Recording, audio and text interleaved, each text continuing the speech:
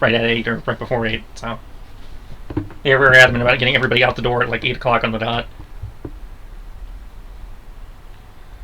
Alright.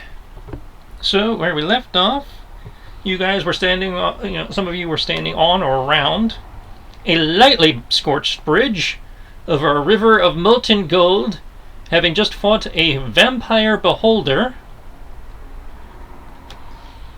You are now staring down a pair of large gates that lead into the second, what you believe is the second ring of the city. Standing before the gate are 2 hulking skeletons in shining gold breastplates. Their thick bones plated in gold, their huge gold-plated halberds crossed in front of the gate, barring the way forward. How do you wish to proceed? I just want to make the comment of, I have to seriously ask Morgana why she would want to bite that thing.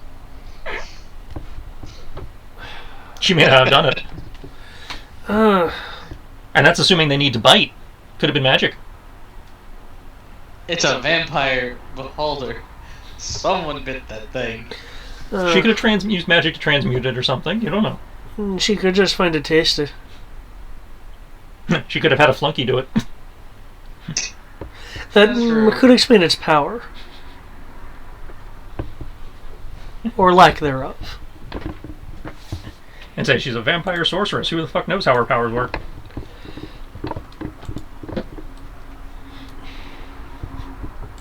Magic based off blood and lives off blood magic.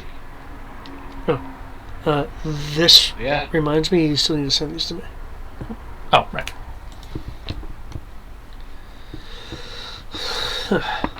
So, was it blocking the gate, huh? And I'd say they appear to be guarding the gate. Yes, they have their halberds crossed, their big gold screw-off halberds crossed in front of it.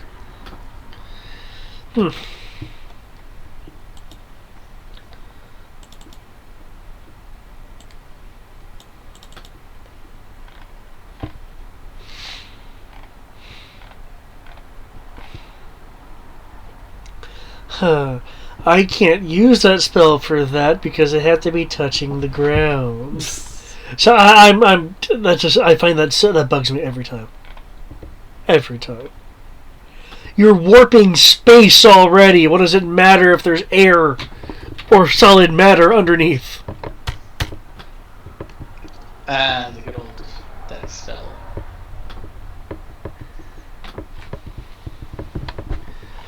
Shoot. Okay.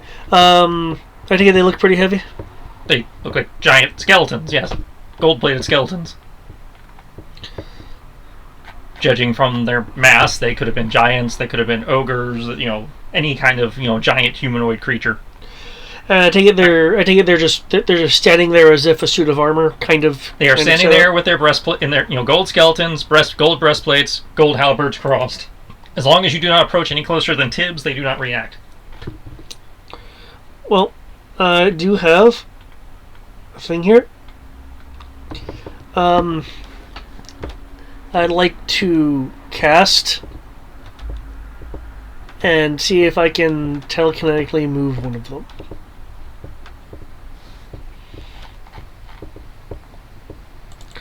I guess it'd be magokinetically. I believe telekinesis has a designated resist if you were trying to move a creature. Same target, new target, yada yada. Huge or smaller. Make an ability check with your spellcasting ability contested by the creature's strength check. If you win the contest, you move the creature up to 30 feet in any direction, including upward, but not beyond the range of the spell. Oh, right, that crashed. I was about to say, where's its stat block? I had its stat block! Okay. It is counting as a creature, not an object. I do not need to look at the object part. It is a creature. Time to make caster check. Do. Okay, it does not versus their strength. Okay, so their strength DC is that. Oh, right, duh. I take it then even if we're using the DCs, I am not adding in proficiency? No, you are, it's 1d20 plus you're proficient in your casting. Well, yeah, no, but it's asking for it was like asking for an ability check, not a Okay, reread it for me again. Oh, that's telepathic bond. That's a different spell. You can move a huge or smaller creature. Make an ability check with your spellcasting ability, contested by the creature's strength check. Okay, so it's a check, not a save. Okay. Yeah. So yes, you roll a check versus his fixed strength DC. Okay. But he does not get his save because it's a check. Okay. I only wanted to bring that up because I know the DC is generally presumed proficiency is modified in there. Depends on the creature. Not all of them are proficient, but yeah, the fact that you said check and not save, that does affect things. Nope. Yeah, it does not move. It does not even seem to be aware that you tried to cast on it. I'll look around to make sure the beholder's gone. Yeah, it burned up, Buffy style. It is gone. Okay. I want to try lifting it one more time then. No. I see how it's going to be roll 20. There's some shake, a little, very minor shake in the bones, but again, it does not seem to react.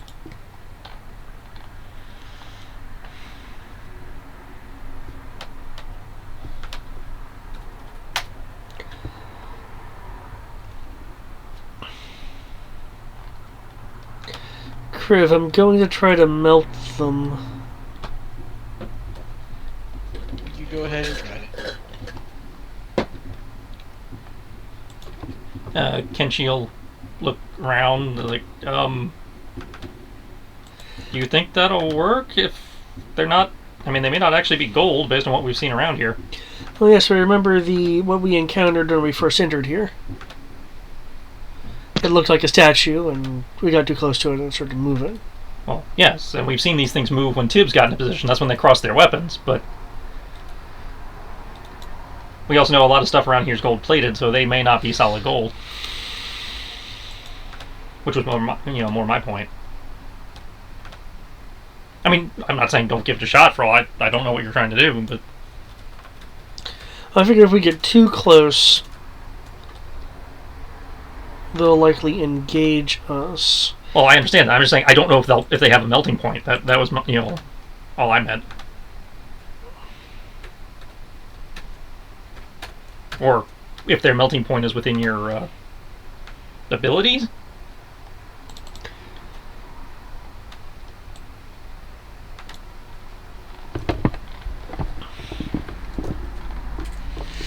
Oh.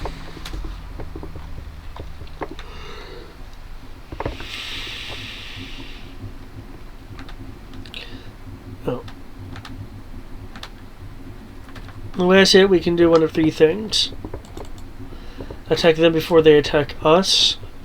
See if they will instigate an attack by getting too close, or teleport to the other side of the door. Says that they're going to attack us. No, they're just standing there. Well, we know they're guarding the gate, because again, when Tibbs got too close, they did move their thing in the way. See, history would indicate that they become hostile. They're guarding the gate. Who says that they won't just require something? Like a gate pass. Yeah. Do you have a gate pass? I don't have a gate pass. I'll walk up. $0 multi-pass. I'll walk up slightly closer than Tibbs. For combat purposes, I would like to have a action on for dodge in case this does spontaneously get hostile. Okay. How much closer than? Okay, right about there. Their heads turned to watch you, but they have not engaged yet.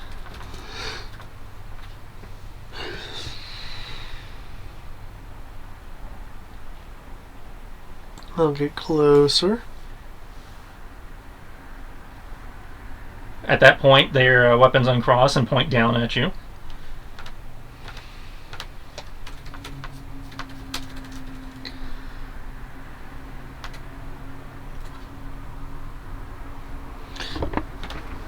How locked does this thing look? From what you can see where you are, they're just large doors that are shut.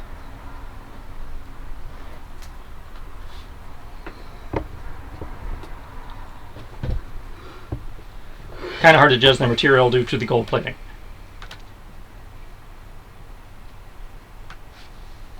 Because, you know, everything has to be covered.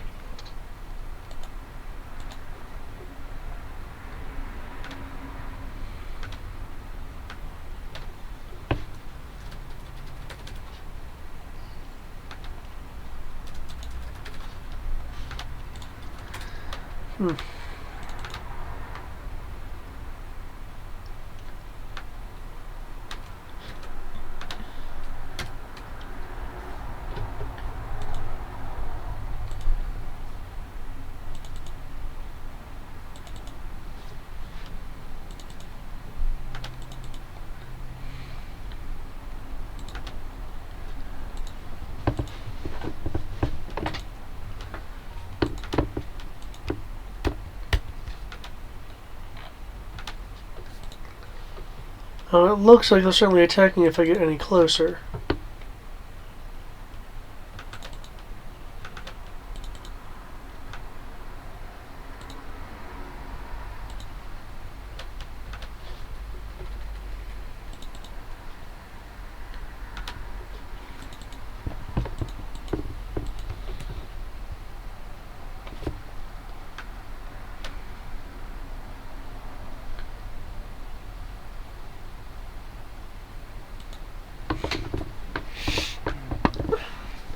I don't see any messages engraved anywhere or anything like key slots or anything like that. Nope, just, 2 large handles and big doors.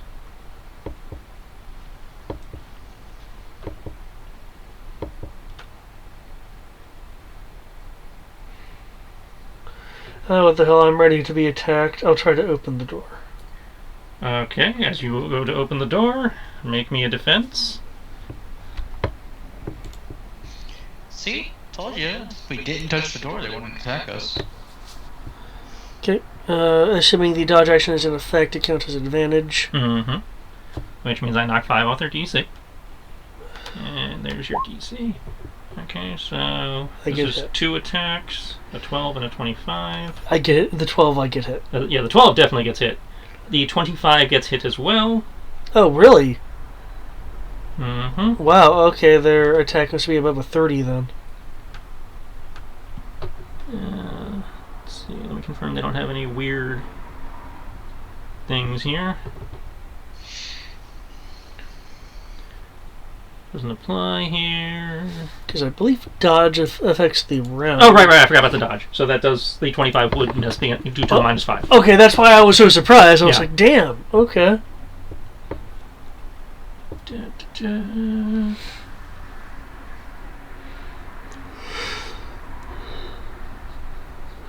Okay. Go figure. Turns me to gold! No, just noticing some of their abilities like that's interesting. That's not how I would have rolled that, but okay. All right, so you take 26 slashing, and doesn't say anything about knockback.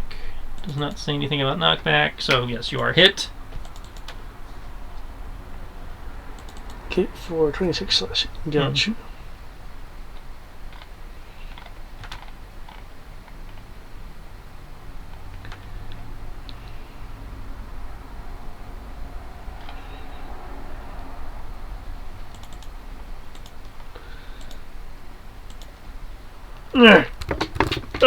Well, yeah, we knew that was going to happen.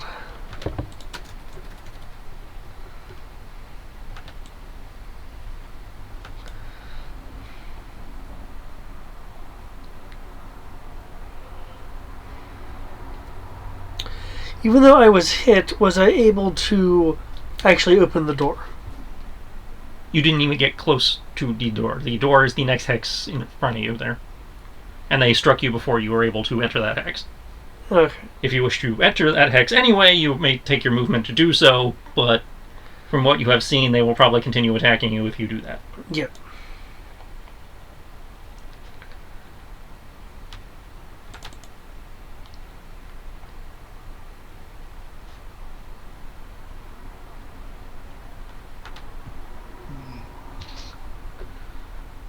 Yeah, it looks like it hurt Kodo.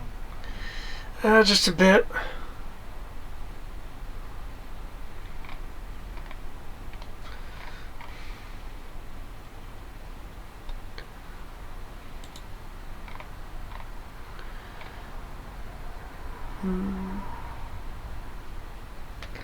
Well, I think I know one way to stop them without getting further hurt.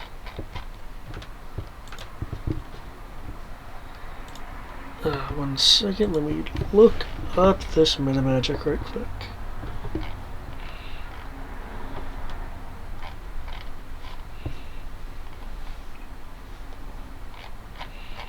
You're lucky I'm running right now, dog.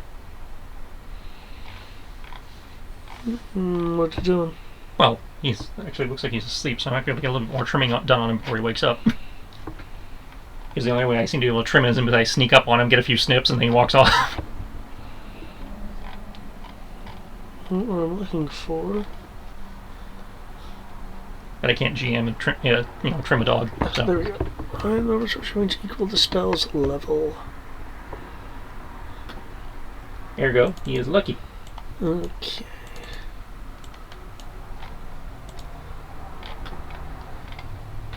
And it is okay. So it'll be a total of 6, 9,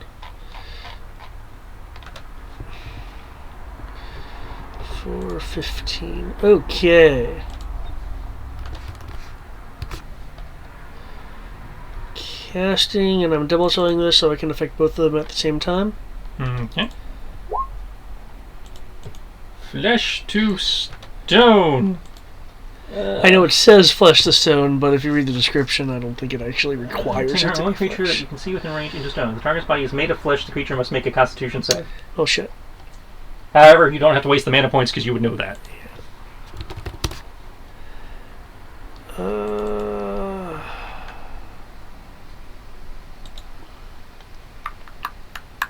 Twas a thought. Well, you know what? You know what? I can cast Hold Monster. That you can attempt, yes. Heaven forbid I want to turn something into stone. Not my fault they're skeletons. Spooky, scary Halloween skeletons of gold! Gold? Okay. This adventure has a theme. That theme is, oh my god, my eyes. Yeah, archaeologist is a class, not an archetype. Okay. Well, sir, that's level 5.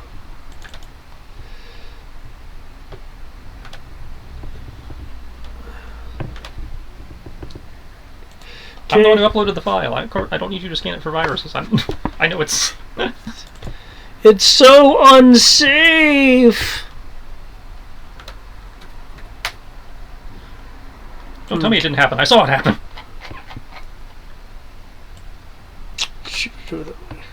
Okay, I will upcast this then, so I can affect both of them.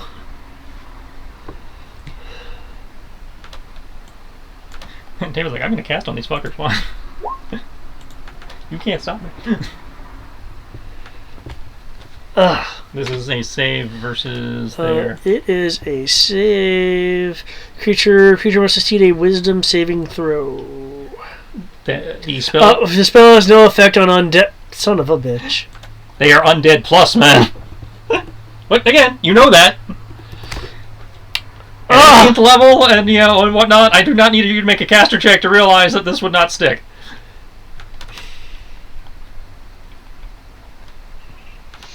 Why does it not work on undead? Because it requires a will check. Is that hold monster or hold? That's Hold Monster. Yeah, I don't know why hold monster wouldn't work on dead. Aside from the fact that it requires a will check, that would be the only thing I could think of.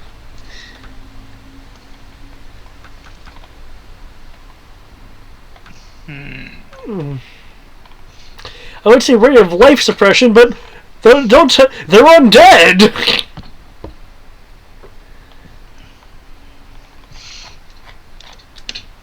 You know, wait, hold up. Hold up. I think think this is where we need the cleric. Of all places. Wait, hold on. Okay, it's a wisdom save. However, it does not say. Take 47, folks. I'm just sitting here watching it in World as he just keeps trying this. I'm not even gonna stop. I was like, everybody's just standing there watching, waiting. Like, he really wants to be gung-ho about this, I'll let him.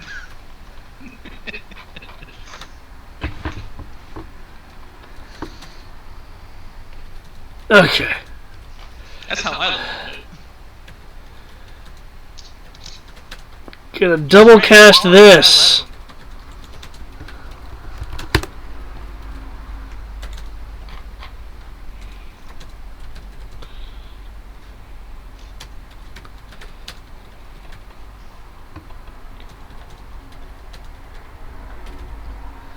Like, he'll figure it out eventually, right? Can't you? Yeah. There. Suck it. I didn't want to warp reality to get you out of my way, but there you go. I have no idea. I mean, now we resolve this. If I was on my own, I would be inside already. How would you go in there? Flash step up and over. I thought you said it was like a door. It is a large door with a wall that goes nearly up to the ceiling. But remember, Pinchy can flash step up, stick to the wall, and then Misty step through.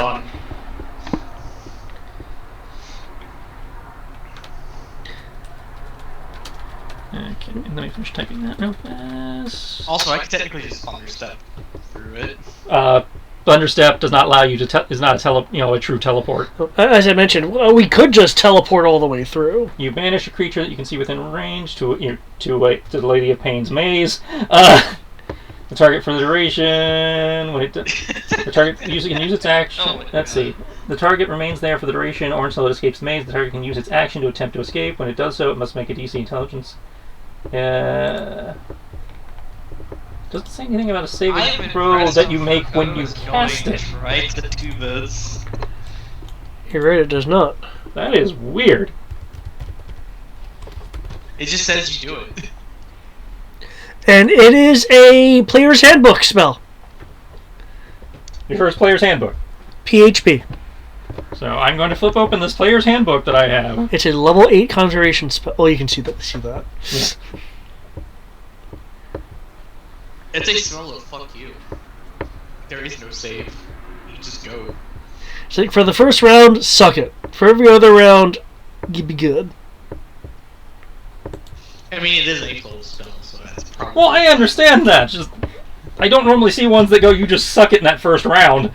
Okay, It is double cast, so I can target 2 of them. Stat block pending. Resistant to that. Resistant to that. Resistant to that. Okay. That, in theory, does work. Yes, they have popped for the 1 turn. Minimum. Okay, let's go through. You go. You approach the door. They reach beyond the barriers of reality! You have obviously used your action. So somebody else will have to use their action in an attempt to open the doors. No, it's not an item interaction. Because they're so huge. And heavy. Yes, this will require freaking athletics checks from at least 2 characters. I'll go ahead and start this process. Do you want to help me, Kenshi? I mean, I suppose you could only open 1 door given y'all's size, but, you know. Kenshi will help and grant you advantage on the athletics. I've got a DC in mind. Okay. Let me actually finally grabbing T20 for this. Athletics is something I'm proficient in. You said you gave me advantage. Mm-hmm. I'm glad you did, because my first roll was a 3.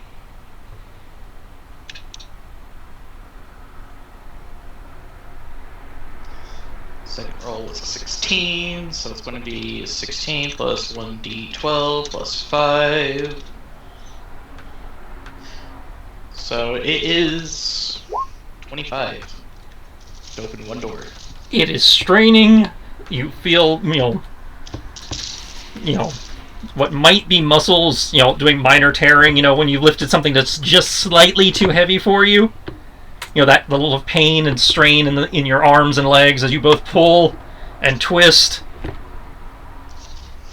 But the door does, grind along the stone, the golden stone, loud nails on the chalkboard like sound, and swings open. At least enough for you guys to fit through. Works for me. That is one round. David, I need you to make 2 checks. As they are attempting to, get out. Okay, I wasn't sure because it says the target can use its action to attempt to escape. Right, but it specifies a DC, which is why I was wondering. It makes a DC 20 intelligence check, right? Right. Because it's like I know. Usually, I would roll against it. That's why. Okay, so I will roll that. I will GM roll that.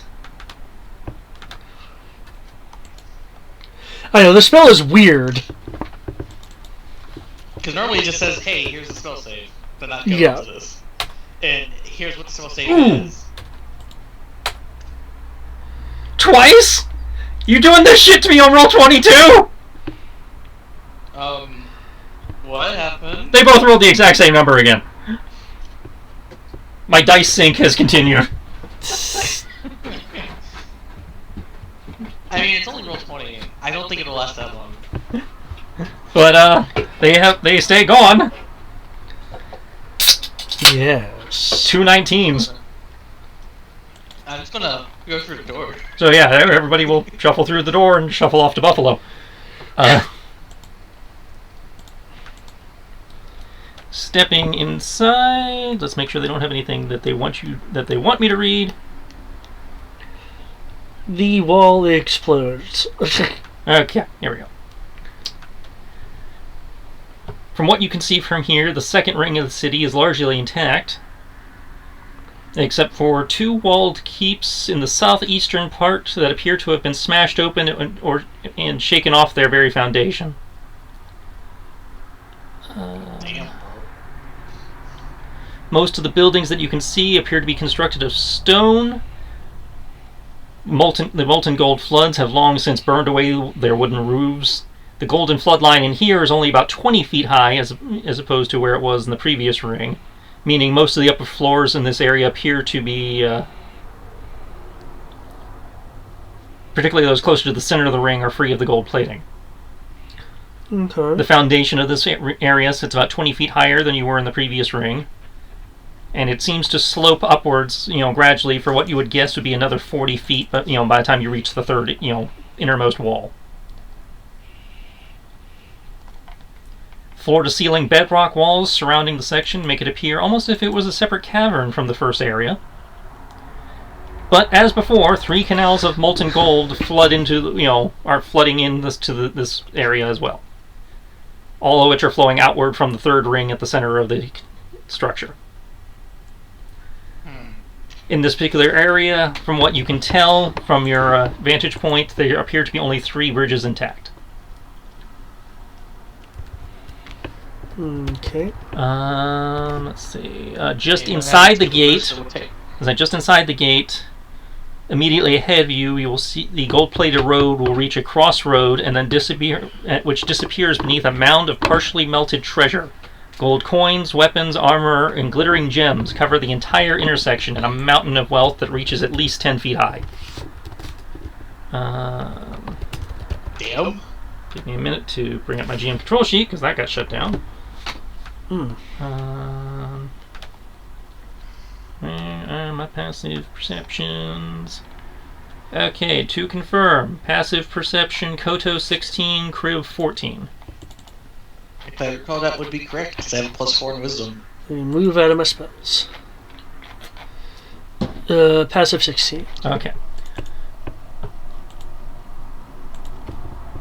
Yes, sir. It is 514. Okay. So that is all you see. I'm just going to casually glance back towards Soraya, because her and Wealth tend to do things. Zaraya cannot help you. Zaraya is in mark mode. Okay, she's just staring off into space. Got it. Yeah, she's just, mesmerized by all the shiny around you. That was the answer I was honestly expecting. Yeah. But She has checked out due to too much shiny.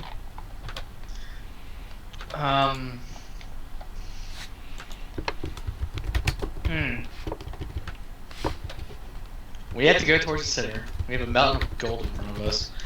Gold, jewels, all sorts of... It's a mountain of treasure. I'm just calling it mountain gold because, we're in a gold city. It's piles of gold. But...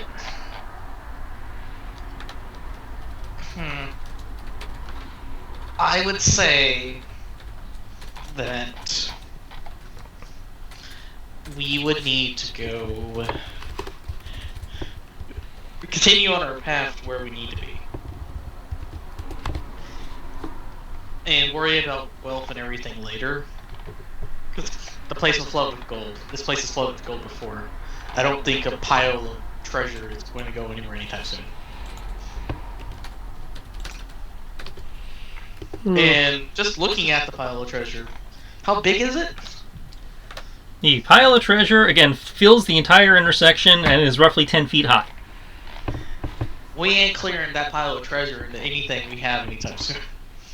That'd take too long. I cast Arcane Bulldozer. We don't have a rogue who can just turn his familiar into a bulldozer, thank you. No, but you have a Kodo who casts Bigby's Hand. It's basically the same thing. It's true. Yeah. If you wanted to go that route.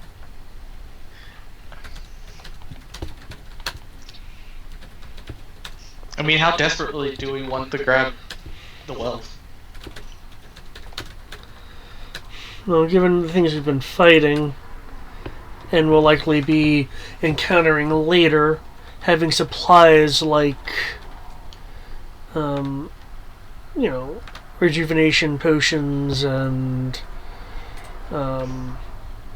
ethers would be useful. I don't think those would be there, though. That's probably gold and gems. Yes, but we can use it to purchase them. If we get out of here, Do you not think that we would be able to?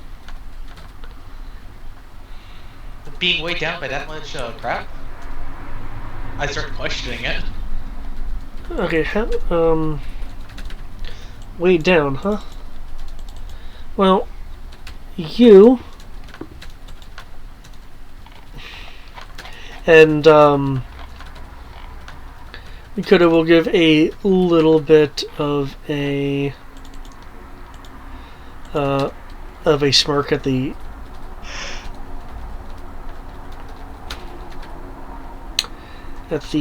joke he is about to make.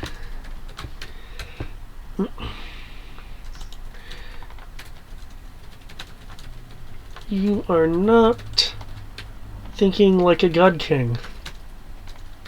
Yes. I don't live sent for millennia and try doing evil things to be overthrown by a group of artificers. It took more than that. Either way, you still got overthrown by a group of artificers that decided that they didn't want to deal with you anymore, and rallying a bunch of other people to deal with them. Trust me, I was better than what was. You tell yourself that. You don't know the history.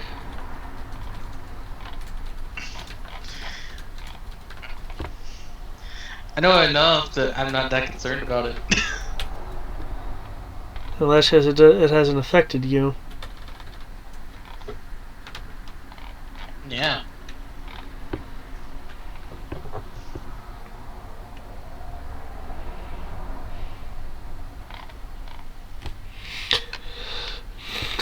Okay.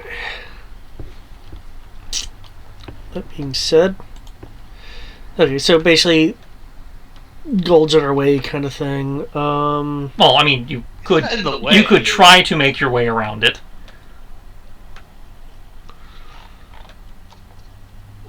This may be a little bit. we have any... And so you are not required to interact with it. Oh, no, but unless someone's going to at least question my reasoning for attempting to get your it. reasoning. I say your reasoning's sound. It's just I don't think it's practical. I'm just making sure. There's the potion Give list. me a minute. I'm just looking to see if we have any spell potions right quick.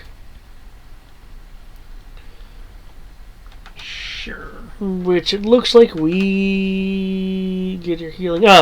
2 mana potions. And 3 greater mana potions. Okay. So what I will do, since I see that I have 3 allocated to me, or at least it's listed to be in my bag of holding, I will drink this potion just to be absolutely certain of a few things, because I don't want to screw us up for later. I will down one of the spellular potions to make sure I have enough for this. 8. Good. Good. Plus 8 minus this many. Okay. I'm gonna do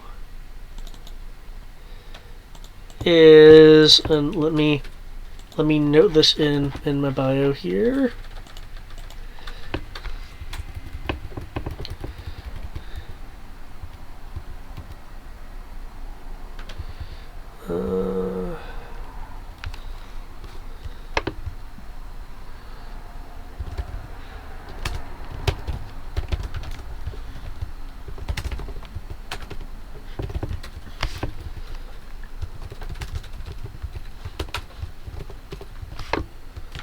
Okay.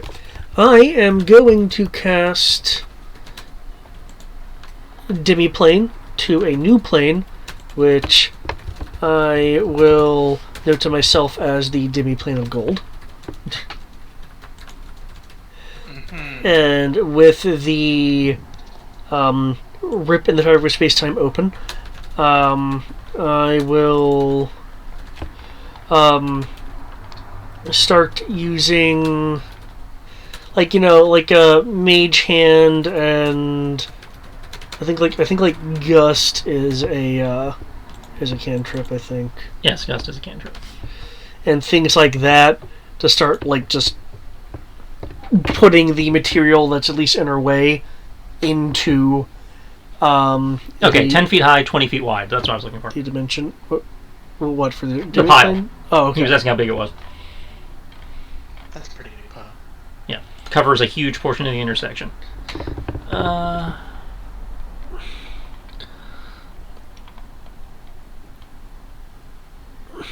As you do this, your Mage Hand and Gust interacting with it,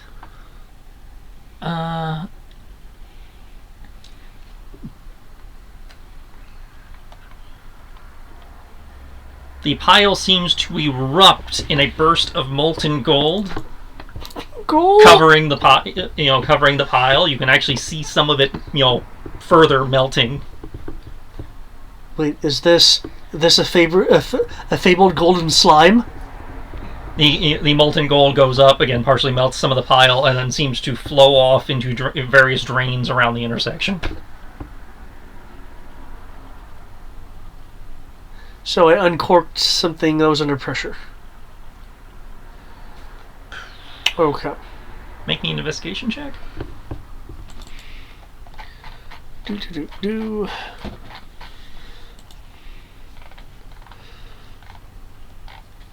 There we go. Let me just make sure. Okay, let's hold it. Set to normal. Roll 20! You know what? Well, 1 is not an automatic failure. It's not. I'm just looking at how roll 20 has been treating And this is not that particularly hard. If you had to hazard guess, you would say that you have triggered, that the pile is trapped in some fashion, and you disturbing it, probably has set it off. Ah.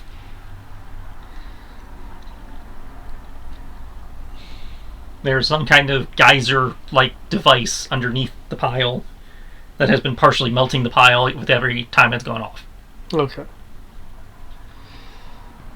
Huh. Has this instantly cleared the way?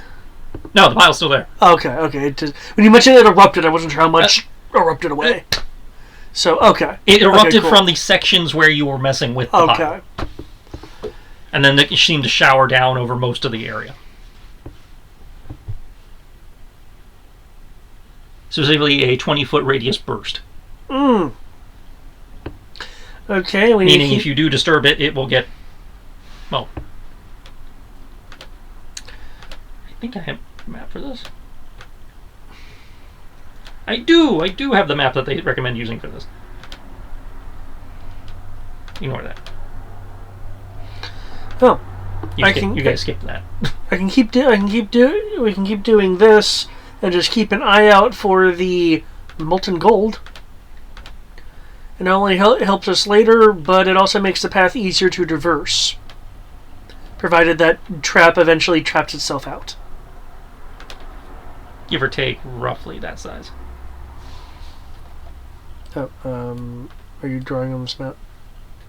Did I put it on the wrong layer? No, there's an effect template. You're still on the original map. Oh, duh! It's like, why nobody see? And I was like, ignore this thing, because you guys didn't do that. And then I was like, oh, right, well, they didn't see it in the first place. I guess they totally ignored it then. Okay. Well, provided this is a pressure release thing, then just once I remove everything, it might no longer have anything to trigger it if it's like a reverse weight trap. Say 10-foot radius, so yeah, that'd be 10. Yeah, so that's about the size of the pile. The red circle is the size of the blast radius.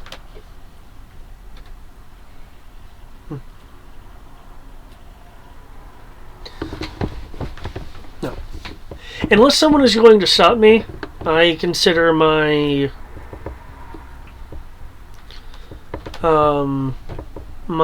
reasoning sound and this slight use of time justified. So I will continue with my 0 mana task. And every time you interact with the pile, gold is more molten stuff is spraying everywhere. As long as you guys stay out of the blast zone, you are fine. And I am pretty certain Mage Hand will allow me to range 30 feet. So yeah, that's definitely outside of the 10 feet then.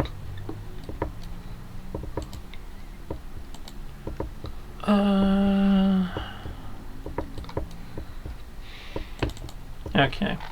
I don't expect any kind of value to it now, since my main purpose is to kind of just make it no longer be an obstacle.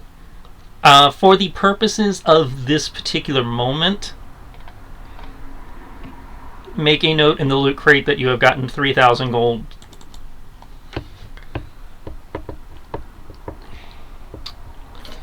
Okay.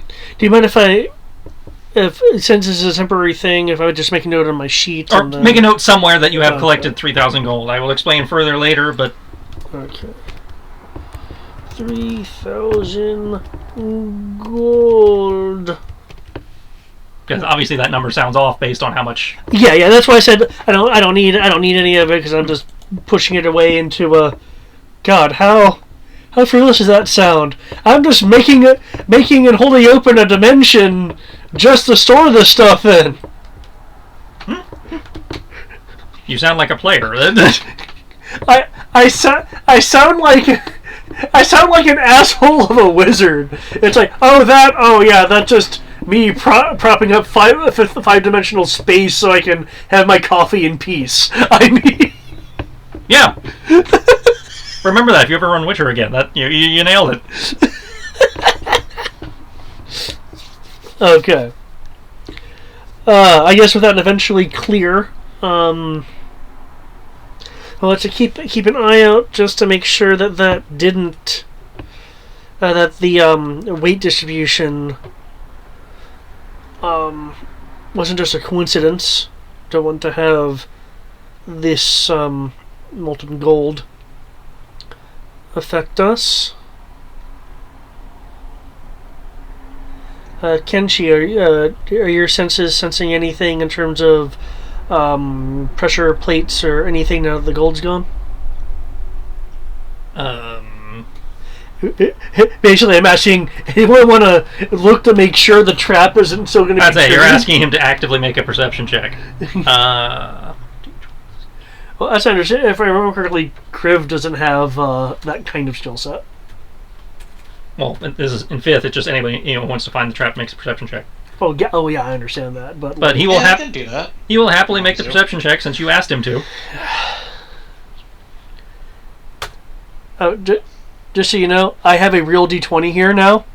With how Roll20's been tweeting me. He's like, I don't see anything. Okay. I'll look over to Kriv. Do you want me to check? I was thinking you could take point. Sure. I don't mind taking point. Which way do we want to go, though?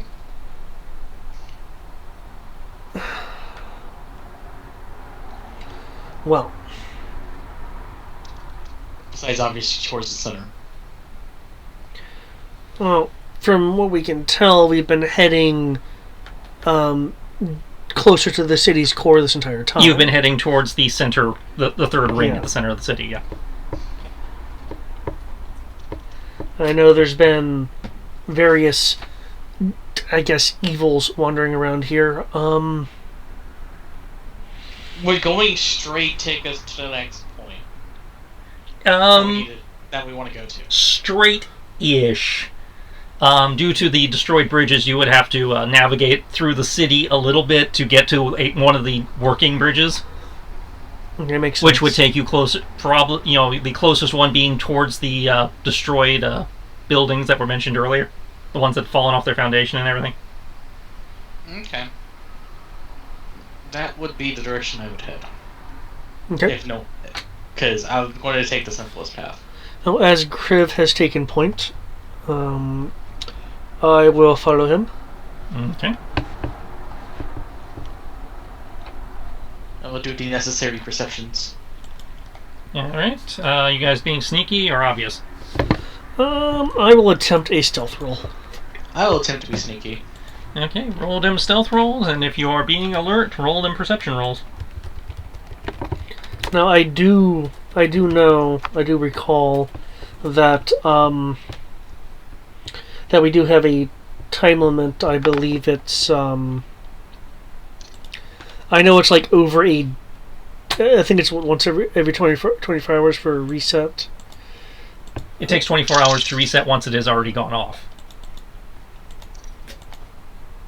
Anyway, every 72 hours after the gates have been open, Ring 1 and Ring 2 will flood, and it'll recede in 24 hours. Okay, so yeah, we have definite time to maintain a form of stealth.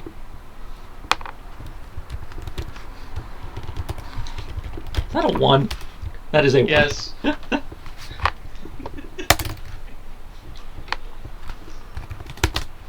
Plus my perception, which is going to be. I'm not even wearing my armor, which just gives me disadvantage. Yeah. I feel like I'm better with disadvantage.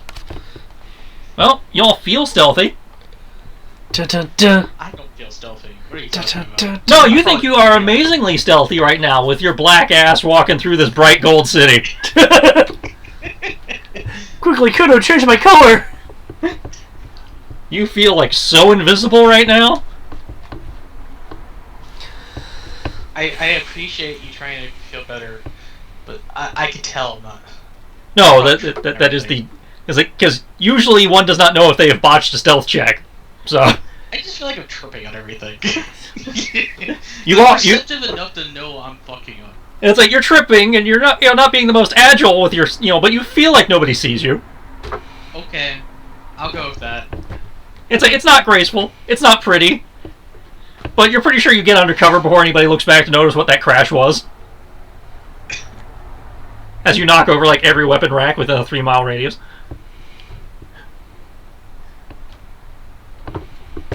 Alright. And I'm also going to be keeping an eye on the kind of creatures. So far you're seeing more of the same that you saw earlier. a few of those like gold golem things wandering around, a whole bunch of like smaller like person-sized golden skeletons wandering around in groups. Okay. Lucky for you, their passive perception is worse than y'all's. Yay! That makes me feel at least a little bit better, because I'm at least hoping to be perceptive enough, even if I'm failing horribly, to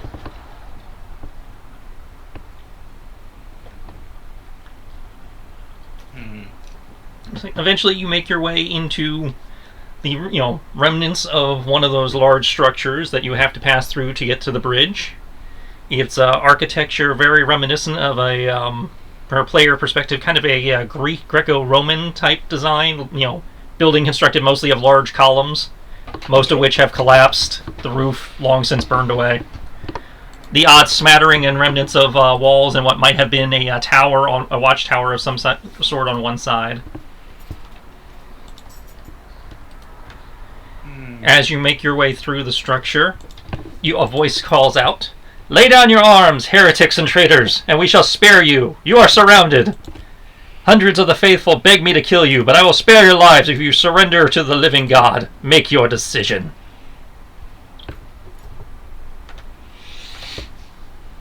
Can I at least see you? Give me a Who's second. making this demand? Give me a second. There's a map change.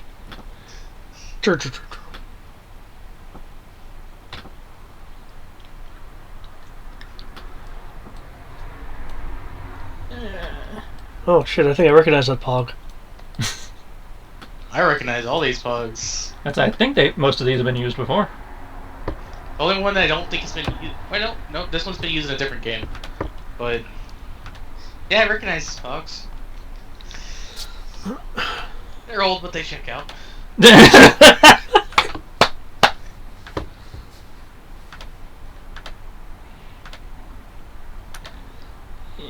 should have seen that one. The air is tingling. Does anyone feel the power, the compulsion to roll initiative? Well, that's up to you. I'm just putting this in so we're covered. Yeah, I understand. I'm trying to be funny. Standing atop the pillar before you is, judging from the shape, you're guessing a woman. Long, black, huge sleeved robes. A certain degree of face tattoos that makes her what should be dark skin appear to be almost alabaster white, with various intricate symbols and carvings in the tattoo shape. Kind of a ventress type look. Oh, ooh, okay. I'd like to just address... I'd just say... trespassing, sure, we're adventurers, but what makes us heretics?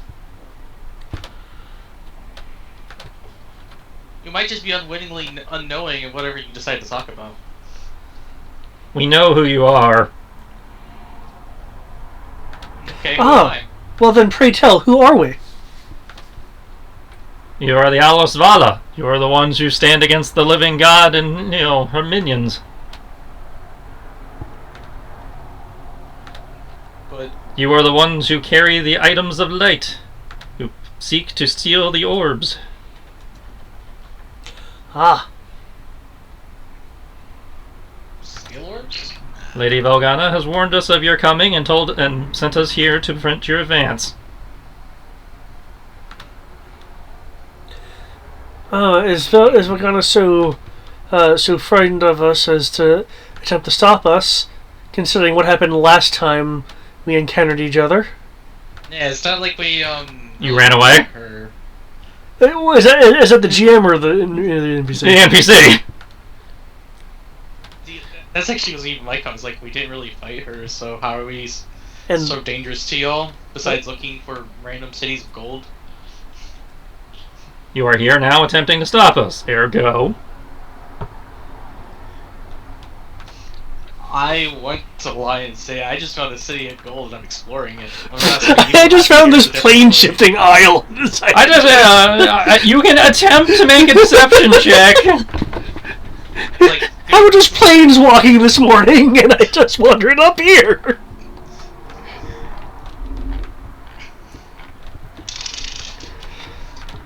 It's just like it's a city of gold. I'm here exploring. Yeah. I mean, if people say something here, then we'll do something about it. But if we don't find it, it's not like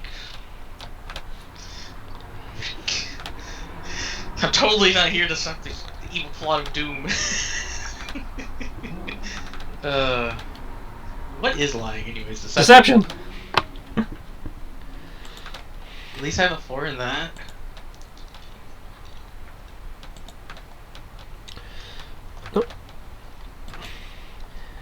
In that case, what I will do is I would like to take a action before any of this starts, if I may. And she'll just narrow her eyes and glare down at you. We heard about what you did back at our temple. We are not as dumb as you seem to think we are, you peanut-brained lizard. Hey, now, all I did was punch a door. Admit that much.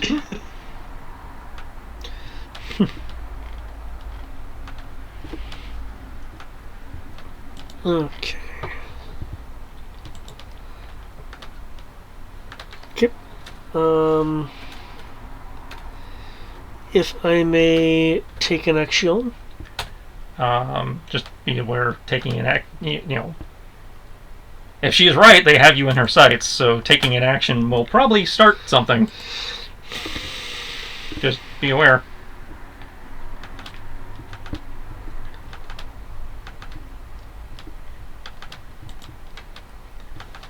I'll give it. Holy fuck!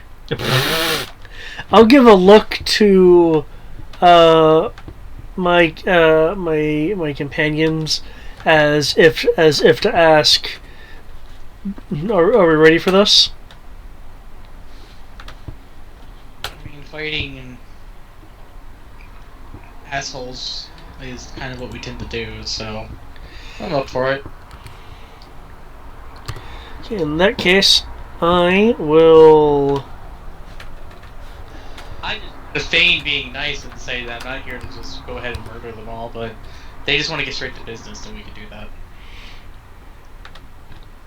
Okay, in which case, what I will do is I will take an action to cast. Again, can't use that because of the background. I will. No, that doesn't look too good either. No. Screw it. There we go. I will cast Mirror Image on myself and quickening another spell.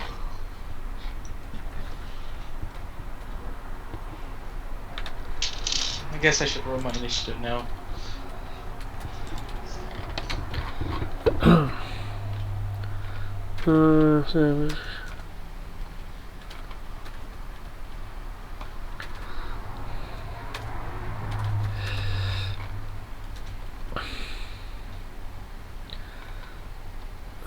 Can do that.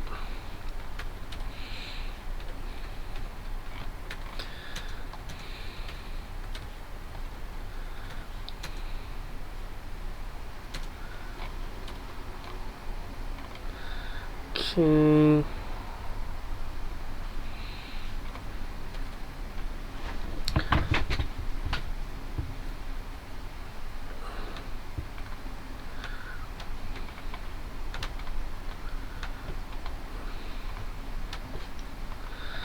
Okay. Of which I can make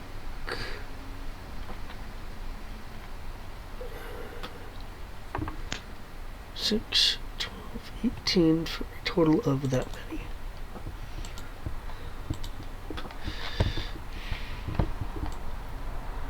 Okay. 1, 2, 3, Okay. 4, which I would like to. Oh wow, that beat you in initiative too. Yeah, my initiative is complete crap. I rolled a 2. How am I that much better than you, Kodo? Well, you have a +5 dex. He doesn't. I'm so used to everyone having like stupidly higher decks than just me with +5. Okay.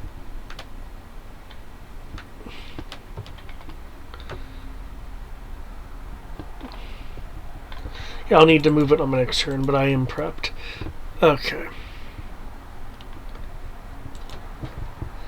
I would also love to use this thing over here, but I'm going to say that for Okay. Valhalla. As you summon your orbs of fire, they let loose their held actions.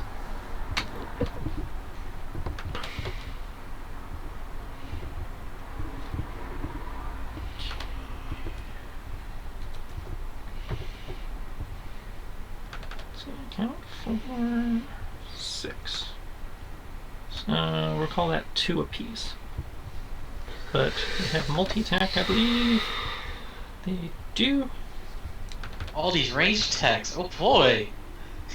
And you only have 1 reaction. Sure, but I can at least turn one of them to cinder if they hit me. Okay, we'll roll by group. And you also have to be able to see the assailant. I can still sit. It's not that I have to attack them specifically. It's just I can send it off as an attack. Well, I mean, if you're sending it back, you have to see who you're sending it back to. I can see the caster. Yeah, she's the only one. Which is fine by me. Ha! She called me a pea-brained lizard. I will send it back at her.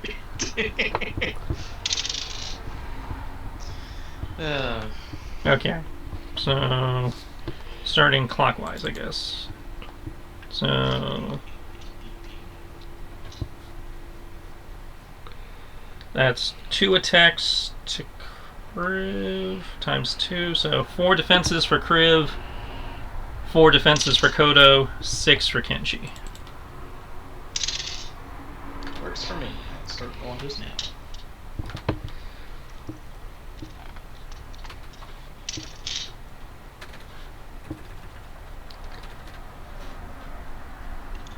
When the spell is cast, you can be expired. Any arrow within the spell's damaging range. You can use your bonus action to return to move and animate.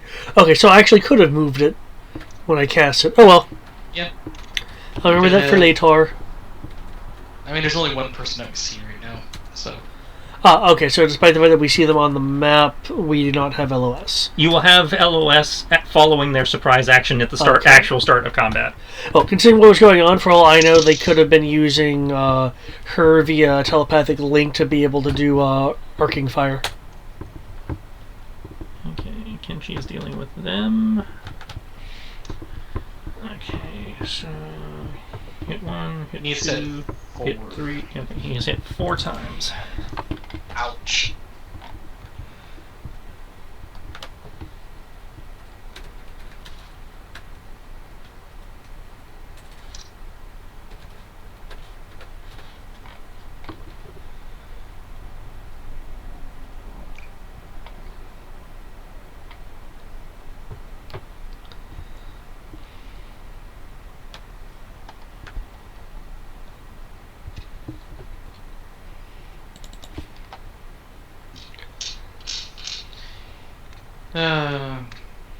This is one of the few times I'm glad I'm not in the armor yet. Because I'd be stuck at a +8.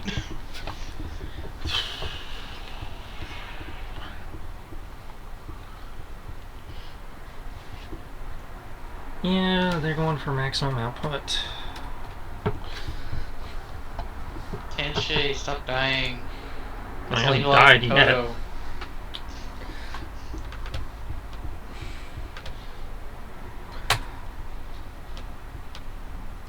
Ow!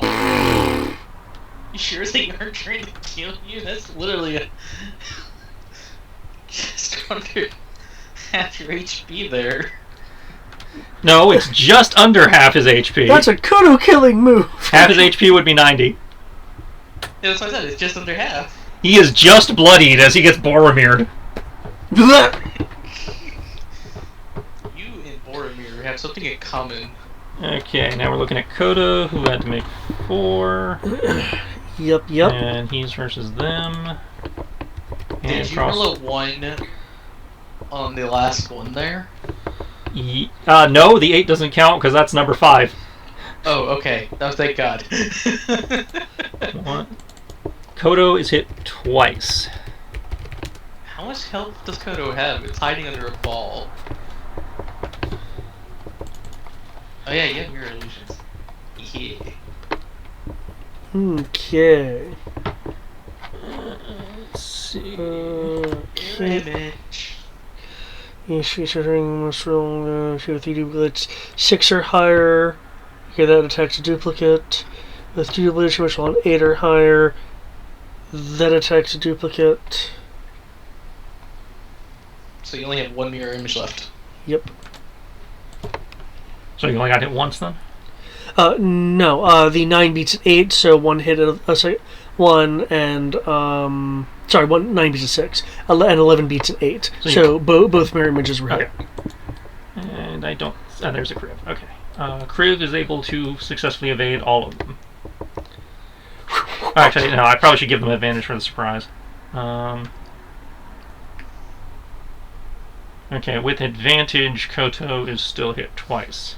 Or am I? Let me see how well I roll with this. And with advantage, Kriv is hit twice. As in addition? Well, Kriv wasn't hit at all before. Okay. 4, okay. Hit, and I guess depends on how well that he's defense saying rolls. that yours are fine. Well, David's rolling his mirror, Oh, right, duh. That's right. David was hit a total of... David was hit... Understood. All 4 times. Oh, he was hit all 4 times. Yeah, with the advantage bonus, he is hit all 4 times. Oh, okay. So, in which case, I guess that 8 and that 17 do count. Yeah. Okay. No. I was looking at your first 4. 18. Right. There is below the DC. With advantage, 25 is below the DC. Right. Same thing with the 22 and the 20. The 8, 20. it's still only 4 attacks, so the 8 is not in there. Okay, so I still take damage regardless. But okay. your mirror image took out 2. Yeah, so you were hit 2 out of 4. 2 out of 4. Right. Yeah. The end result is still the same for you. Okay, so you will both take. And let me. You know what? Reaction shield. Let me see. I don't feel like returning this under right now. Okay, well, mark off your mana points, and only Kodo takes 15. What? Oh my god, I thought it's gonna be as much damage as before. Different monster type, different damage. Oh. Okay. I thought we were both about to be murdered horribly, just like... No, I put in some variety, just unfortunately Kenshi caught the bad group. Or I guess fortunately, given he's got, the most HP out of the lot of you. Hey now, he only has more HP by 6. It's still more HP. Very true. Very true. That brings us to the top of the initiative. He is going to bolt over here, vault over that, and come after these guys. To confirm, we now know the location of the target. They have revealed themselves by attacking, and most of them use their bonus action for other stuff, so they could not hide, even if that was an option for them. I just wanted to be sure. And I'm just explaining. Okay. So Kenshin will come over here and come after this guy.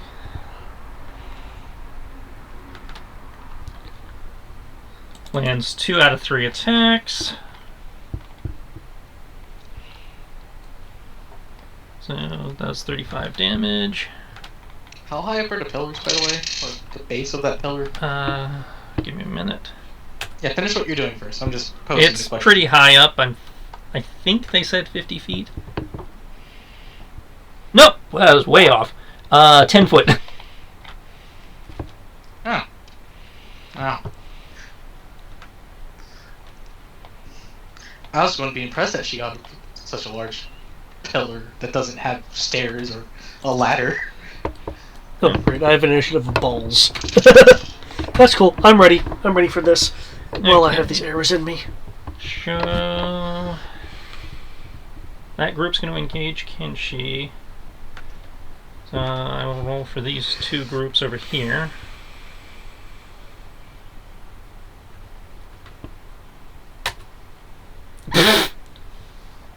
Why? Are they trying to finish off Kodo? Yes.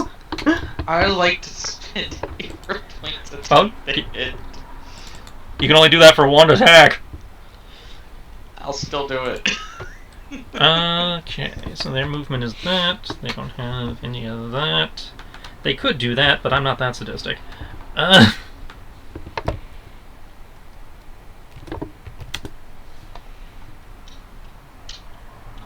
Because I just see a mostly empty bar for Kodo's health.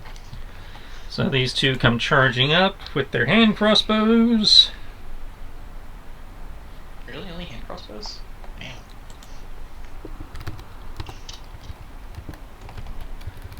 Okay, so that's 2 defense rolls for them. The archers are going to stay put and continue to arch.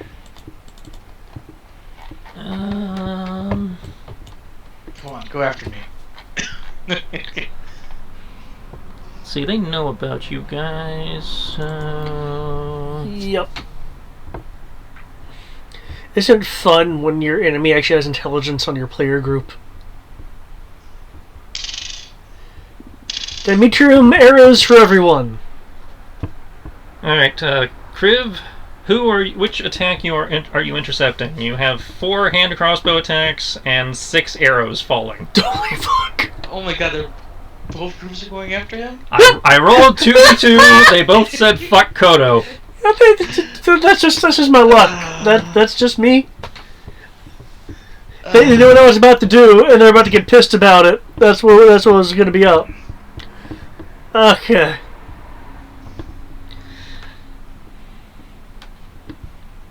Hand crossbows are not that deadly. The archers are deadly. I sacrificed my defense to just take the hit. Pocket the archers.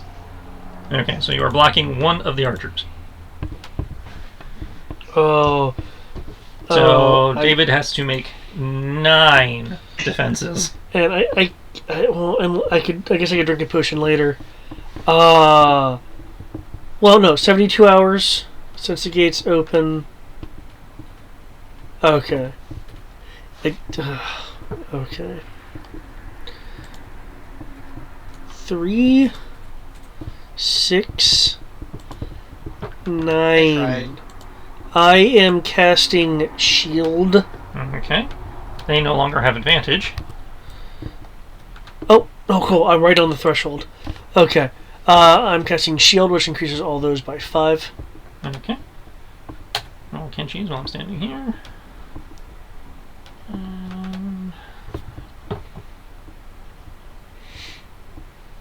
Oh, good time not to have the cleric here. Yeah. And here I am listening to the orchestral version of PE's one theme. Right. That's appropriate. As the arrows head towards me. Come on, shield. And of course the jukebox is still broken. Okay. Shield me, shield. Sometimes individual tracks are just a dick, and you might just have to switch to a different track by using the arrow next to it.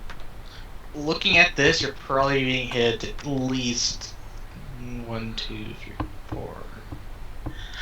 I'd say 4, maybe 5 times. Would be my guess. You see, the thing is, if I go berserk, I'm not sure if my spell falls. Actually, no, it's not concentration. So it's 2 hits. But then I wouldn't be able to direct it tactically like I was wanting to.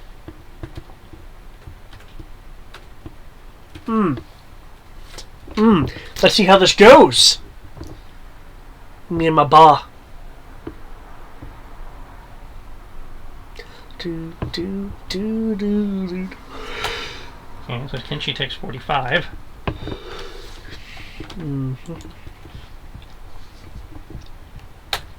But he is able to counter bop.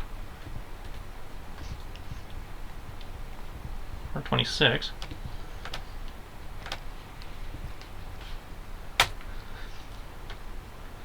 Let's see, Kodo.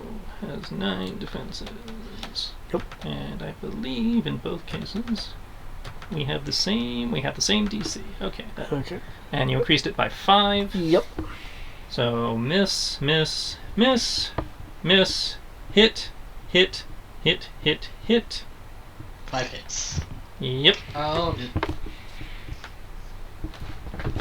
We shall see how this goes. The number to beat is 21. Wait. Technically, I think there's a chance that my mirror could intercept any one of those as their individual attacks. Yes. Yes. Okay. 2, 3, 4, 5, 6, 7, 8. Because I already missed the first one. Okay. So it looks like we can knock one of those attacks off, and my images are exhausted. Okay. So 1, 2, 3, 4, 5. Miss, miss, miss, miss, hit. Okay. So 4 hits. So that'll be 1 hand crossbow round, and no, that'll be 4 hits from the archer based on that. No, because the archer can't. Yeah, because Crib can only block 1. Okay. I just had a thought. There is actually an advantage to a bow over a crossbow that I don't think D&D has considered. Being able to do indirect fire. Crossbow can do indirect fire. Well, yeah, but its tension isn't very manageable. If you try to arc fire it, I believe you'd have less control over. You'd essentially have a minimum range of what you could do that in. Okay. And they both fired to that. So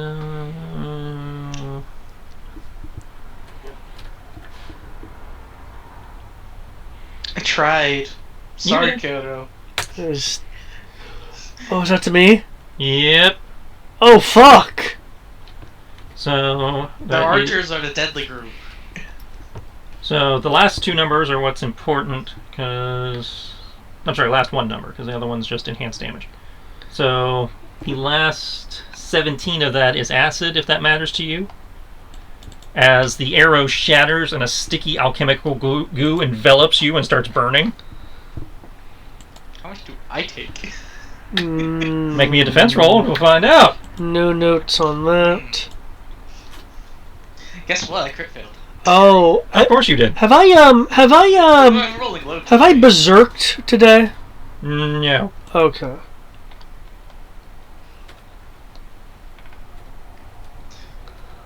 Because I rolled a 1, even though I'm trying to be heroic. I mean, yeah, that goes par for the course. So you're not resistant to acid, right?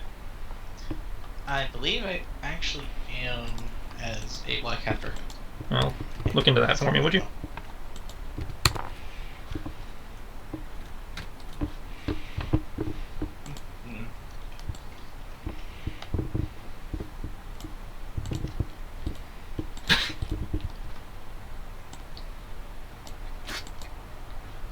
Yeah, I am resistant to acid. Okay, so I'll have that part.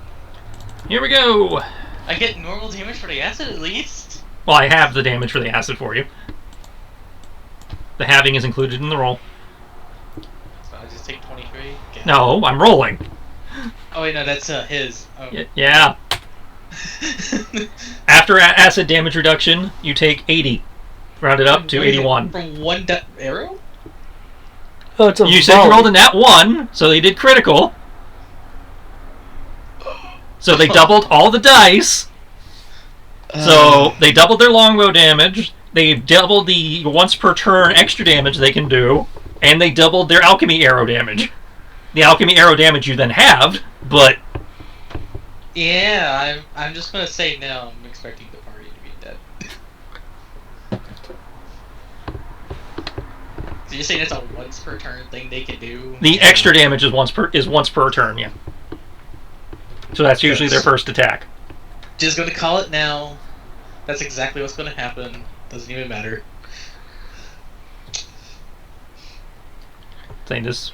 I mean, if somebody wants to start Jaegering Tibbs and throwing heals, we can do that. Nah. He said he was going to be here, and he's not here. I'm just accepting the reality of the consequences of what happens. I'll be more interested to see how you handle it. Game over. That's how I handle it. This story does not exactly reboot with a new party. Like I said, that's just me making bets because I feel like betting. Okay.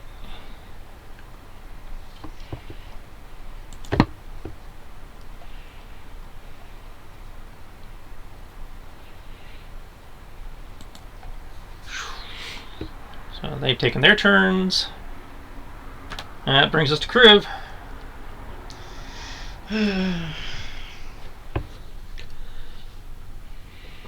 Well, I have to change what I'm going to do because archers are apparently very deadly. Did the sorceress even do anything? She felt she did not need to do anything with how badly you guys just got owned. How kind of you. Bonus action to dash. Because, why waste the mana when, arrows are cheaper? Basically, I have bonus action dash. So I have 100 feet of movement, so I can get over here. And I'm just going to attack the two of these people a lot.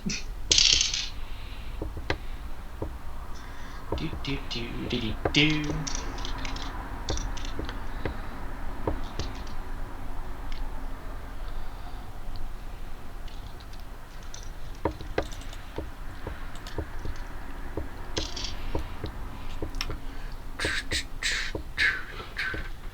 And I am going to spend a key point to do a flurry of blows.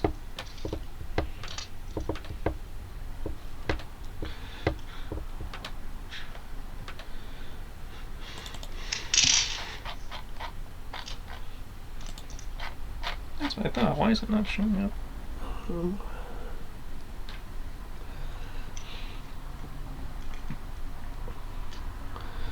Within 5 feet, which it would exist at that point. Okay.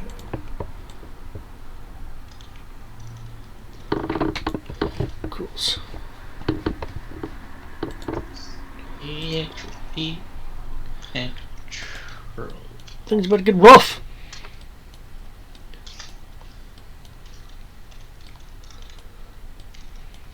I mean, when are they not? But all of this is going to be targeted on one archer, specifically. Which is going to be... Now, I do remind you guys that, Brian put re-raise on you people. Oh! Oh shit, then I don't transform. Yes, he did. So you would still not be in your berserk form.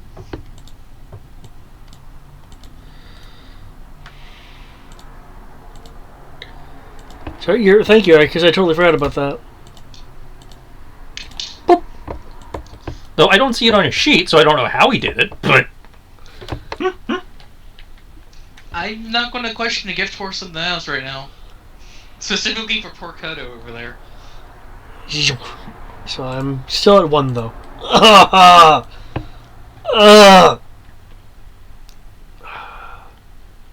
took one arrow and it hurt. They'll be fine. These bastards. But yeah, I'm going after the one on the left. With all 4 attacks. Huh. Spells are missing for no reason. 9!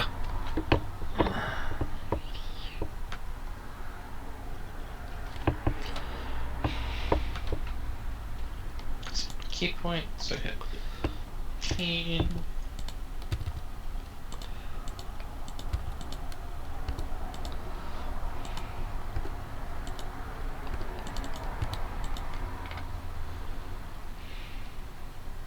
I don't know if anybody took advantage of that healing he gave earlier on either, but... Yeah, I did. I assumed what HP I had was just from whatever healing that had been done. I definitely took advantage of that drop shield. Okay. It put me at full health. Okay. Okay. You are attacking the archers.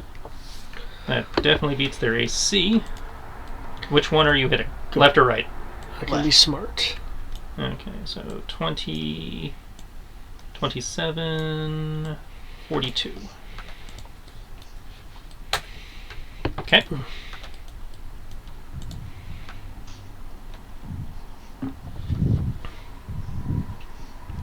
And I am going to reroll my initiative.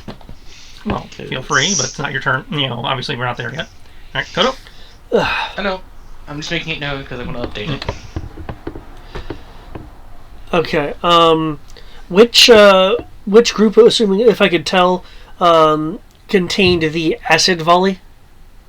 Which you are still restrained by. I'm restrained by the acid?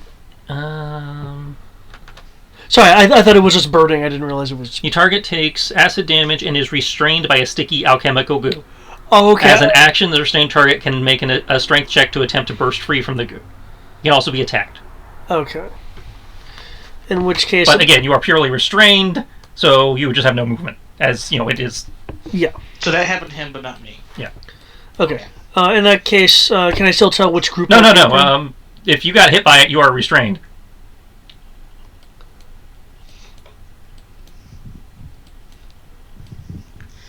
I was not made aware of that part. I'm sorry. Would you like to spend a hero point to make the attempt to burst out of it so you can continue your turn as you did? Sure, I'll have one hero point left, but might as well. Up to you. I mean, you don't have to. It says it takes an action to get out. So, I mean, technically, you could have just rained arrows on them from where you were too. Okay. That's right, you have Kensei, so your arrows are better. So I'll spend a hero point and... Make a strength check. Yeah...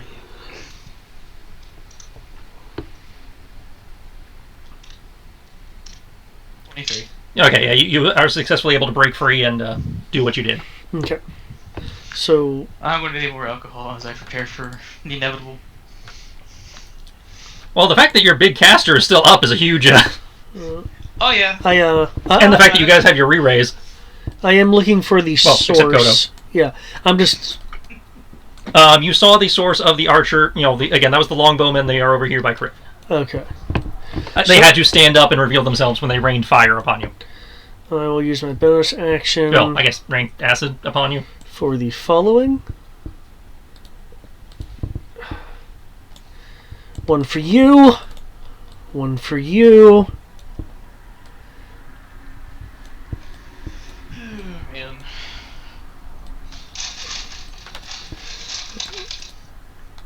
Just Godspeed to you, Kodo. You need it. And for the two of you over there, except... well, no, because I need the action to break free.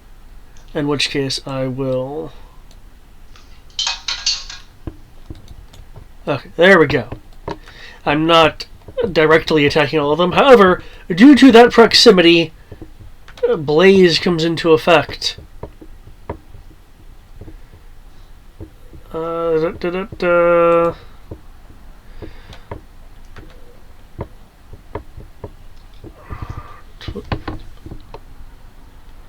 You know what I'm going to do? I'm just going to make this simple so I don't have a lot of those effects down there.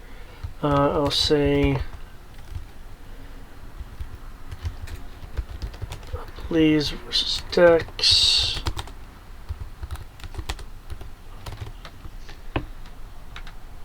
Oh, I need to correct it because that is rolling less than it should. We're at D12s now. So, 1, 2, 3, 4, 5, 6, and 7.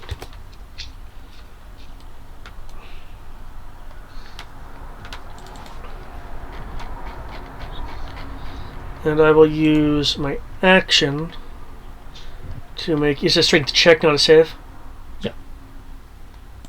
What are we fighting? Drow archers. By the way, they do enough damage in one turn to one-shot Kodo and... Yeah, Kodo had to use his death ward that you put on him. You said Kodo did what? Kodo had to actually use that death ward you put on him. Shit. Not only that, the archers are able to do enough damage in one shot to literally do half the health of the people for the most health in the party. Or more. Yeah, or more. Because, yeah, that was an 80 with a lot of 1s and 2s there. And so you guys got ambushed, making your way through the second circle of the city. The cultists knew you were coming, asked you to surrender, and when you did not instantly surrender, they blew the shit out of you. Okay, that didn't sound good. It looks like Kriv is what, just below half, just above half?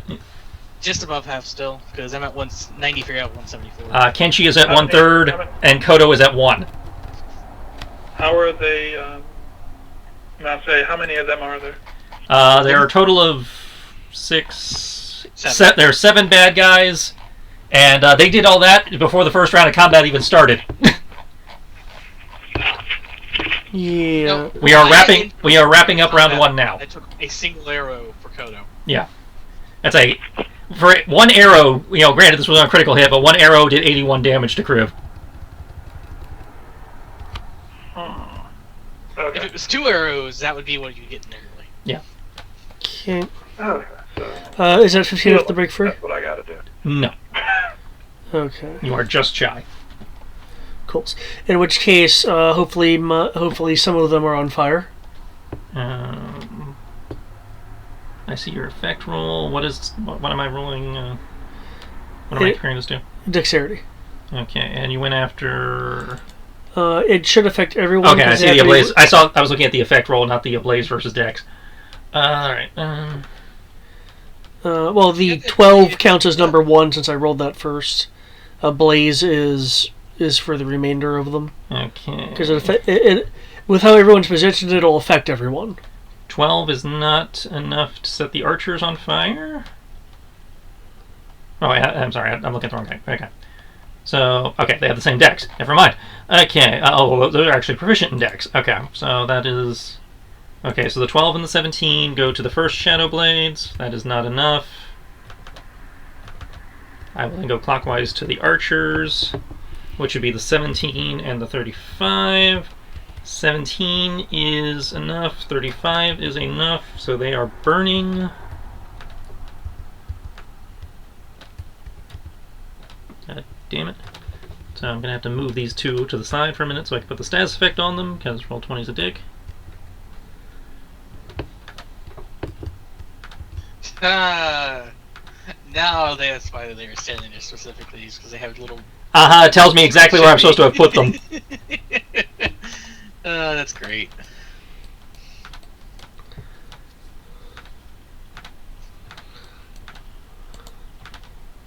I'm refooting. It also makes sense why the grid's not lined up and everything, too. Yeah. That's a refoot. Okay. Now the 23 and the 17 is, I don't think, enough for the Shadow Blades. Nope. 23 is enough. 17. Can I go at 0? Nope. You got to roll initiative, and you can go at the whenever you land in the round. Wait, 1 second. And the Arachnomancer. Because the round is effectively over now. Yeah, I'm basically at 0 now. So 1d10 at the beginning of its turn. Okay. So you got just over half. Nice.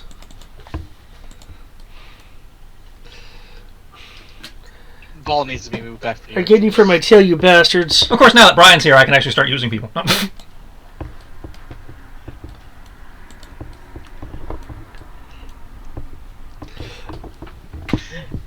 You know what?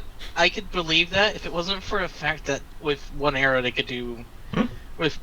They do launch 6 attacks, and one of those is like an average of 40 damage? Yeah, but now I can use the caster too.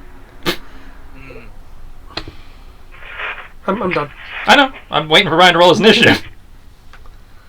Let's see.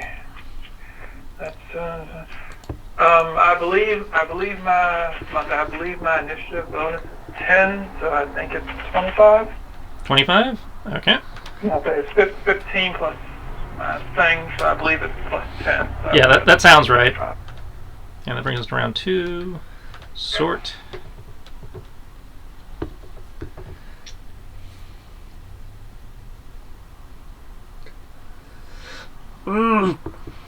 Struggle.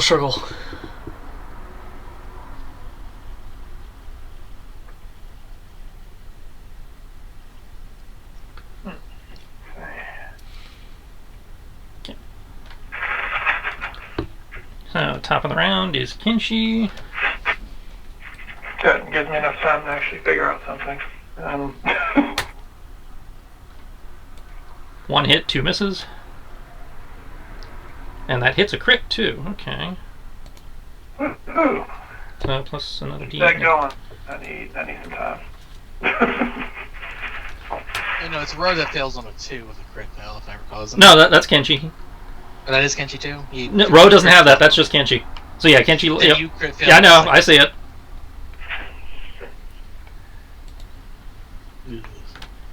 However, you guys don't see it because you're over there. Over there, it's take care of itself.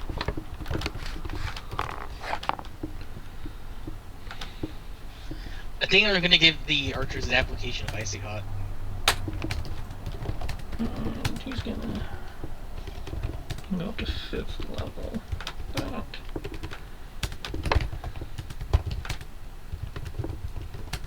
Levels 38, which is 2d6. Okay.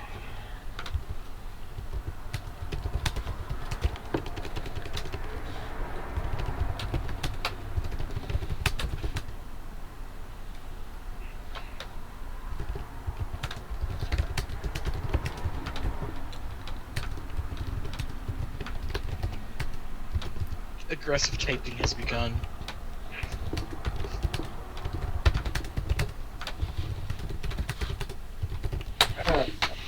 Typing intensifies. That's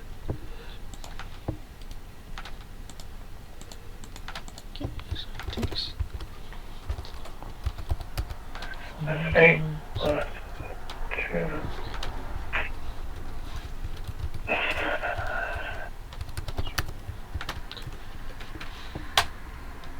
Okay. Brings us to Tibbs. Okay, let's see. Sorry, I'm looking at this real quick, and I think... Okay, cool.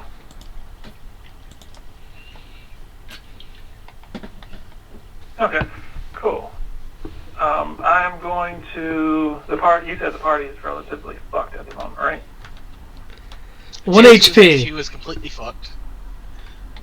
Okay. Kenshi is slightly less fucked, not that you can see it. He's still hurting. And I'm just above half. And Zarya is just distracted by gold-plated everything. Yeah.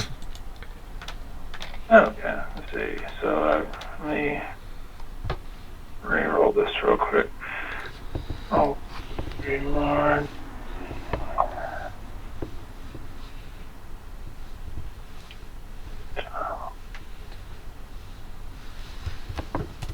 Okay, cool. First thing I'm going to do is I'm going to cast Mass Healing Word. What level? 8th level. Okay. That's got a radius of what? I just select people, if I remember correctly. I believe it has a range.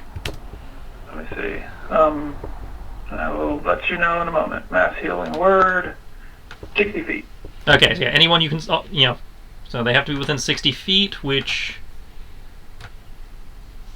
excludes Kriv.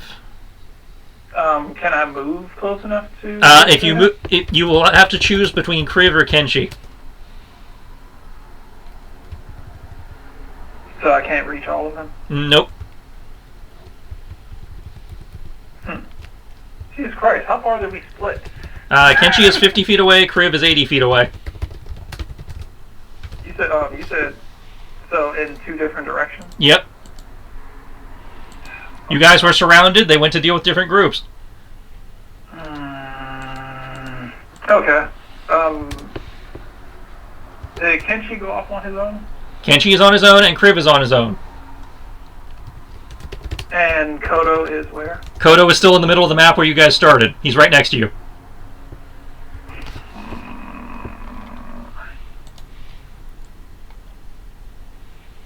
Who has more enemies that they're dealing with? Everybody's dealing with 2. Note they do have arrows, so really anyone could be shot. True.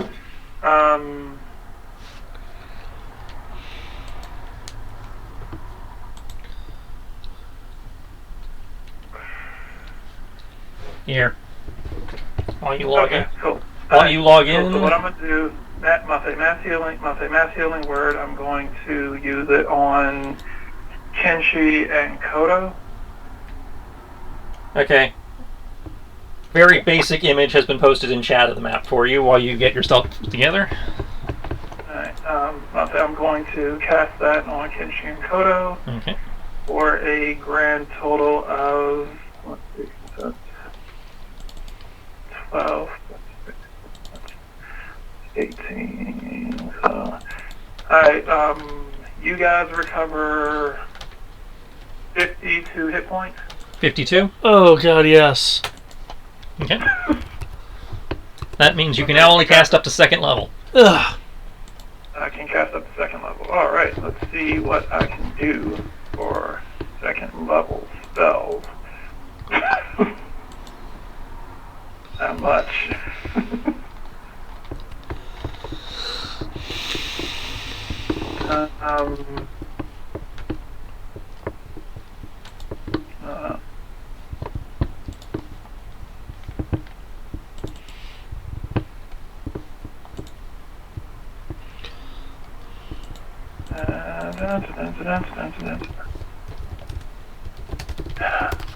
I'm kind of fucked on most of these things. Screw it. You said that how many people? There are a total of 7 targets.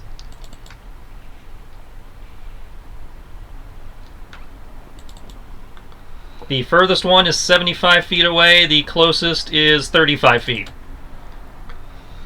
Okay, can't cast that. So, and there's 1, 2, 3, 4, 4 of us.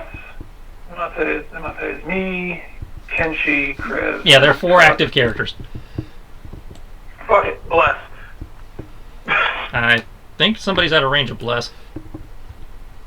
Shit, that's right. It is a range of 30. You're correct. It's like, oh shit, range, it's mattering! Yeah, I know, right? It's almost like these guys planned it out smartly. And by those guys, I mean the people who put the dots on the map that told me where to put the bad guys. I'm about to say, if I remember correct, Healing Word is 2nd level, correct? Healing Word is 1st level, but you can upcast it to 2nd level. Okay, there's Healing Word. The range is 60. How far away is what's his face from me? Kriv is more than 60. Kriv is 70, I believe. So if I move 10 feet towards him, then I can't hit him? If you move, yeah, you can move towards him and hit him, and heal it. Okay.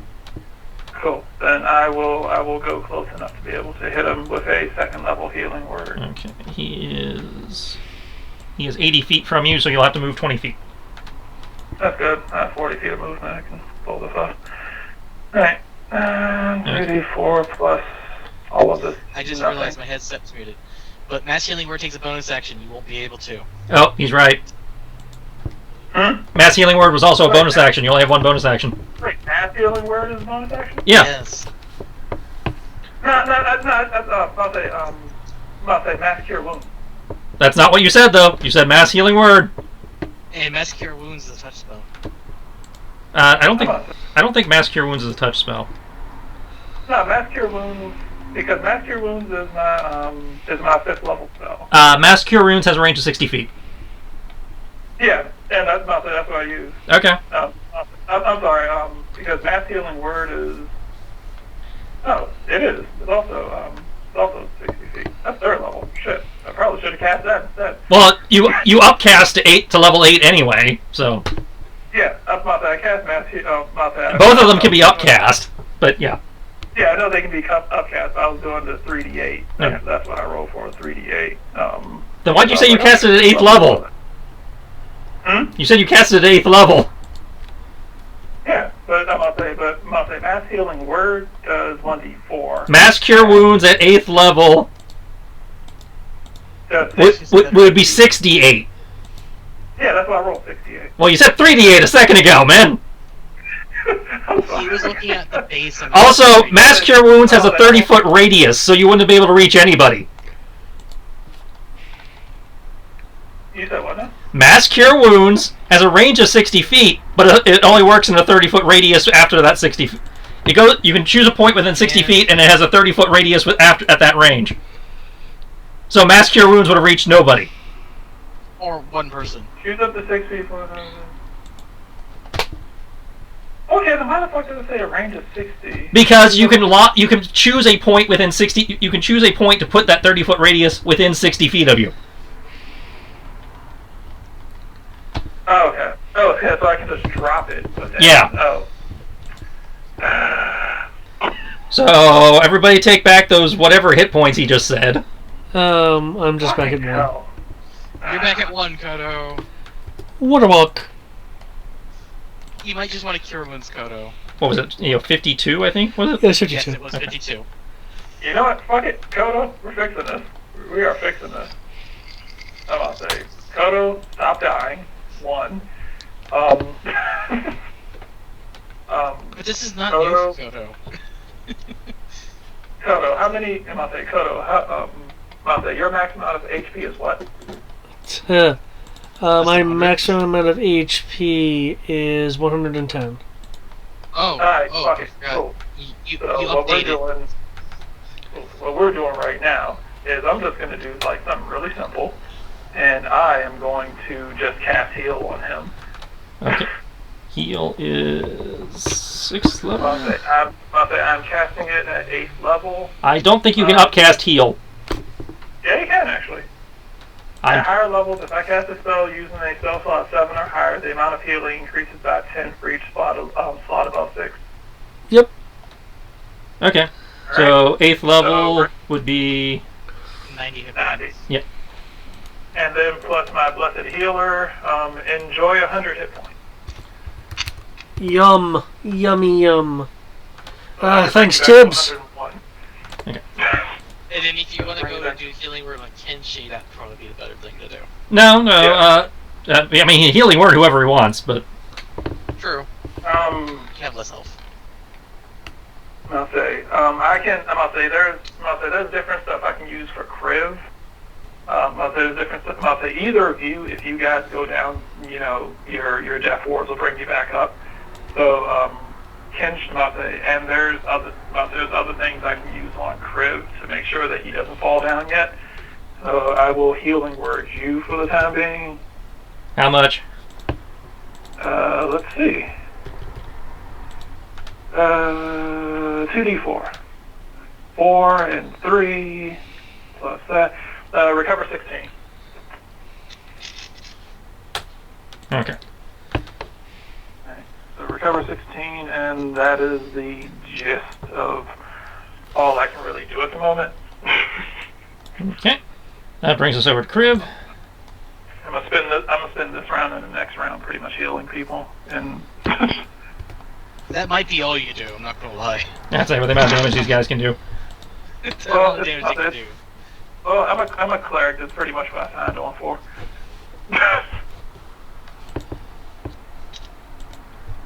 I'm well aware that despite having devastating magic, chances are all I'm going to be doing is slapping band-aids on people.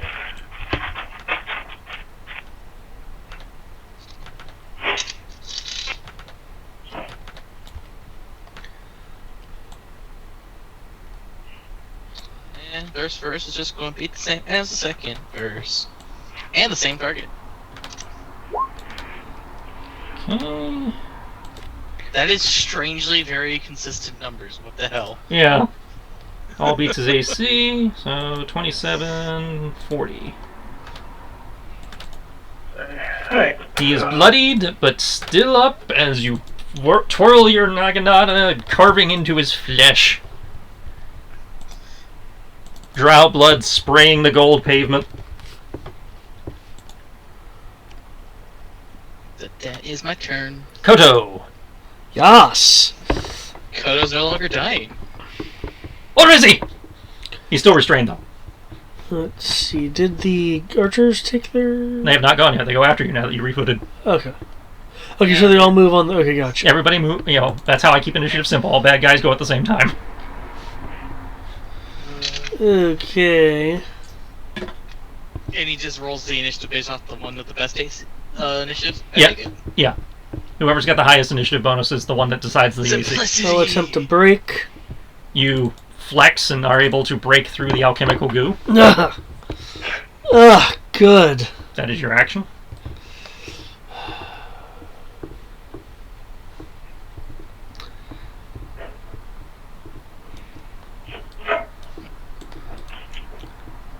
I'm going to go under this pillar for some overhead cover. Okay. And as I'm trying to... is that touch? Is that spelled touch? Watch it be touch.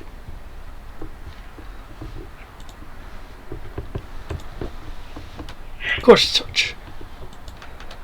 Okay.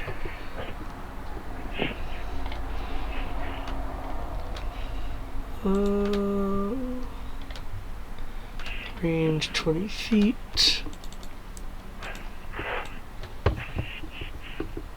Damn it, that's 25. Where did I move from? I moved from there.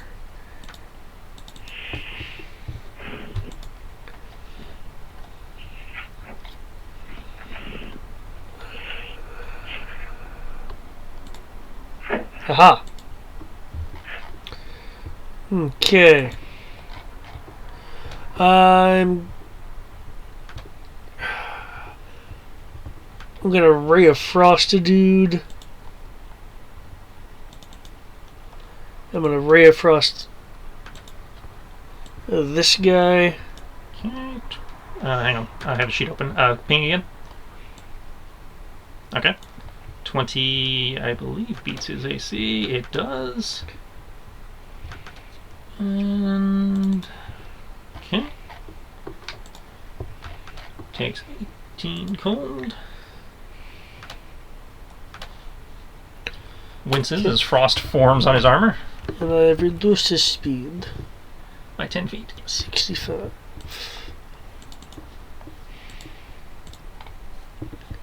Is that it? Yes, it is. Okay. You can take their movement. Roll whatever it is you roll for the people who are on fire. Awesome. For simplicity's sake, I'll just roll damage for all. That's fine. So, okay, yep. 6 adept fire. Okay, so he's only able to get to there. Because you reduced his speed. 6. 6.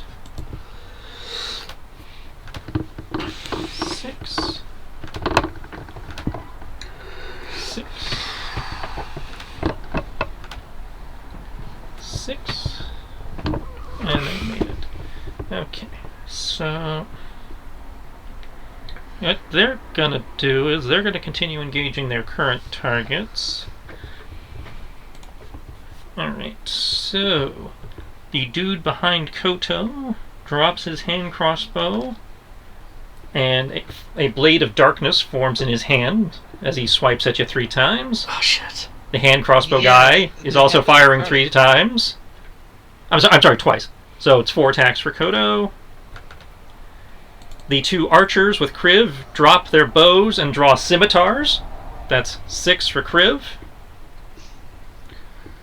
4 for Kenshi. Ugh.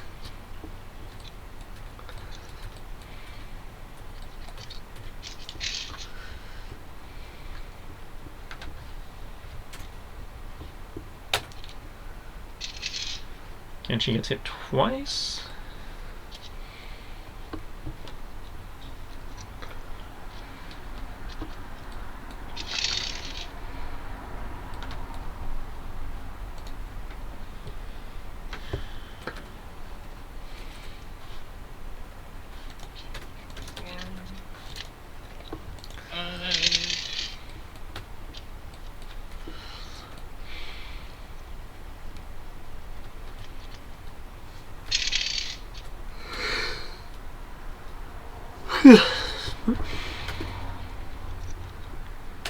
Okay, Kodo. Apparently I broke it, but... And what's Velgana promised you? Ugh. They have no idea what you're saying. They don't speak common.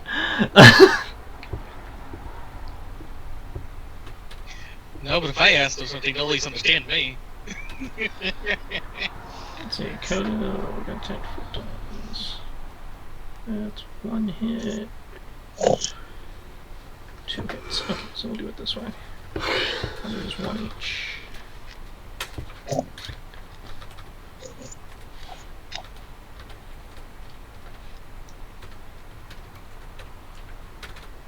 Also, that is so mean. Using alchemical archers, even if I didn't... Kriv, your second defense fucked up. It's the same as the one next to it. It's going to be 27, because 16 plus 11 is 27. Okay. Because I just have a plus 11 when I do attacks mixed with the Nagarado. They are moving to get the advantage. Which means 1 hits. Mm.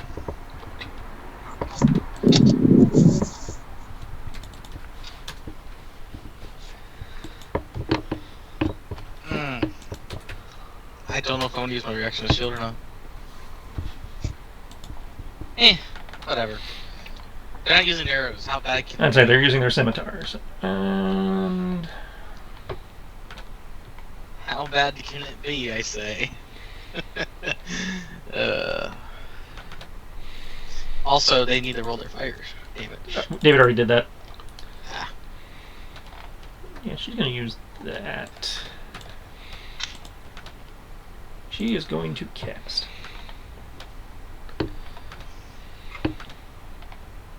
So sorcerer going after Tibbs, maybe? Well, that one's not going to show up. I'm going to bother.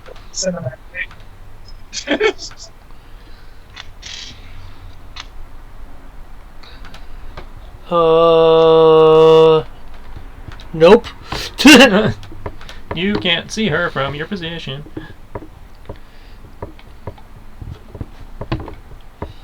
Yeah, I'm glad I'm not over there. Okay. She is drunk.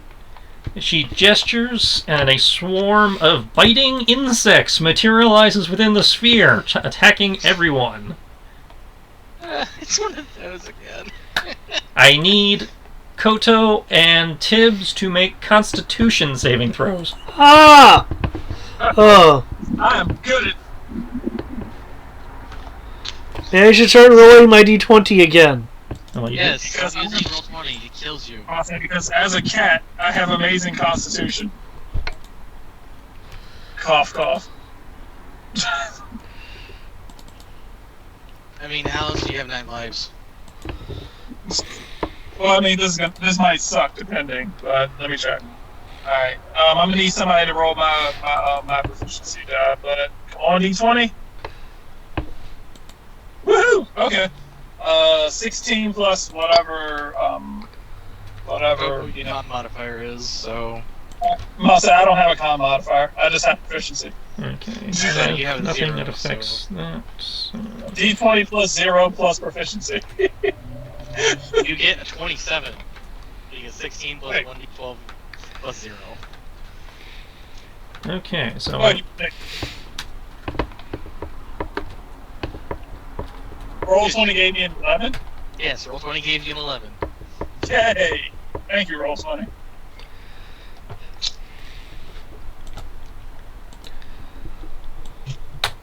See, I decided to be a good person and not take Insect Swarm. And this fucker... okay. Alright, we're gonna be that person. Alright. Okay, Kodo takes 45. Kriv takes a whopping 6. Wow. I didn't think they had roll 1. Damn. Tibbs takes 20. Hey, Kodo. Are you still dying over there? I've been better. Good. stay that way. Yeah. Did I see where this caster came from? She's standing out there in the open. She's literally just standing there with this giant Vegeta power ball above her head. Cool. Not that that's actually there, but Cool. I'm all about this shit. Her own drow take 20. How far away is she? Well, it's not your turn yet, but No, I'm just asking. I was like, how far away is she she? is 50 feet away. plus the height, so call it 60. Somewhere in the realm of 55 to 60. That's why I said call it 60. I just wanted to do the math in my head real quick. Because, you know, we have 10 feet up, 55 feet across, a squared plus b squared equals c squared, man. Let's find c. Pythagorean. Kenji's going to take his attack.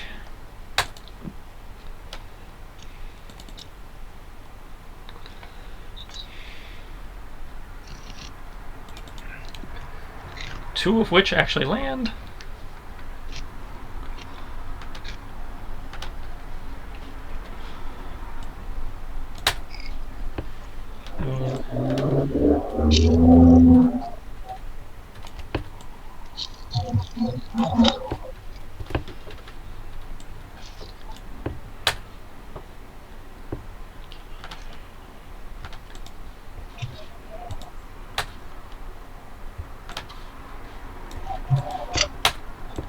Okay. Kenji is struggling to keep himself up, but he's doing alright. Brings us to Tibbs. Okay. Hang on, I need to double check. No problem. When it enters the spell's area or ends its turn there. Okay. Alright. So you are still currently in the area of effect of the insect plague, but... And moving through it counts as difficult terrain.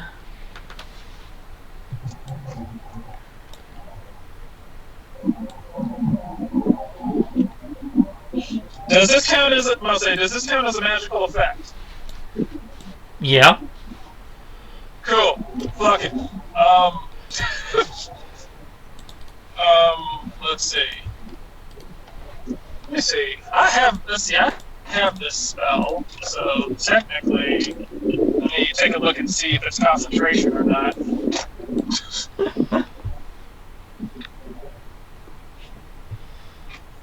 This bitch. Aha! It is concentration.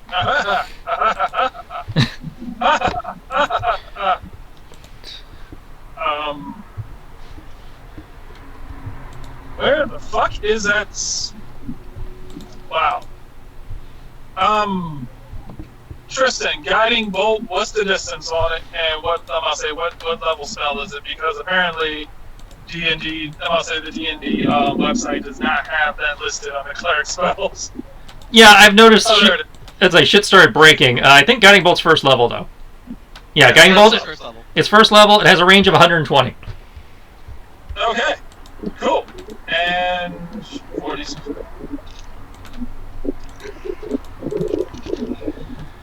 Cool. Gonna have fun with this. I'm gonna say, we are okay. Guiding. I'm gonna throw a guiding bolt at it. Tibbs is going to look around at his crew, seeing how badly injured everyone is. Look at Kenshi fighting for his life. Looking at Crib getting wailed on, and all these bugs flying around his head. He's gonna be like, I really, really hate overexerting myself and calling upon the Great One. But so be it. If it is to destroy these unholy dark elves, then so be it. I will start swirling my hand around over top of my head. As this I'll say as this sphere of energy appears over my head, I'm gonna pull a Frieza, bigger, cast up to level 2, bigger, cast up to level 3, bigger, cast up to level 6. Perfect. And I will throw a guiding bolt level 6 at her. Make an attack roll.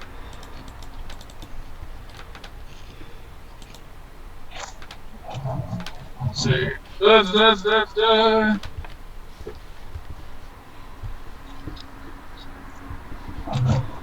Okay, and that's plus, let's see, attack roll, plus 5, plus, alright.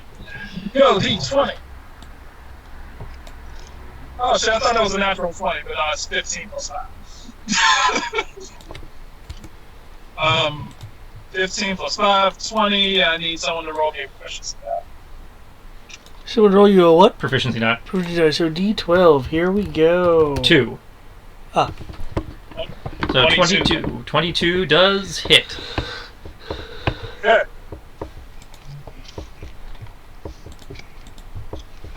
Alright.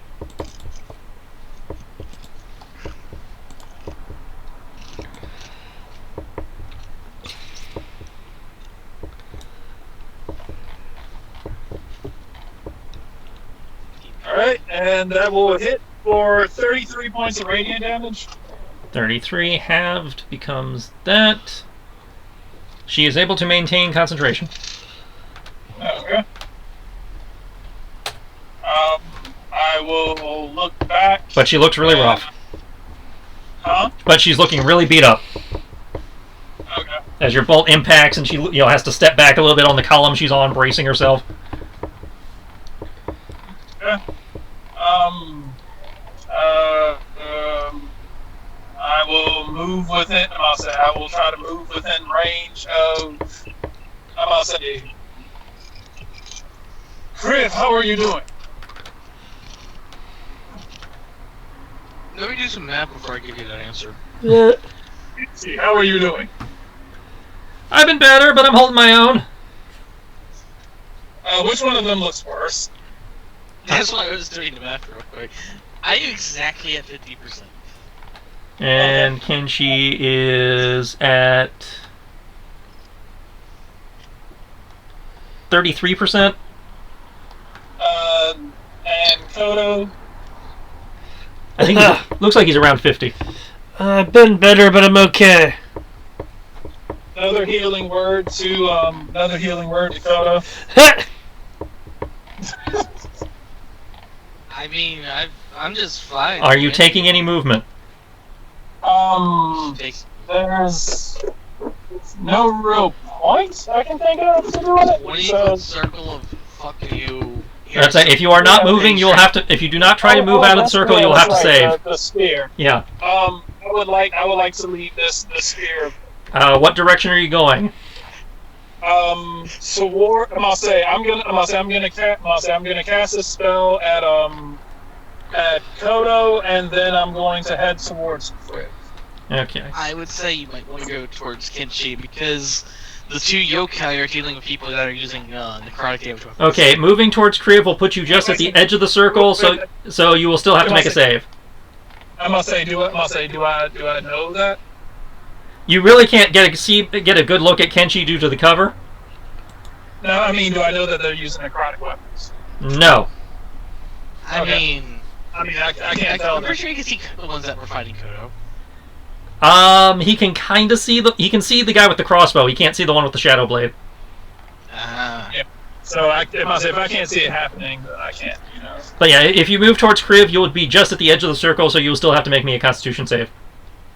And if I move in the other, if I move in the other direction, what's the direction with the least amount of bugs where I can see an exit?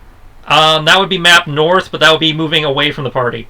If you move map northwest, you'd be moving towards Kenshi, but that would still get you out of the zone. Okay, I'll go that way. Full move. Yeah. Enough to get out of the full movement to get out of the sphere of bugs. Okay, so that puts you about there. You are out of the zone, so you do not have to save. Okay. Did you mark off my HP already? I've marked your HP and your MP. Thank you so much. All right. I should have my computer up before my next turn. Okay. That brings us to Kriv. Another key point, and third verse is going to be the same. All three of those hit. I like how I roll 14, 20, or not 20, and then the d12 just has to give me a 12 as well. He is still standing, but he is looking super banged up.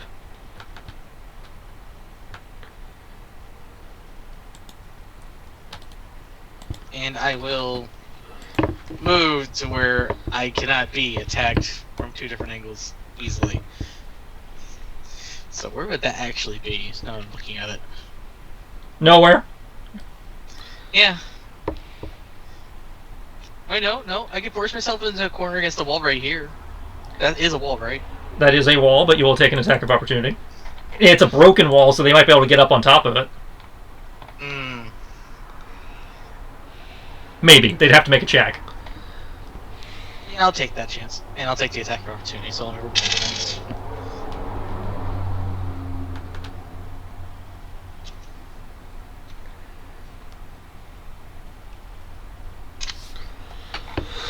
.28 is enough to evade. Brings us to That's my Coda. turn. That brings us to Coda. Yep.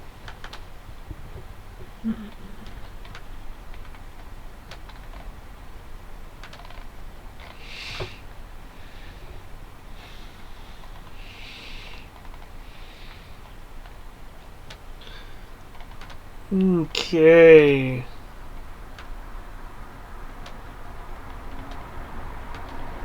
Oop, Oh, wrong button. there it is. Oh, okay then. Not what I was trying to click on, but okay. Who is the monster trying to be held today? Because there ain't no monsters here. Okay. Well, note it says creature. With my bonus action, Oh, you evil bastard! I know what you're trying to do now. Not that, because I wasn't trying to click that spell. moving that right Oh, okay. there. I'll believe that for now.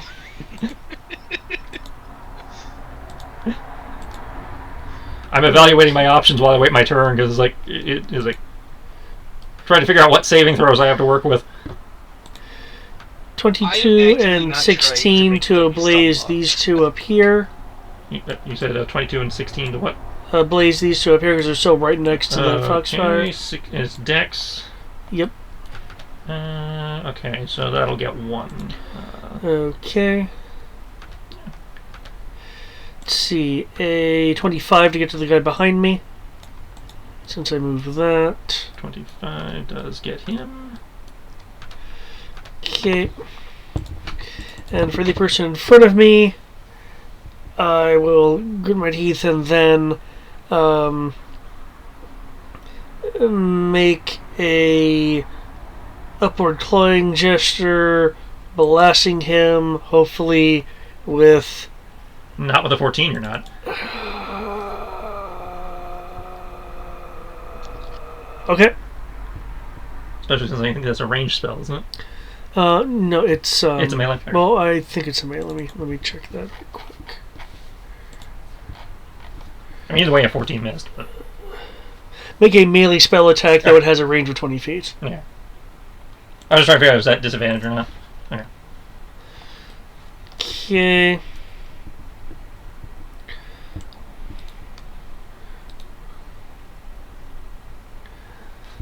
I will possibly provoke coming out this way and turning to face the two of them.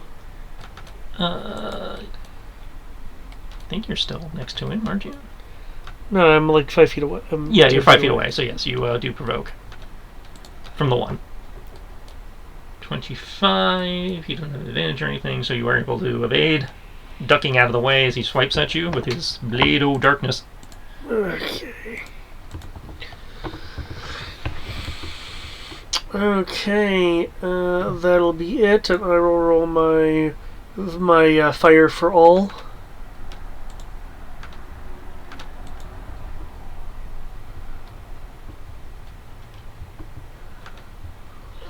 So that's 2, 2, 2. I know it's silly, but I figured it'd be easier to roll one for all. Oh, you're fine. I'm just laughing at the amount of hit points that guy has left. He is just clinging to life. Like, the fire buttons. Okay, I believe the reduced speed only applies for the 1 round. The reduced speed. Ray of Frost. Mm-hmm. Until the start of my next turn. Okay, so yeah. So he's got full movement back. So he will move there. This guy will move up. This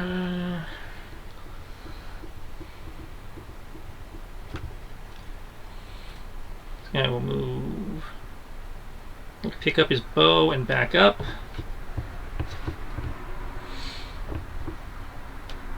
And hop up here to avoid shooting his buddy.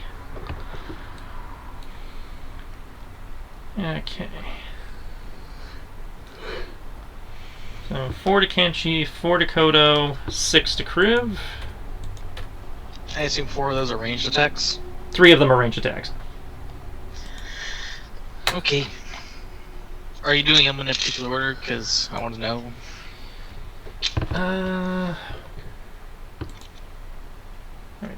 Technically, it shouldn't matter which order I'm doing them in. No, but I want to know, just as a curiosity question. Well, I'm not telling you. Okay.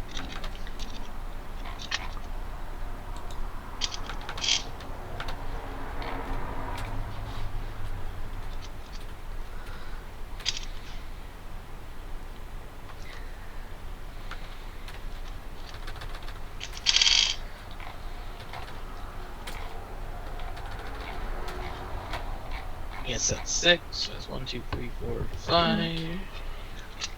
1 dodge, 2, 3. 2 hits to Kodo.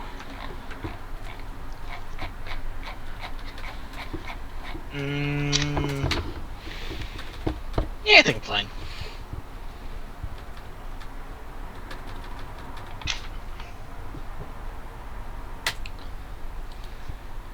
Okay.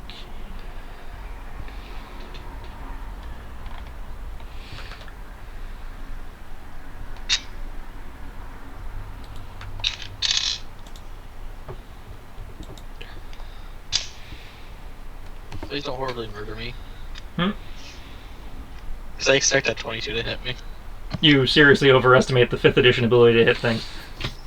Well, when a 21 completely murders Kodo, I'm expecting a 22 to hit me. Well, they had advantage when they murdered Kodo.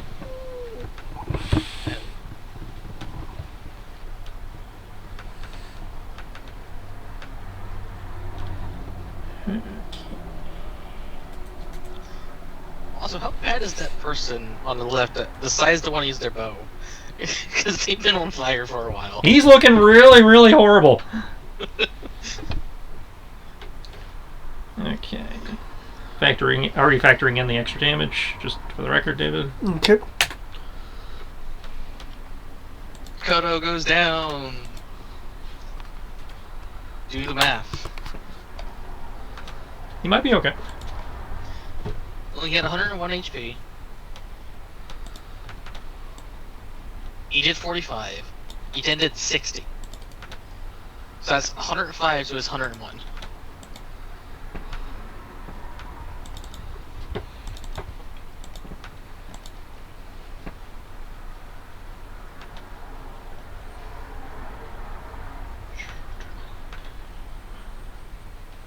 Rah! Called it. Now everyone's my bitch. Especially these guys. Baby. Yeah, that tracks. Okay.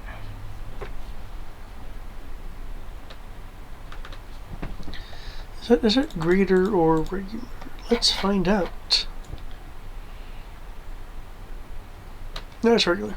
Okay.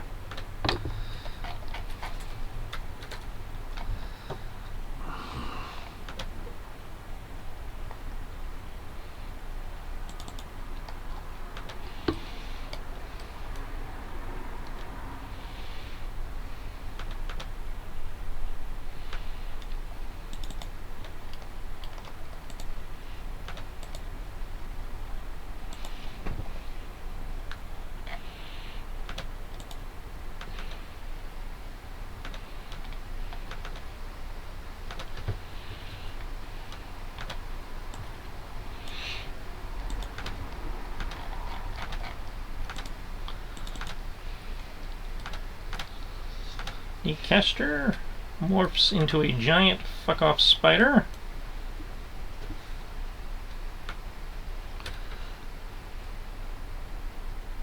Ew. Leaping in this general direction. Oh god, that's actually really creepy. I'm pretty sure I saw that. Oh yeah, you definitely saw that.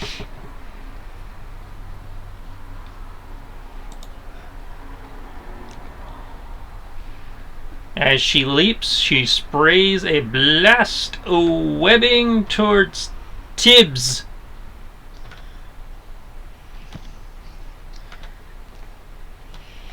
You know what? You said they told what? I have to ask this. The caster turned into a giant fuck-off spider and is charging at you while shooting webbing at her, at you. Ah, that didn't sound good. Just technically, you know what I'm not gonna just say, but I'm gonna ask the Drell. Are they aware that she becomes a giant fuck off spider? No. If she's running Lilith, that doesn't surprise me. What do I have to roll to... It's a defense roll. Just defense? Yep, it's a normal AC roll. Okay, that's... Alright. They seem confused for a moment that they can actually understand you. And they're like, yes, she's an arachna priestess. That's what they do. Okay, I just wanted to make sure it was normal for someone. Do you guys really want to die? I don't really like killing you guys. For the glory of the Whispered One! Here I was trying to be nice. Your priest is gonna die. She called me a fucking lizard brain. You are a lizard brain. I'm gonna say, if I'm remembering correct, I'll believe this. Just because it's true doesn't mean it doesn't hurt. We could care less what the lesser races think about their hurt feelings. Oh! All of you are insignificant scum. Oh! Even as I'm sitting here easily fighting and killing you guys, slowly.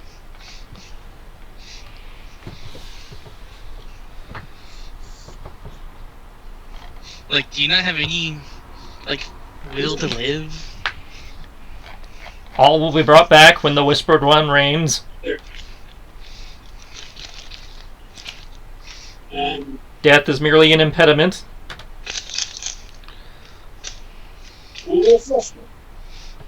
What the fuck are you drinking? I'd say Brian's underwater.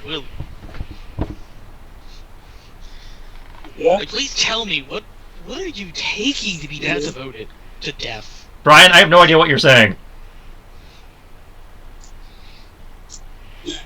Okay, yes, you successfully evade the webbing.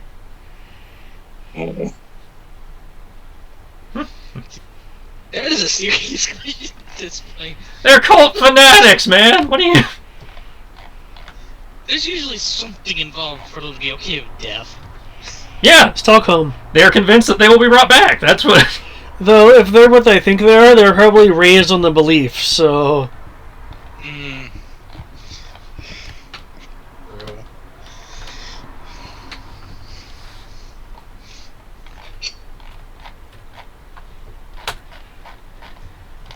Oh, that definitely hit. No, stop murdering my party members. No, that was Kenshi. No. To continue murdering the fucking drow.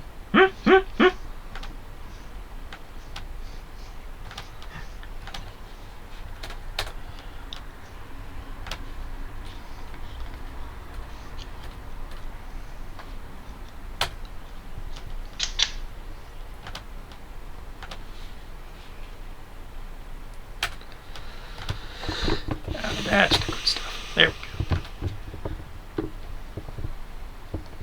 Brings us to Tibbs.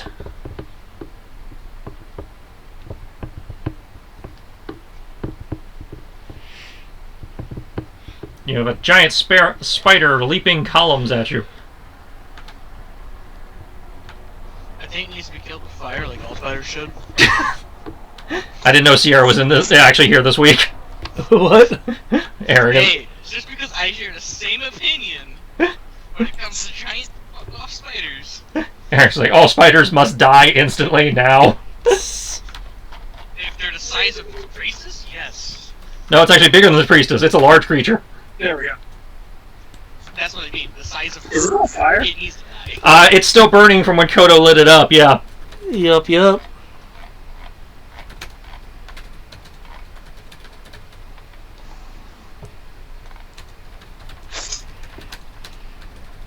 I don't like what I'm seeing. You need a therapist. Like I said, Drow Arachnomancer, man. I've seen something wholly Vietnam unnatural class. should not exist. You think that's bad? Wait till our next turn.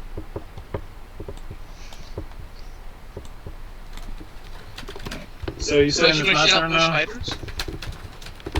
Oh god. Ugh.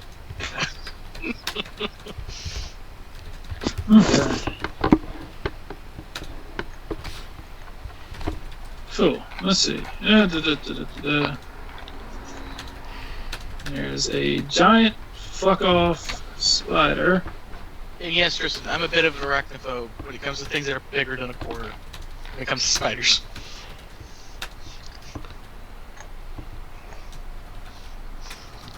Hmm.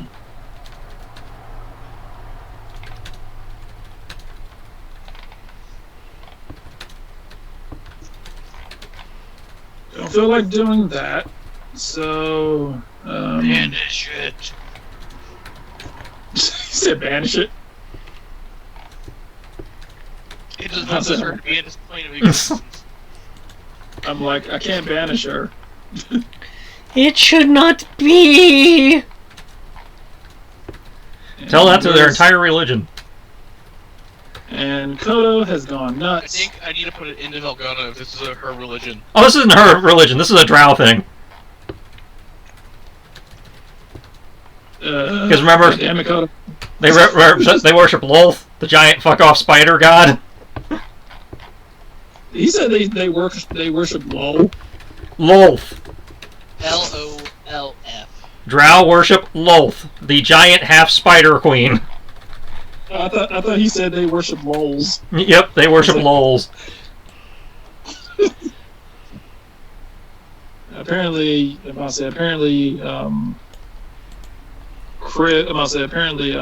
Kodo fell over again. There's technically no point in healing him right now, because if I heal him, he's just going to be a large fully healed fuck off like giant fox demon. So honestly, it's probably better that he falls down. Yeah, he's probably gonna try to eat me at some point. I'm glad I'm not next to him this time. Well, at least you're not wearing your armor this time to piss him off.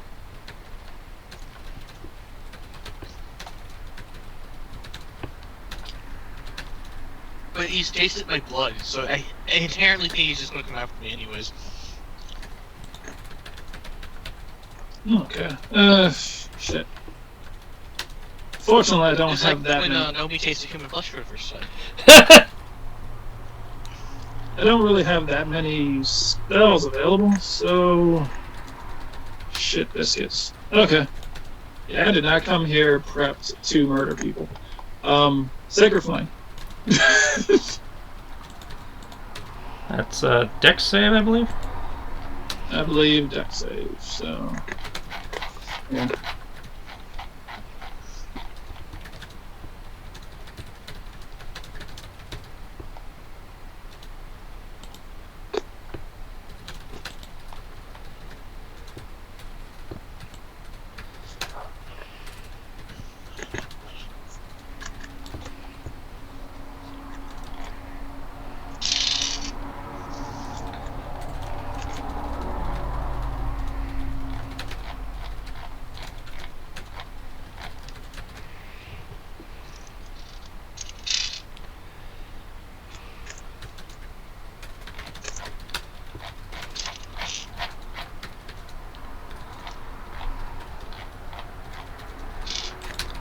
actually, let's see. Has anyone tried to hit this spider chick since? Aside from the flame, The only person no. who's attacked her because everyone else has been busy. Hmm? You are the only person to have attacked her, as we're all busy dealing with our individual groups. Okay, sweet. So I have an advantage on this. Wait, what? I hit her with guiding bolt. Oh, right, yeah, nobody's hit her since. I was like, nobody's hit her since, so as long as I smack her again, then I have advantage.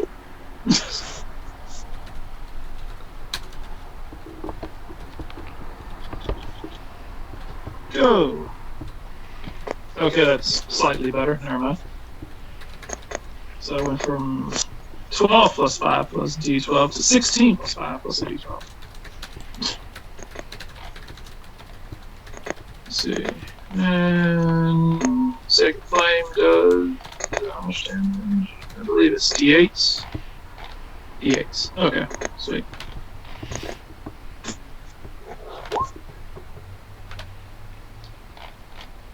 Oh my god, that damage. Big 7. Concentration. She's not concentrating on the locust anymore. No. You doing it? Concentrate on being a bug. That's not a spell. You doing anything else?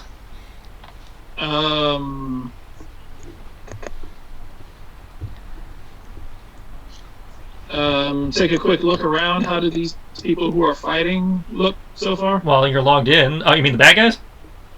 Yeah. The one next to Kenshi is dead. The other is, looking pretty fresh. You can't see the ones over by Kriv very well. And the ones fighting Kodo seem a little hurt, but not ridiculously so. Okay. And the spider is injured. Seems to be bleeding spidery, ichory goodness. Right. Item interaction is a full action, correct? If you are interacting with a normal item, you can do once per turn for free. If you're interacting with a bag of holding and taking an item out of it, That's an action. You said it's half an action? No, it's an action. Okay. Bag of holding is an action. Anything else is usually free. You get one item free, rather. Okay. At some point I need to get holsters. That's it. Yeah, you just need to start wearing your guns where you can actually get to them. Okay. This is true. So I'll just beat it to death. With the yarn ball. I will summon the sacred yarn. Mark off the mana. Okay. See, sacred yarn is level 2. Level 2 minimum. You can always upcast it. Is my bonus action? I don't think I can. Yeah. Upcasting just changes how much mana it costs and what damage it does. It doesn't change what action type it is. Okay. the only thing that limits you what level you can upcast to is if you already upcast that spell higher than level 2. Yeah, and since you threw a cantrip this turn, you can cast it at whatever level you have mana for. Okay. Let's see how much mana I actually have left. 7. Please. Yeah, hell yeah. Fuck it. I'm going to upcast it to blast water levels. Which is... level 5. Alright. Mark off the corresponding mana. Alright, so minus 7. And that brings me down to 65. 65. Oh yeah. And let me see where I can actually... I don't remember what the distance on it that I can drop it is. Let's see. It's within 60 feet. Woohoo! Cleric spells tend to be one of 2 ranges. 3 ranges. Touch, 60, or 120. That's just normal spells. That's not just cleric. Alright, I thought cool. there were spells that are like 30 feet or 45. There are a lot. There are several that are like 30, 40, but it's not a... 60 and 120 seems to be the most common. Mm. Okay. I feel that this is a little bit of a waste. Alright. It is never a waste to do more damage with something that can stick around. It only takes a bonus action to move and attack with. So let me put it this way: if you upcast it to a 5th level spell, you're doing more damage than I can do if I critical on all 4 attacks. Well, no. You'd be doing the same damage if I critical 3 of my 4 attacks. Or something like Let's that. see. And with the holy flask water, I upped it, so that takes the And 5d8. 3d8, so it's 5d8 damage. Takes 4 synergy equipment, spellcasting modifier. Okay. So.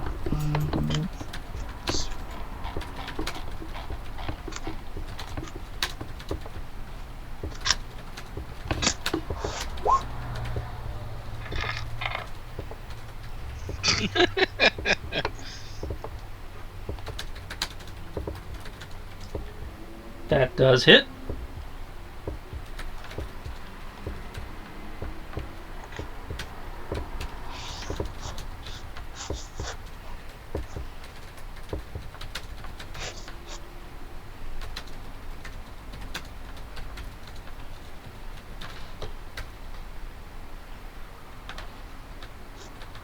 Okay.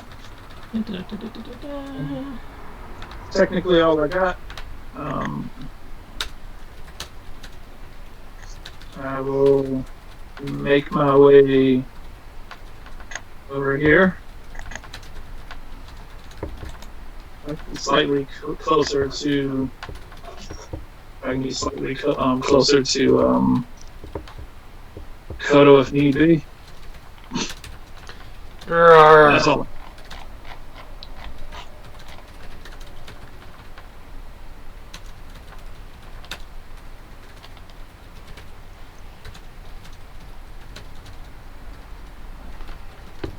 Yeah, so I guess Crib's next.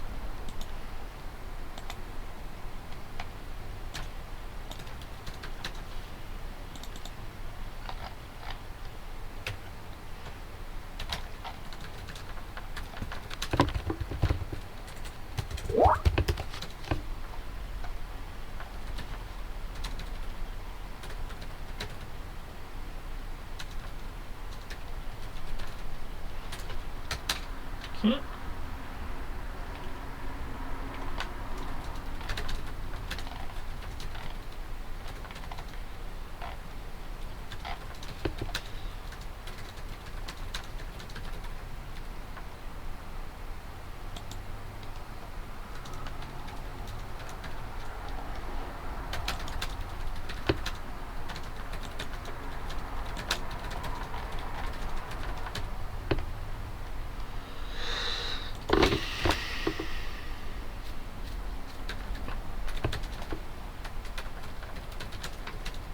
So, what are we waiting on?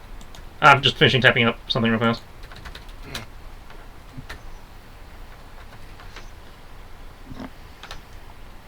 Yeah, save. Okay. Make big. Okay, so she takes the 25. Giant spider's still up. Looking really rough though. Comes to Kriv.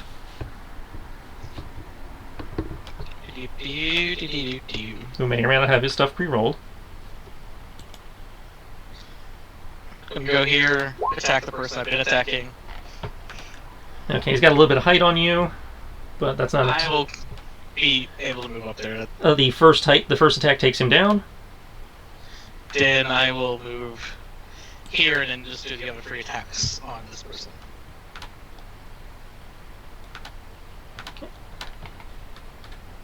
Okay. So let's see, 27, 37. Okay. Cool. Kodo, rip and tear. Yes. Okay. Let me just close these out. Just got myself a phone case for extra protection. Okay.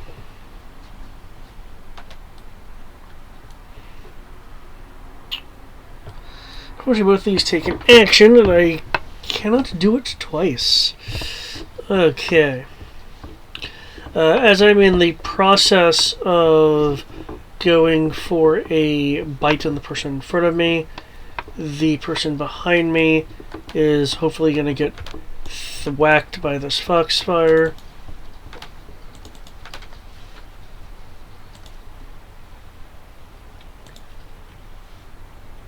Yeah, he got whacked by that Holy foxfire. shit! Wait, and any one's become a 2. Oh, Jesus.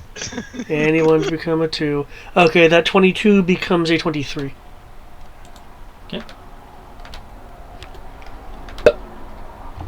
Okay, so 29, 49. That is awesome. He's still up, but he felt it.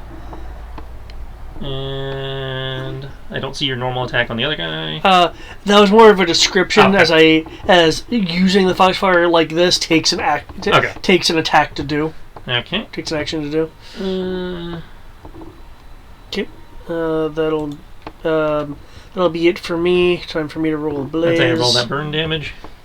Foe. See someone that takes him down. No, it's not going to take anybody down. Oh, okay. Oh, it's the nickel and dime move, so there we go. I'm just surprised they haven't tried to put themselves out or go away where they can.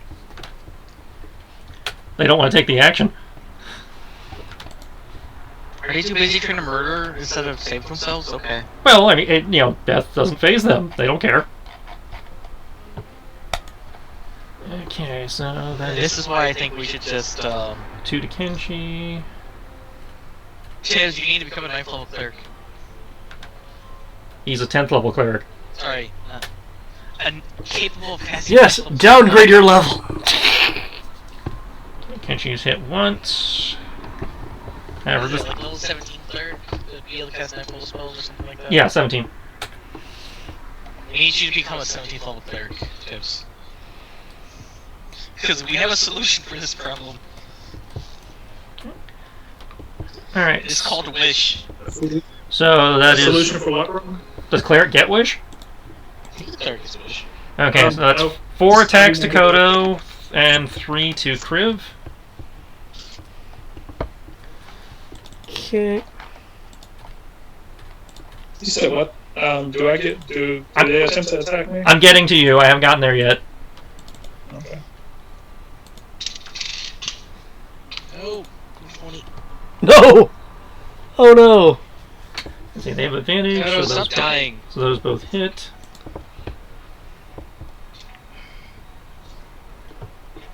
So 3 hits. A critical hit. Am I reading that right? Critical roll. So all 6 hit. Okay.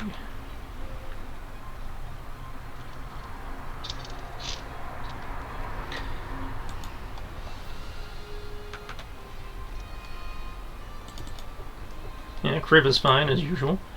Okay. Hey, you hit me twice. It was for more than half my health.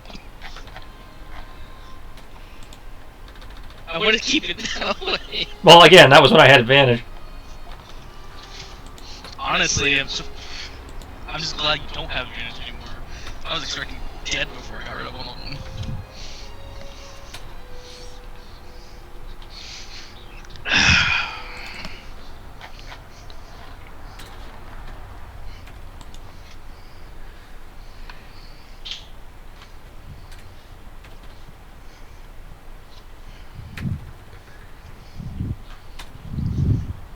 Okay. Giant spider climbs down the pillar and Glad I don't see it anymore. scutters towards Tibbs. As it skitters, it brings its front legs up, and lightning unleashes from them. I'm glad I don't see this. Sith lightning.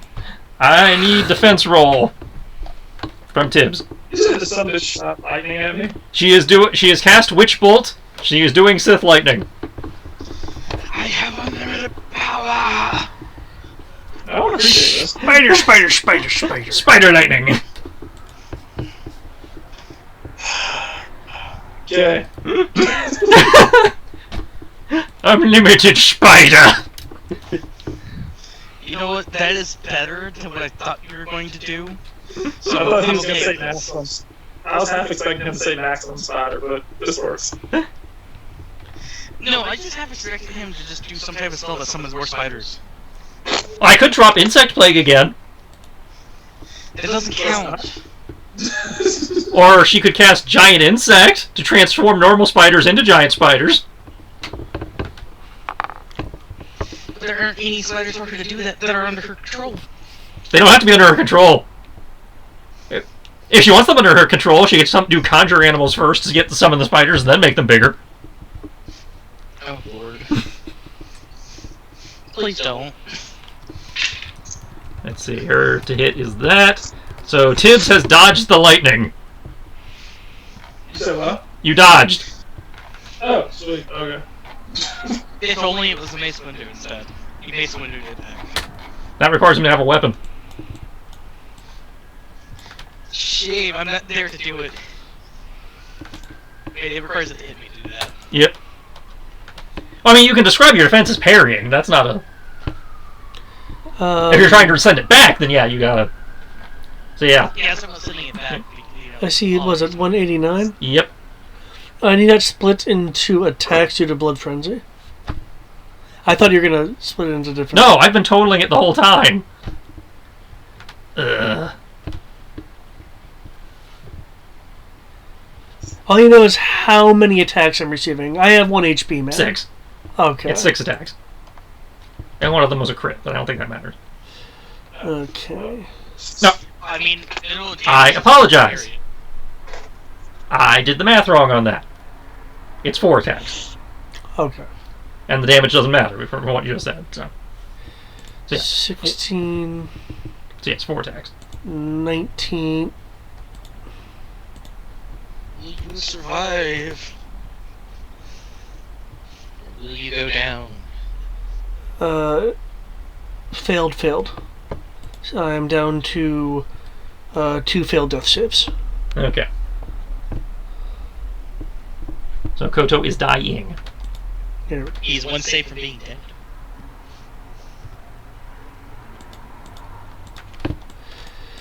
New house rule I am instituting, though, that I did like.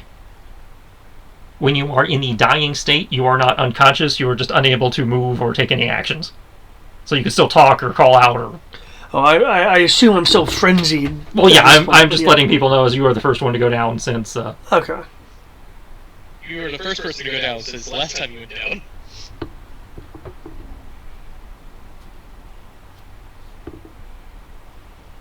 Which was also the first time. Yeah. Man, that sucks.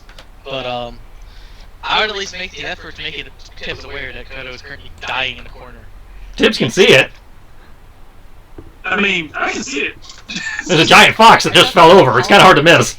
The column was in the way. You said the column was in the way beforehand. I said the column was in the way so he couldn't see the shadow blades. He could still see Koto. He has also moved since then.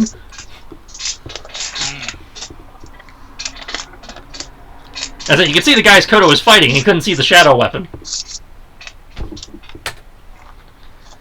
The Shidao.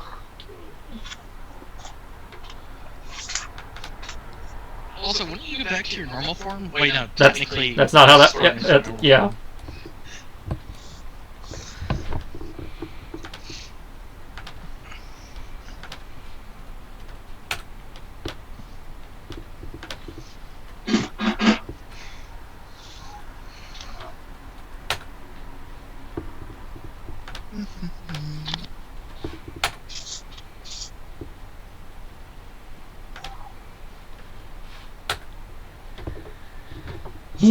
Okay. Tibbs. You have a dying fox. Okay, so... Koto's down. Correct? Koto is, down with 2 failed death saves. Okay, so I gotta fix that. Technically, a healing word would fix that. Strangely enough. No. You know what? They want to have a giant monster? They want to have a giant uncontrollable monster? Fuck it. I think I want a giant uncontrollable monster too. I don't want a giant uncontrollable monster who's trying to eat me. I'm about to say, Gosh. giant uncontrollable monster coming up.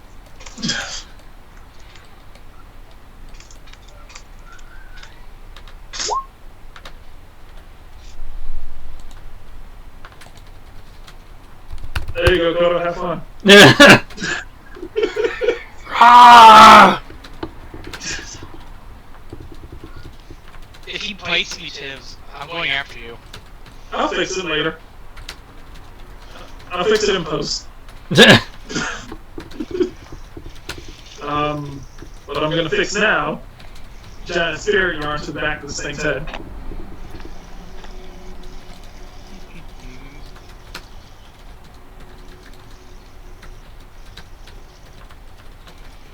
I'll say worry about that when it happens.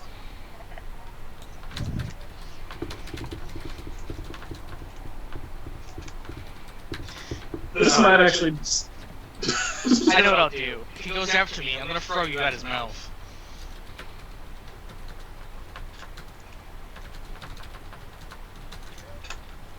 We'll see if he likes what he likes more. Dragon or cat.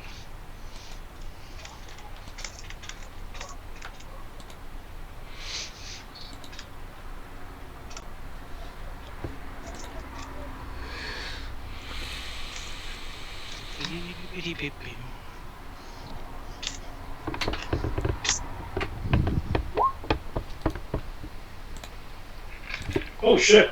Okay. Damn. Nice.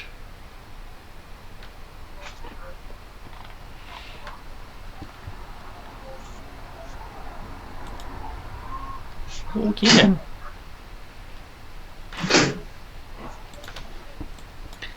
He's like, did not expect that. So that's 24 does hit, and 28 squashes the giant spider. Oh shit. Oh damn. She was pretty banged up.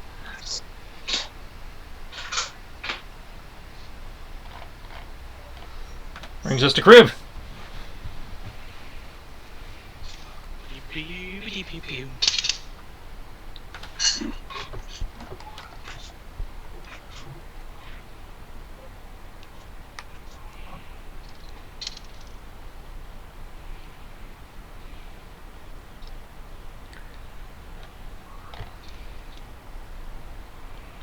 And there we go.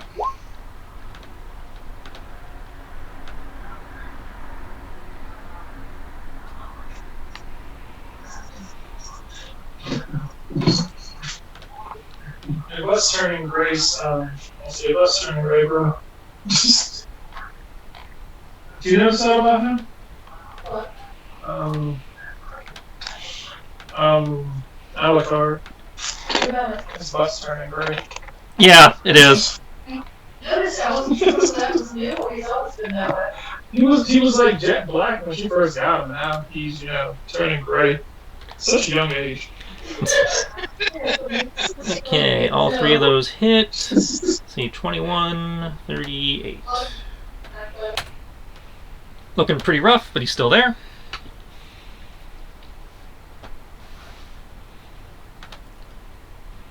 Kodo. Okay. Is Kodo going to go after Dragon or Cat or Jarrell? Let's find out today. I would presume he's going after the two guys that are still surrounding him and fucking him up. I mean, that only makes sense. So.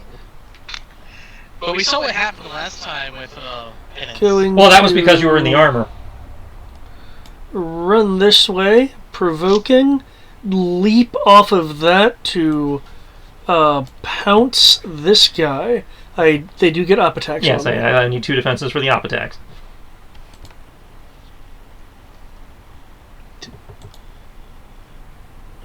Is it gonna?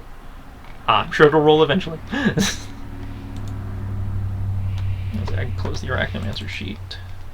I can close Tibbs' sheet.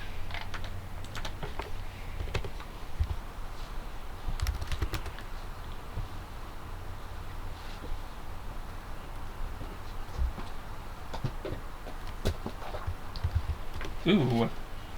26. and 10. Yep.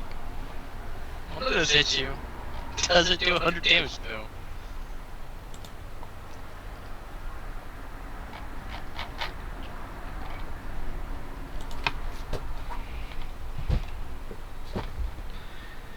Okay. Thankfully, it's not a crit. Well, you probably would have.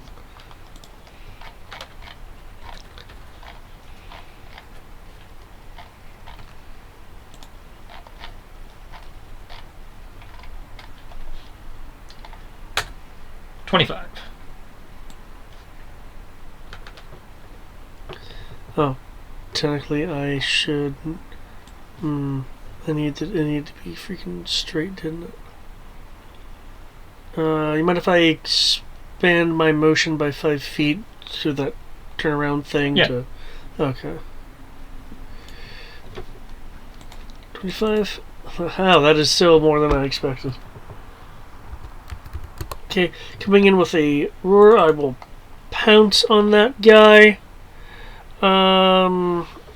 Strength check, so here's an effects roll against a strength. If he fails, it's knocked prone. He is not proficient in strength, so he is prone. Okay.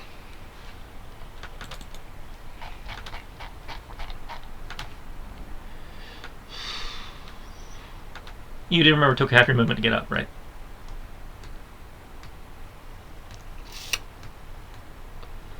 That's right, I would have fallen, wouldn't I? Okay. Mm-hmm.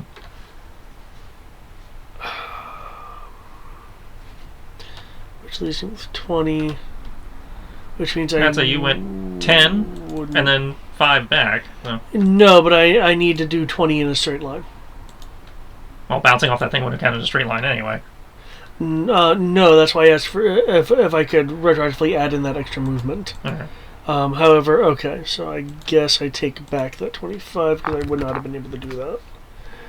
I will instead go for a regular Omnom. So he is not prone.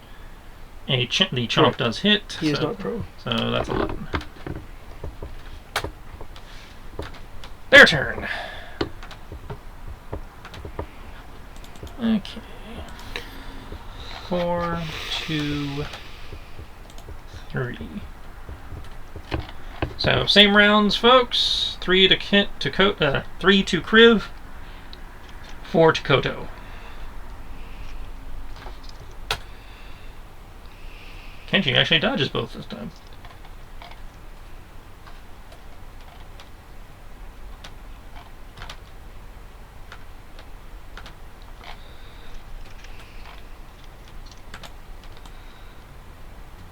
Hey, Kriv got hit.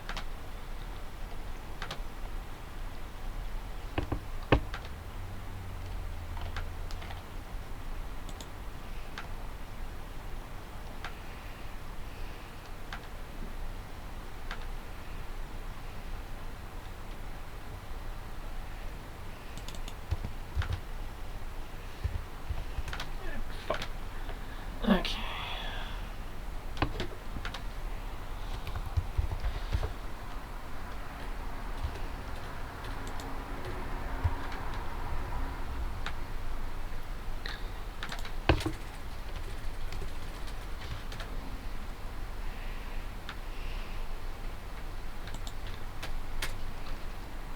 So wait on this defenses, Koto. Sorry. One day, we will get them all. There you go. Okay, so that's 1 hit. Okay, 1 hit.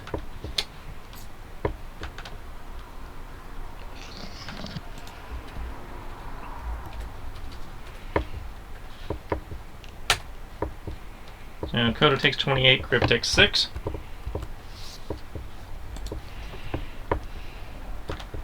Oh, did I do my plays roll? You did not. There we go. As they wouldn't have changed anything, they all have enough hit points to survive, but... Oh. Yeah, but... I know, every little bit helps, yeah.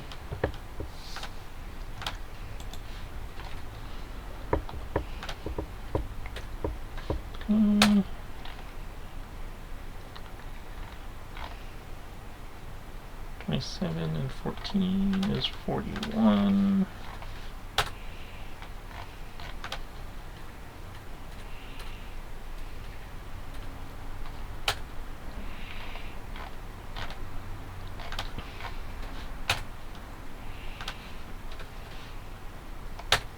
Okay.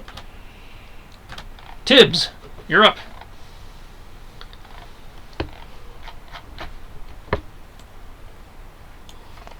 All right. Let's see.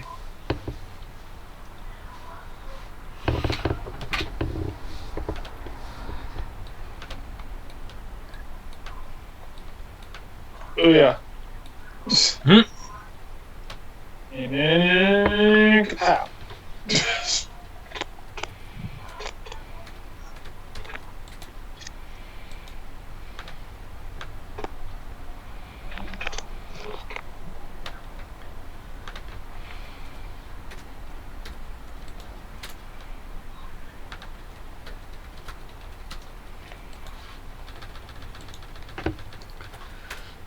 Okay.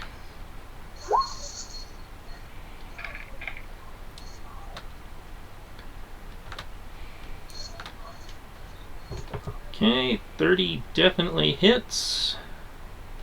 25 to the back of the head. He feels that as he reels from the impact, staggering a little bit, but he is still standing. Okay. So we'll hop up here.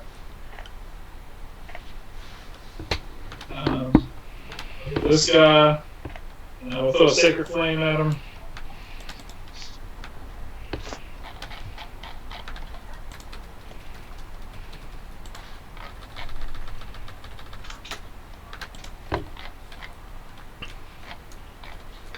Which might not hit.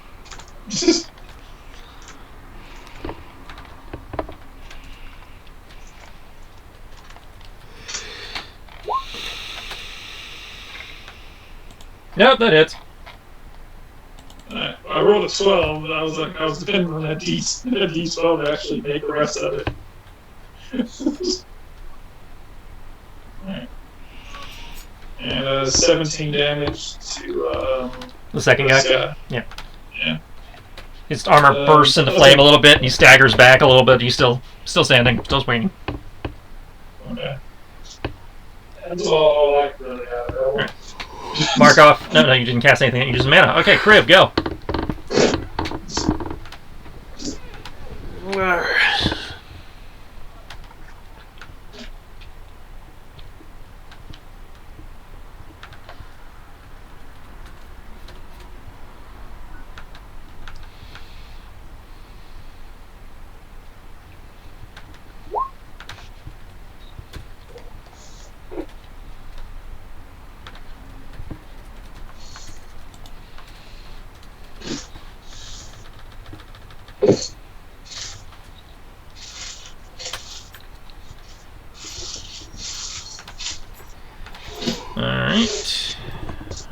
All three of those hit, so 19, 26, 39. He is barely clinging to life as you carve him up. He's taking a knee, he's still brandishing his scimitar, ready to swing. I'm just carving him up and kicking him in the face. Kutu. Yep. Okay. Sorry, due to me failing the frenzy thing earlier, I am now subject to 2 levels of exhaustion.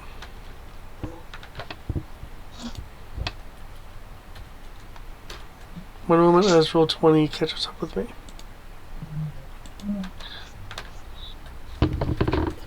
You have disadvantage on ability checks. Okay.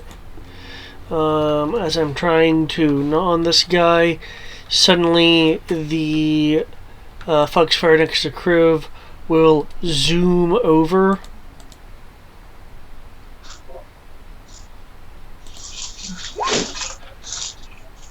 and attempt to slam into him for 25. Okay. 25 will definitely hit.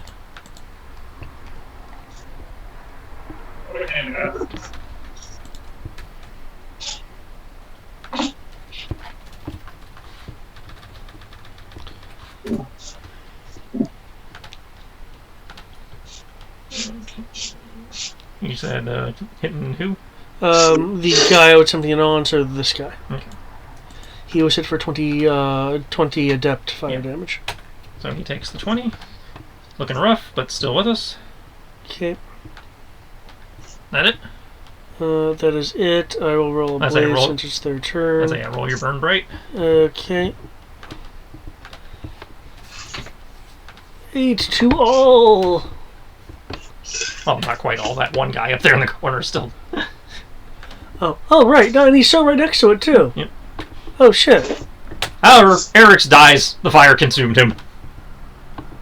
There's 13, yeah, the guy's still not on fire. Consumes all. Is that guy... Oh, I thought he was like... Was he running? No, I had to move him so I could get to the stupid status box. Okay. That would have been... I'm on fire! Ah! Okay. So, 2 to Kenshi, 4 to Koto. Oh, whoops, wrong thing. Okay. I clicked the wrong thing. There we go. She looked like she was going off track. Line up a whole bunch of nothing.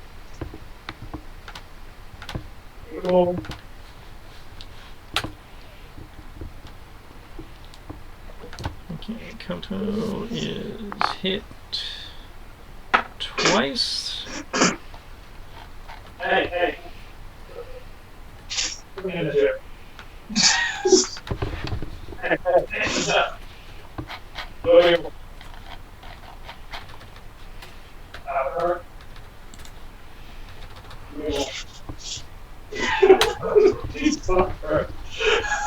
Taking 64 damage. So Steven goes up. Yeah. So I understand what's Growling in pain. This guy's gonna get it. So by that I mean I'm gonna eat him. Okay, Kenshi finishes off his.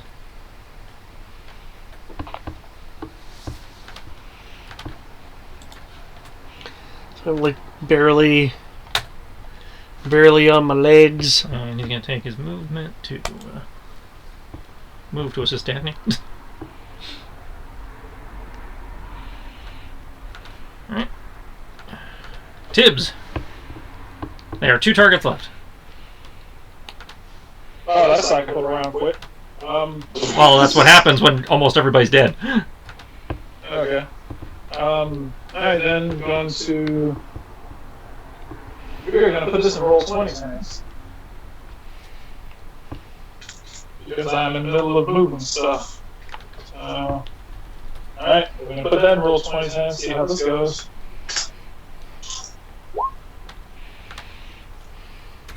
Oh, nice.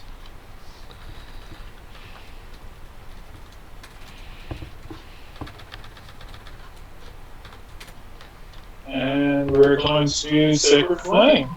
To the other guy. But then roll 20 times.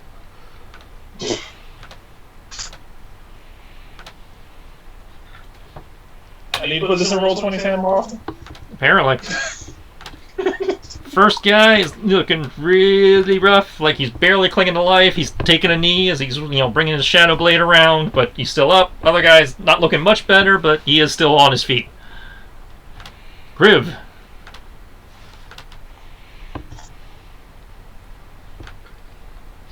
This was unexpected. I figured they would be dead by now.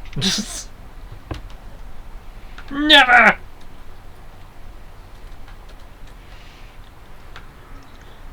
I'm just gonna move 50 feet.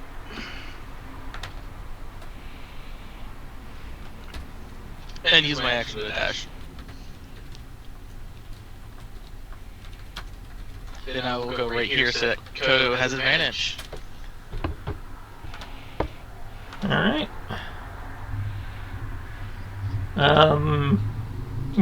That right there will not provide advantage. You have to actually be standing behind, behind one of them specifically. There you go.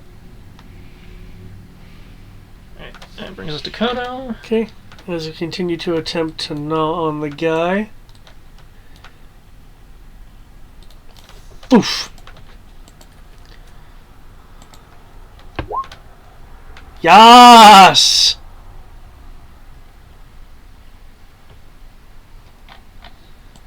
As another fireball slams into him, or a foxfire slams into him as I'm like trying to gnaw at him. For 29 flaming adept damage. Okay.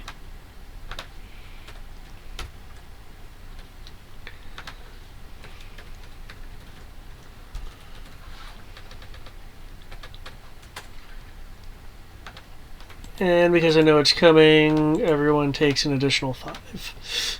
And the 29 takes that one down. And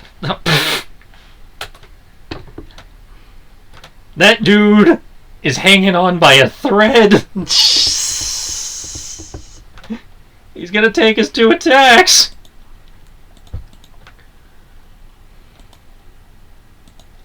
And they both hit.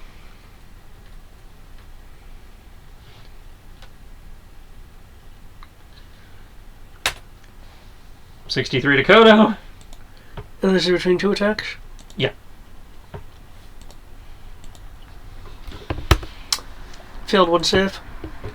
Kodo is down.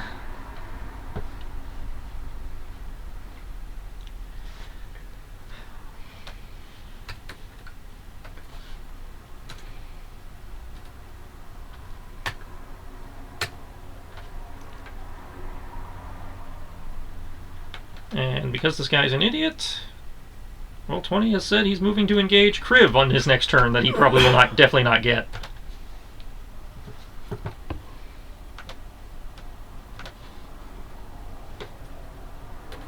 Did he just run over to Kriv? Well, he took Kodo down, so yeah. He's still on fire, though. Did he just enter Kriv's space? He did. God damn it. He didn't run past me. I say he did not. He did not He try did to not. run past me. I thought you had Sentinel. I thought Sentinel allows you to punch people who get too close to you. No, it's only if they're leaving. Or if they attack an ally. Yeah. But the one that, you know, I was expecting to attack Kodo and get a free punch on, Kodo actually just murdered. Dibs. Oh, he didn't. Oh, he didn't take the. He didn't take the feat that allows you to punch people when they get too close to you. Nope.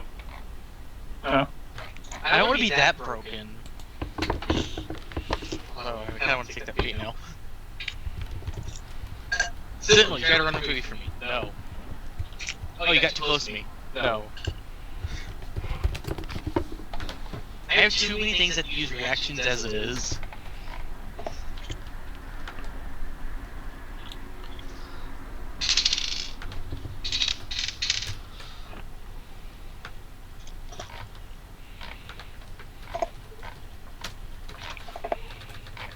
Alright. Healing hit on Kodo. Okay.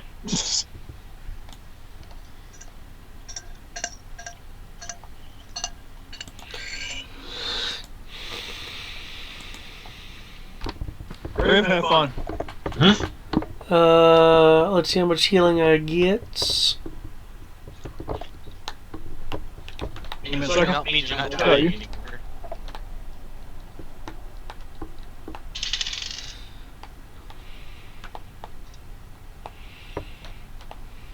What's your maximum number of hit dice? My maximum number? Yeah. 18d6. So you have 18 hit dice?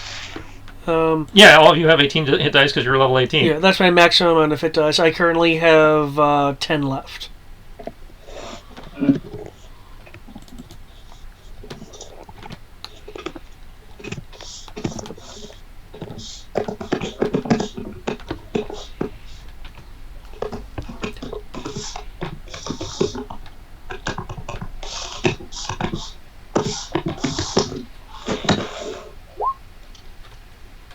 There you go, maximum.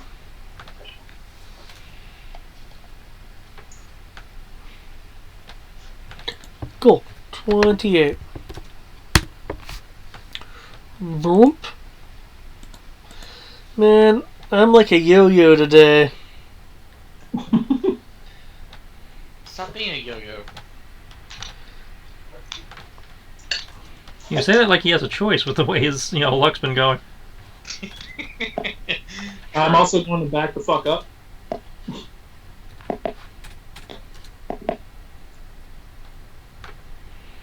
So after I slap the bandages on him, I'm gonna back up. You could just sit on top of his head where he can't do anything to you. He can still hit me if you sit on top of him. Well, he can't bite you at least. He has other attacks, doesn't he? Not as a giant fuck off fox. Well, actually, I can still do my Foxfire shenanigans. Because you'd be in melee range. Or I can bite you. That's one of the downsides of going berserk is you are now berserk and basically under the effects of rage, which limits what you can do. Yep. But I'm gonna just tap him on the head with the blunt end of the naginata. See if that's enough to do it. I assume Tibbs is done. Yeah, that's all Tibbs can do right now. Does he die? Or do I need to roll the rest of my attacks? Let's see, 26 does hit. He has 1 hit point, so yeah, he's still alive. No. Yeah, he's down. So as he just runs up, I just kick out the bottom of the naginata, the clothesline as he runs past me. You do that. It breaks his neck and he falls down dead. I ain't taking prisoners today. They called me a lizard. I ain't doing prisoners. What do you think I am, a Dragonborn? I start going down the line.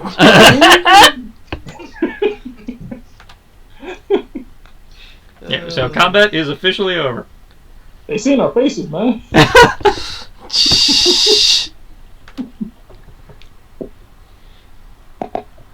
Alright. I will fix Kodo. Does anyone else have a different way of fixing him besides beating him over the head before I actually fix him like a different way? Well, calm emotions worked last time. He was like this. Yeah, that's what I was thinking about doing, but I was just making sure, like, if Calm emotions should reassert his more rational brain. At which point he can change himself back. He'll still need the healing though. Alright. Well, I can fix the healing later, but alright, fuck it. Calm emotions. Is this a resist roll? That you can choose to fail. Charisma saving throw. He can choose to fail if the player feels it's right to fail here. Well, I mean, I'm in a berserker state. I don't think I'd. But I believe there's a check for if all perceived foes are down. It's in the blood frenzy. You must make a DC 14 con save if all threats are removed from the immediate area. The check is made with advantage. There you go. So you can make that check because officially all threats are removed. Okay, and I can make it with advantage. Unless he tries to eat the Dragonborn again. So that definitely beats a 14. Okay, so yeah, you are calmed enough that you are now just a normal animal. So you can choose to fail the saving throw on calm emotions if you wish. Okay, I will choose to fail. Okay, at which point calm emotions will reassert the more rational side.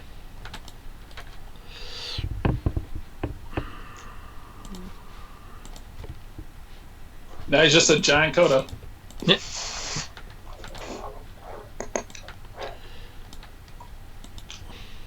You sure you don't want to be trained to wear the armor that I have? He'll It might be suit you better. He'll be muttering to himself. He has spells now that make his armor better. He just didn't use them because he got dropped so quick. It's like, well, one thing I was wanting to do was to make sure I at minimum had enough mana to open an escape route in case things got super hairy.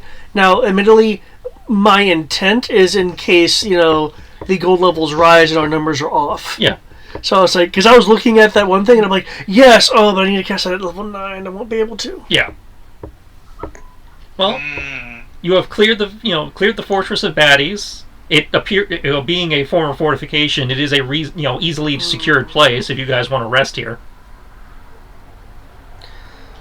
Yes, please. Like short rest or long rest? that's up to you guys. I suppose the relevant question then is: does anybody have hit dice to spend for a short rest? I need mana, so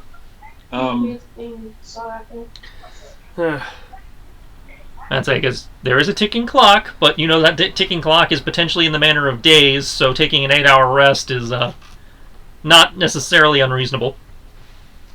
I mean, and again, this is a reasonably easily secured position. I have the hit dice to keep going forward as a short rest, but the issue is y'all need mana. Well, remember, you can get mana back on a short rest, too. You just have to spend hit dice. Which, I'm not worried about HP, I'm worried about recovering mana, which I can do by taking a short rest. And Kodo has also taken exhaustion at this point. I never use my hit dice for anything else. Kodo has also taken exhaustion. How many hit dice does everyone have? I currently have 10 left.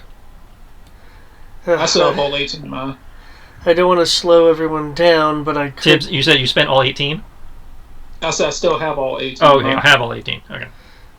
Yeah. Technically, if I heal myself up, I can. I have 10 of my 18. Sure.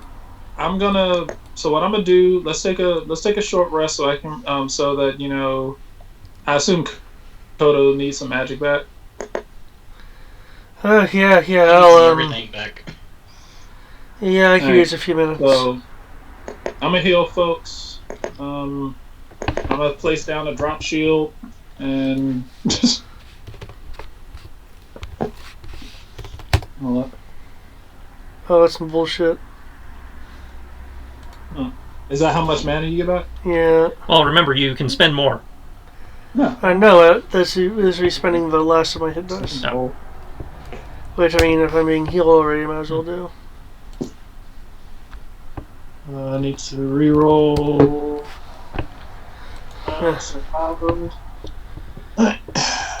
So,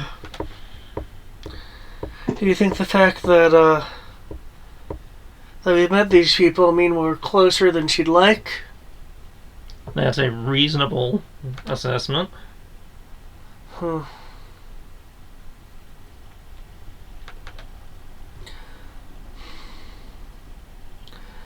Listen, before we fight Volgana, it might be prudent to get closer to full strength. What are you proposing?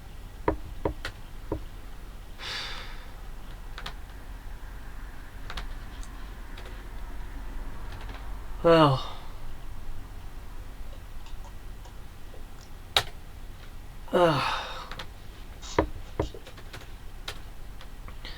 I'm proposing we take the time to fully recuperate ourselves. Alright, so. Actually, hold on. My ignore levels of exhaustion equal to. Okay, cool. So I am technically at that much. So, okay, I'm not as bad off as I thought, but still.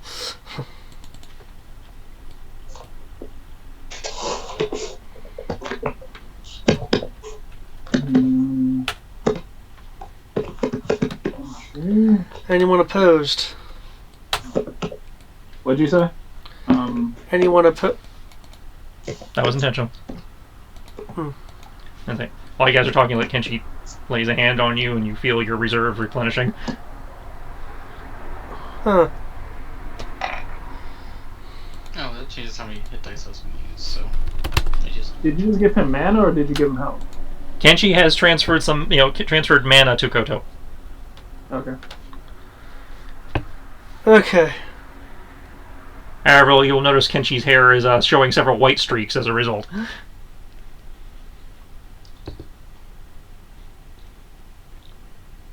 Early stages of what you saw when he was in Wave Echo Cave. Yeah. So that actually is increased by 3, so I actually get number 28. Grab the extra to get that. About that. 12.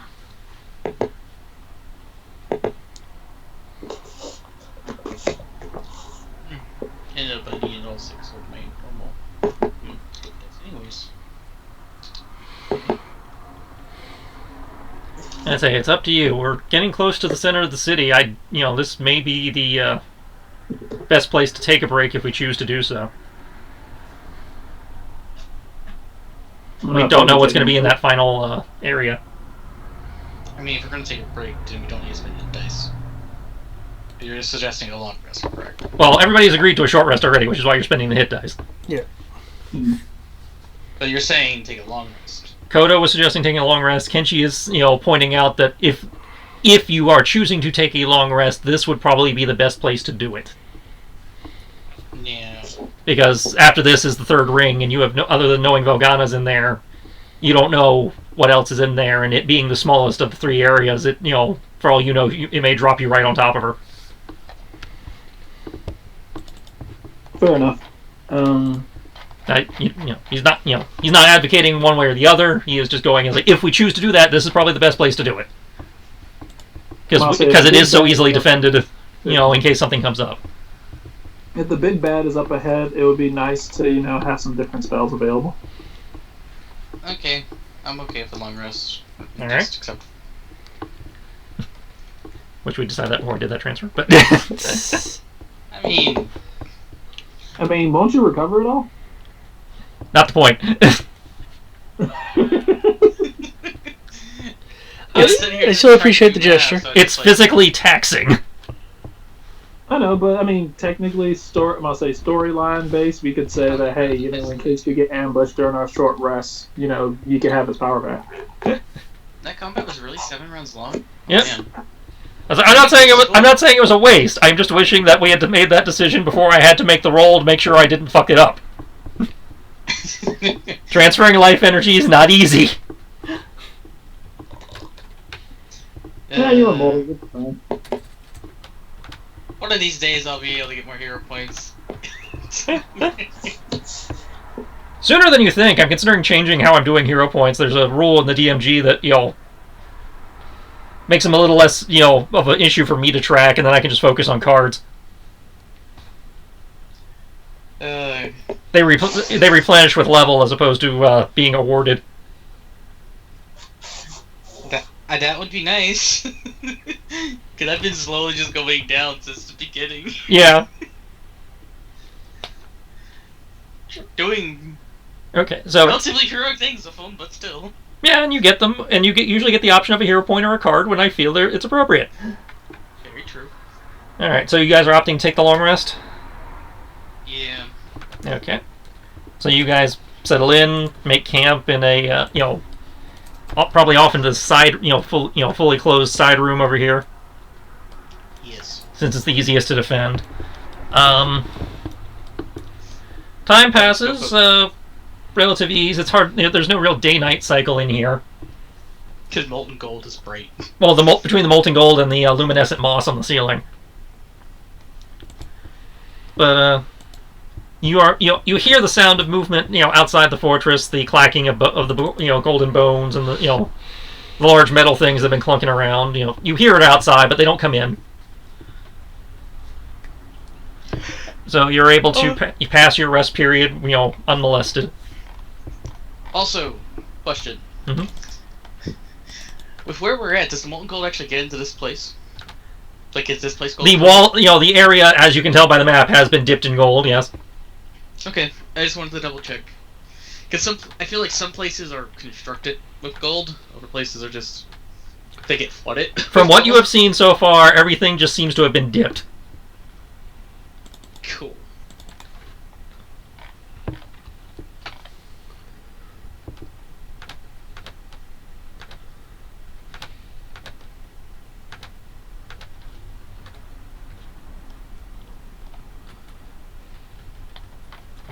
Alright.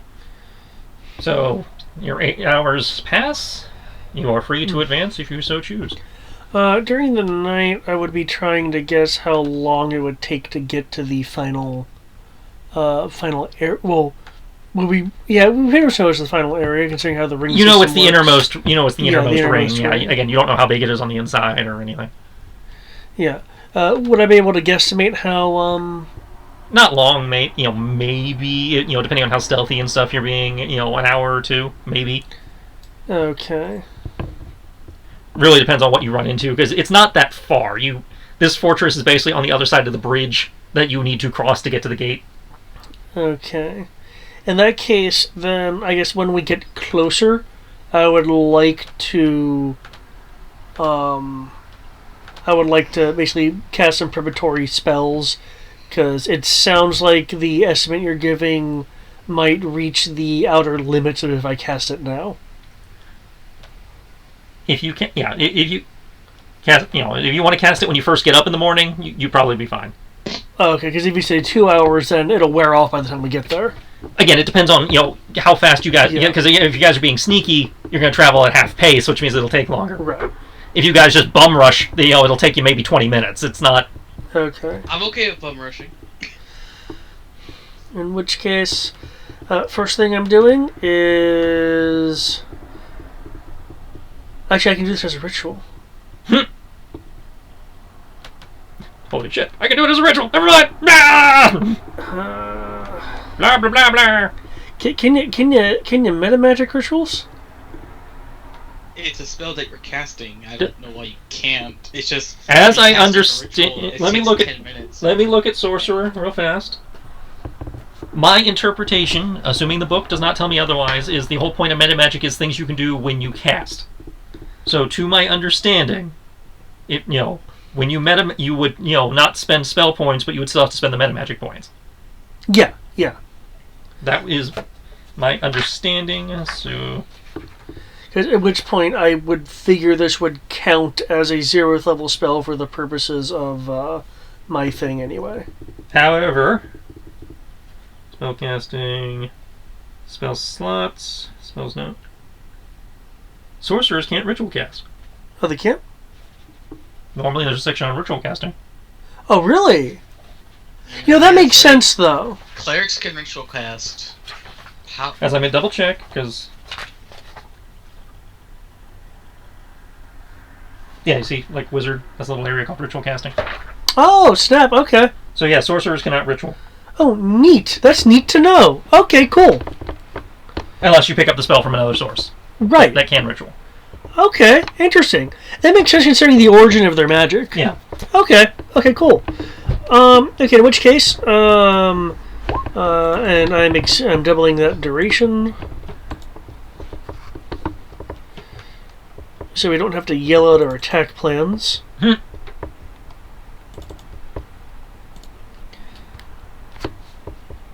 Isn't that half the fun, though?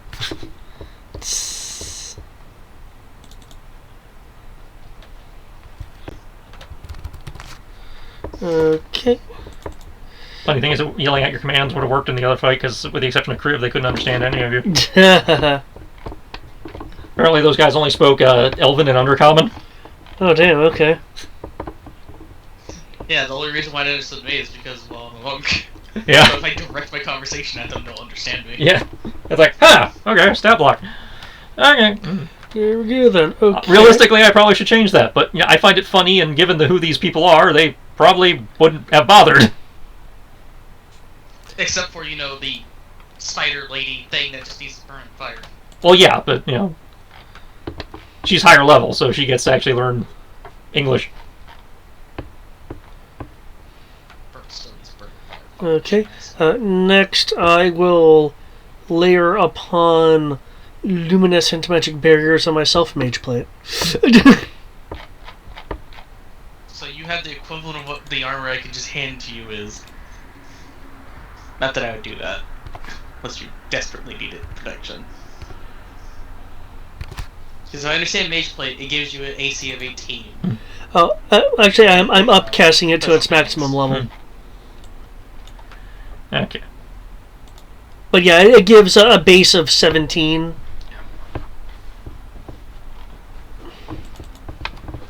Oh my god, Kyle. Die immediately for once. Shit, it's a concentration spell, which now limits pretty much every other damn thing I can do. Okay.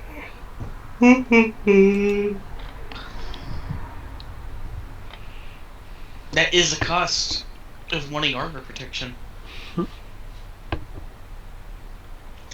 Also, it makes it really annoying because if you do get hit, guess what you have to roll now?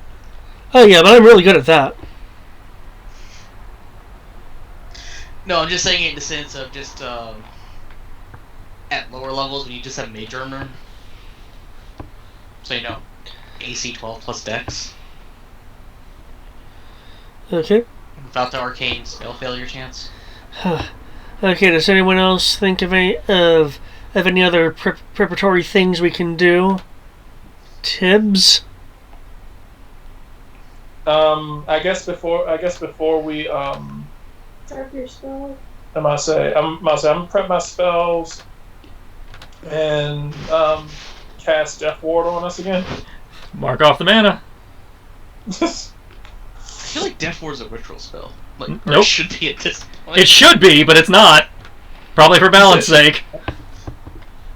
You said it should be a what spell? Eric, like it should be a ritual spell. It's like maybe, but it's not. So Like, I feel like it should be a ritual spell because it literally takes 10 minutes. I feel it's not for balance purposes.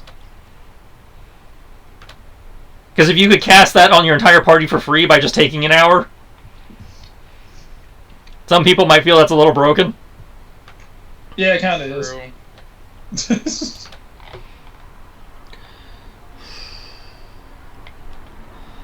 I'm pretty sure it's already annoying enough to most GMs.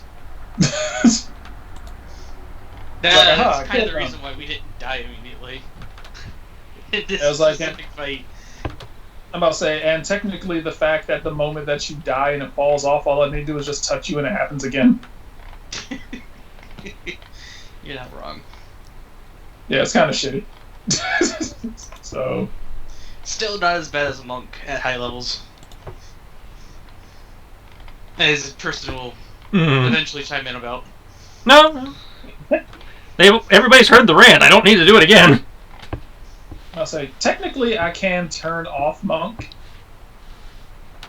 Well, anyone can turn off monk. You just have to know how to cast anti-magic. Yeah, no. Apparently. Yeah. That's so fucking stupid, because it's... I'm Whatever. pretty sure it's there for game balance. It just doesn't make sense. Because the whole point of anti-magic is to let the fighter shine, basically. Also, I spend years just meditating. I don't even have magic. I just meditate. Their logic is that key and magic are the same thing. They are both drawing from the weave, but whereas, sorcerers and wizards are manipulating the weave around them, you're manipulating the weave within you.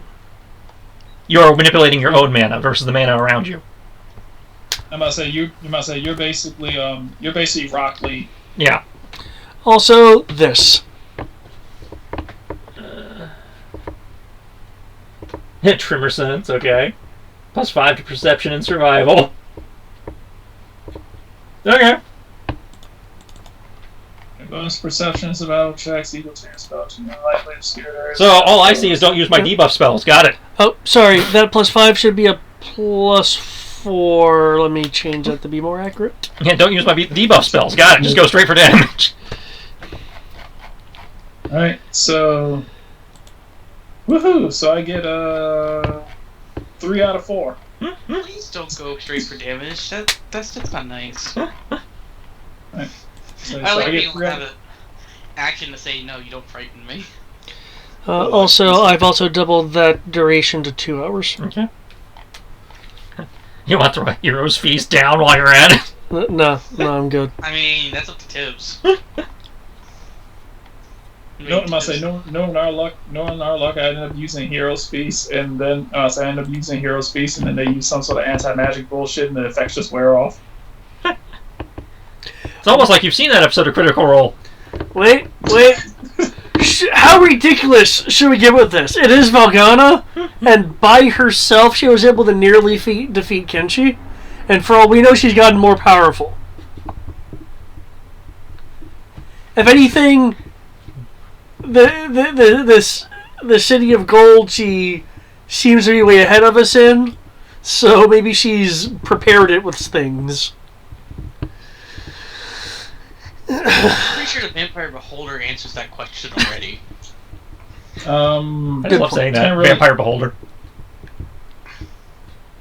Because fuck, that thing was annoying. I can't think of anything. Especially when it's Nope. stun locked and I couldn't move. Because I didn't feel like dropping 1,000 pounds worth of armor. I didn't want to take my free drop action to drop my stuff. Well, I expected the bridge to melt, and then I'd literally be forced to take double I'll- damage from melting. I'll do that when things get a bit more. Oh, freaking glassing beam! I forgot about that. Seriously. Try glassing Velgana like you did Matthias. No. There's literally a spell called glassing beam. It's essentially the Dawn Hammer. Are you going to try to melt Velgana like you did Matthias?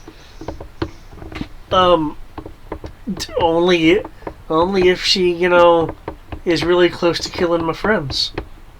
I was about to say only a little. I mean, she's already proven she's more than capable of doing that. Yeah, but I don't like tapping into that much power. What, you don't like infinite power? Like your Do you infinite want the influence? actual God King to come back? From what I heard, he's a bitch, so yeah, sure. We can take care of him. Then we'll have you back. The good God King. Let's go.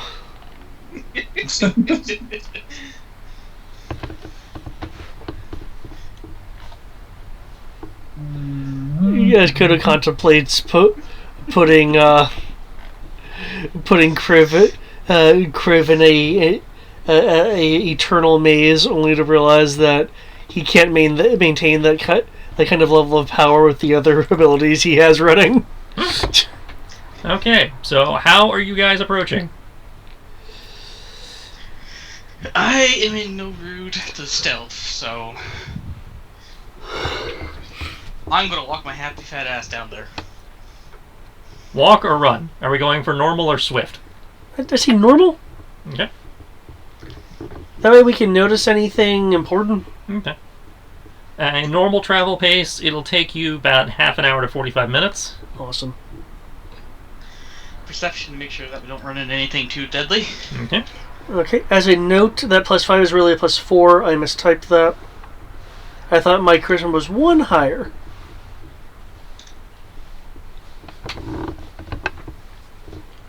Oh, lightly educators do not impose disadvantage on perception checks that rely on sight.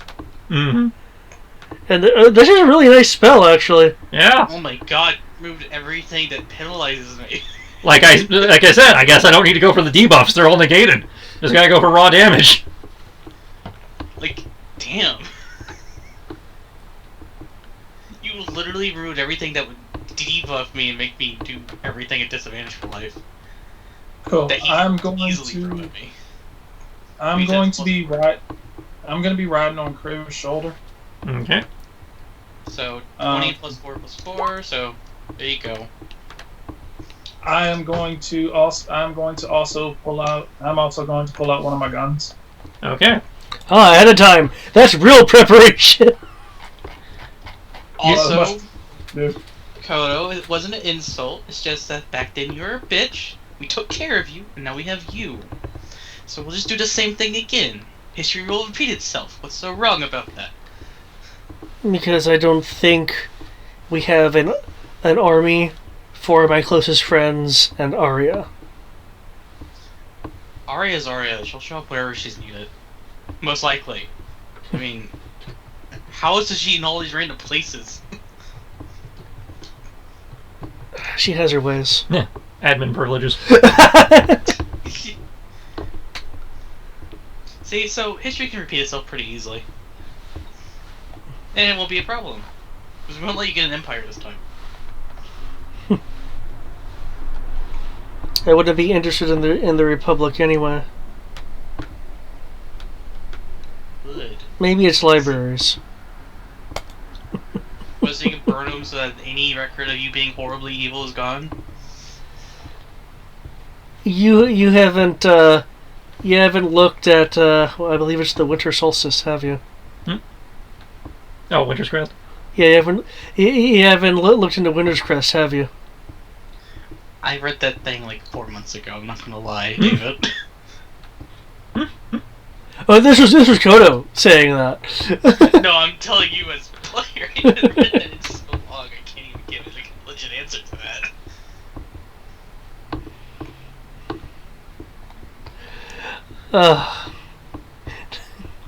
Assuming our conversation hasn't attracted. I was waiting for you guys to finish before I described anything. That's all.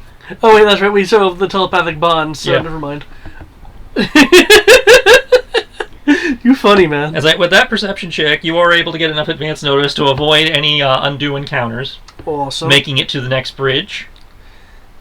What you see guarding this bridge are two more of those giant, like creatures from before.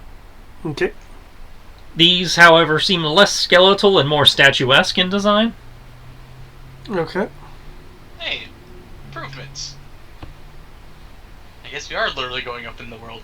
If the world is the city. But they too are guarding the gates as they were before.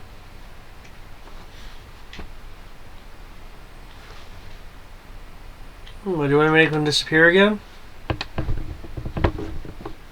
Do you want to spend the mana to do that? Do you have a faster way? How tall is the wall this time?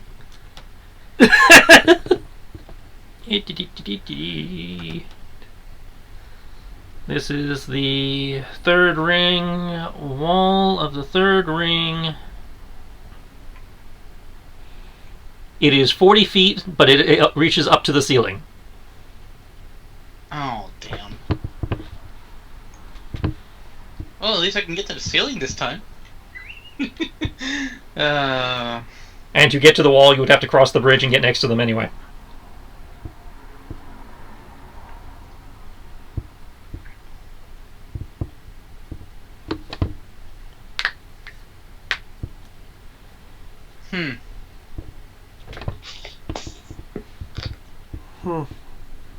It's a solid door for the gate, isn't it? Yeah, it's like the first door. It is a solid, Okay. wood, very thick wood and steel reinforced, dunked in gold door. Wait. This is the player speaking. Wait. If there's someone on the other side, I could dimensionally push everyone through. Fuck that spell. No, it has its uses. I'm just really annoyed by the particulars. Okay, but for real. Okay, I'm good. You have any ideas, Kenshin tips?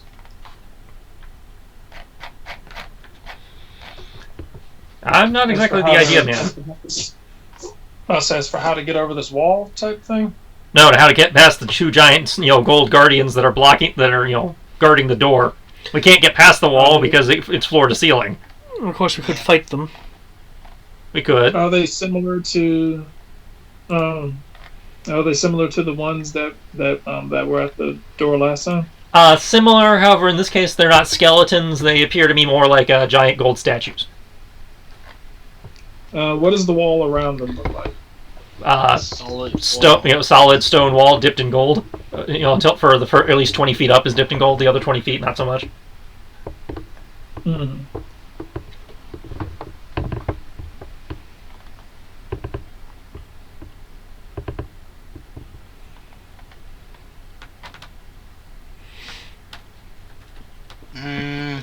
Let me check some real quick. And you said they're dipped in gold. You said they're dipped in gold, right? The statues are, the statuesque, giant-esque creatures are solid gold, yes.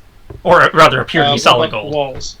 The walls are gold for the first 20 feet and then stone for the second 20 feet. So it appears that when the city floods with gold, it only gets to about the first 20 feet of the wall here. Okay. Okay, well, can't do that then. And the ground we're walking on is also Gold. Gold, correct? Yeah.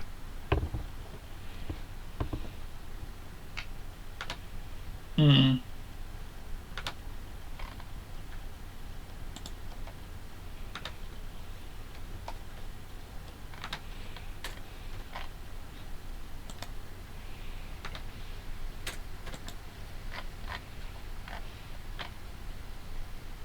And we know that these things will eventually just kind of get up, right? If you get too close to the door, they attack.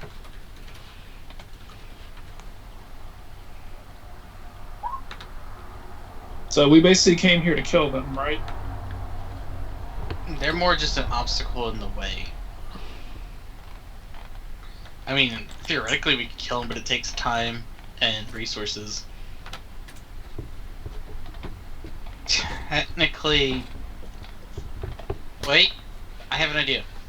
Are we sneaking? You chose not to sneak up here. So we're not sneaking, so we're just like kind of like, fuck it. You're just standing there at the edge of the bridge staring at them, and they're staring into space. I say we just banish them. What was it? You say we do what? Tibbs can banish them, it'll be more mana efficient, wouldn't it, than what you did last time? I don't think you can banish more than one being.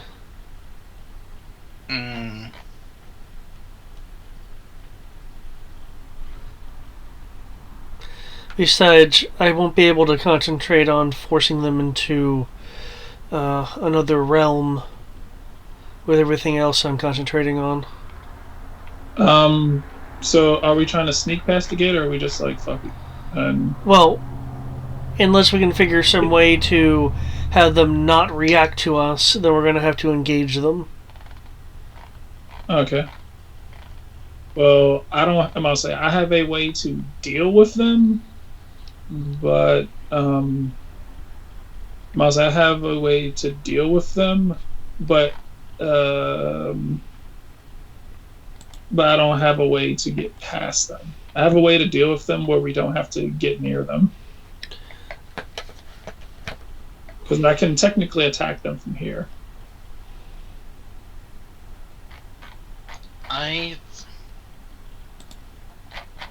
Based on what we know,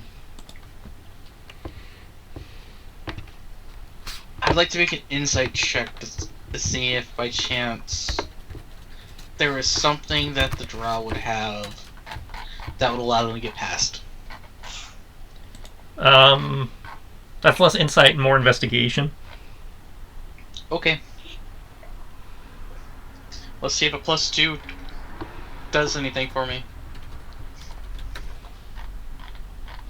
Flat 20. You didn't find anything on their persons that you would think would allow them to get past.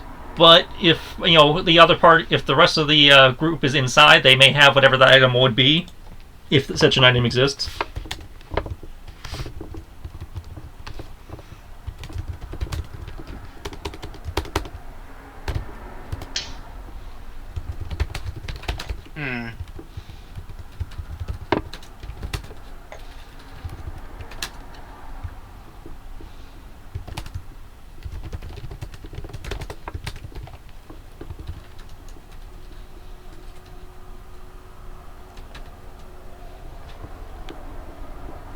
Right.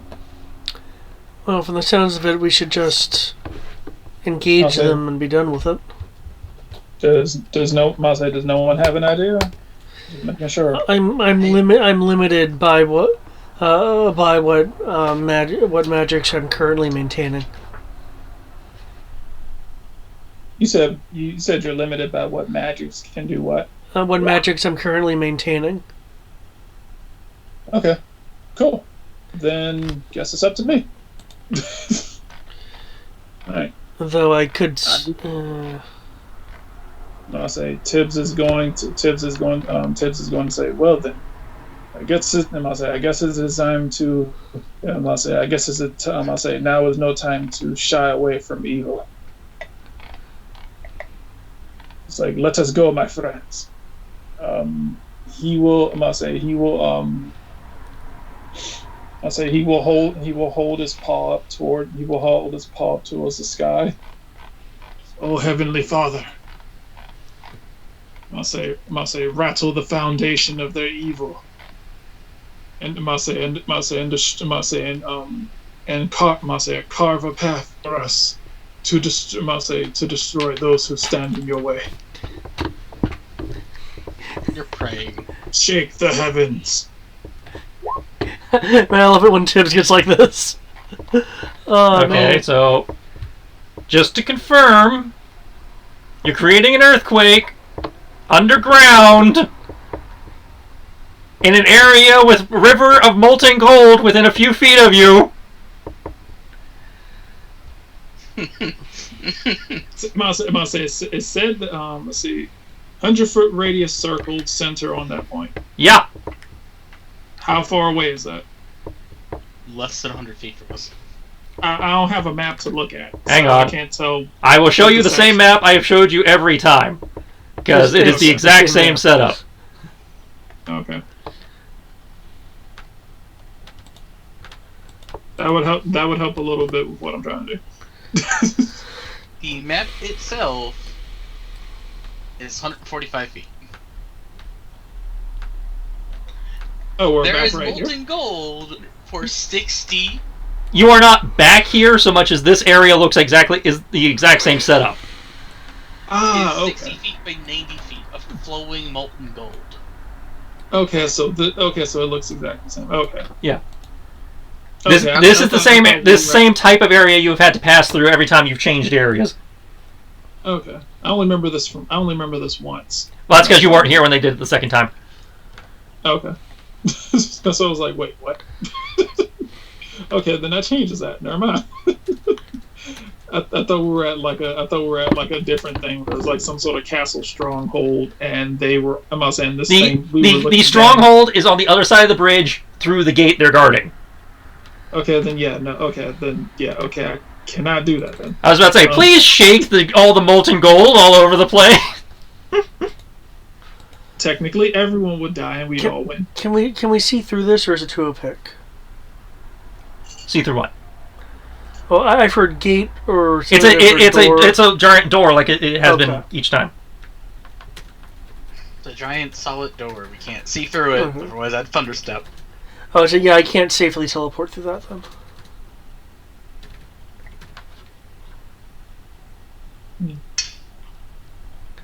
I do have a question. The Dimension Door spell states that I can take one creature with me. Mm-hmm. Do you think that's a matter of what the spell can support, or what they figure that you're able to kind of physically take with you? My understanding is the spell can only support basically two people passing through it at a time. Okay, so if I take Tibbs with me, that would count as one too much. Okay. I mean, Tibbs also, is a small creature, so yes, he would be too much. If it was like a familiar, so like a tiny, I'd let you get away with it, but... Okay. I'm gonna say I'm not worried because I can get over the wall myself without them being able to attack me. No. It's floor to ceiling. I'm gonna say, but we would still have to worry about Wait. Crib, Kenshi, and Sarai. No, so that wouldn't work. I'm gonna say because we can all go in Kodo's little luxury Actually, no. bedroom, I can and take then Kodo can I can teleport take himself. someone with me. I'm gonna say I can get over the wall and take someone with me. You cannot get over the wall goes all the way up to the ceiling. Oh, okay. It's a never solid mind. wall. Ah, There's so it's nothing just over it. okay. Which We case, only have a gate. Unlike last time, it looks like fighting them is the answer. Not necessarily, that's just what you're... Well, I don't feel safe doing a blind teleportation. Anybody know a portal? I even think with portal I need to know where I'm going. Let me read that for a second. You can't teleport to a place you don't know as long as you have an item on that location.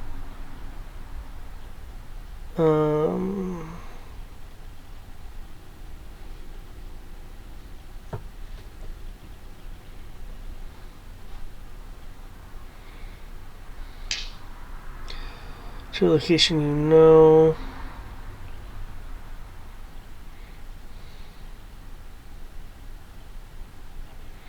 Okay. I guess, technically speaking, with stuff we've picked up here, would that count as... no, I need to... that is a really difficult check, though. I could... Based on what you have just read, my understanding would be is you need something from the other side of the door. Okay. I mean, I could do something. Let's see. Hold up. Let me see. How many of us is there? A total of...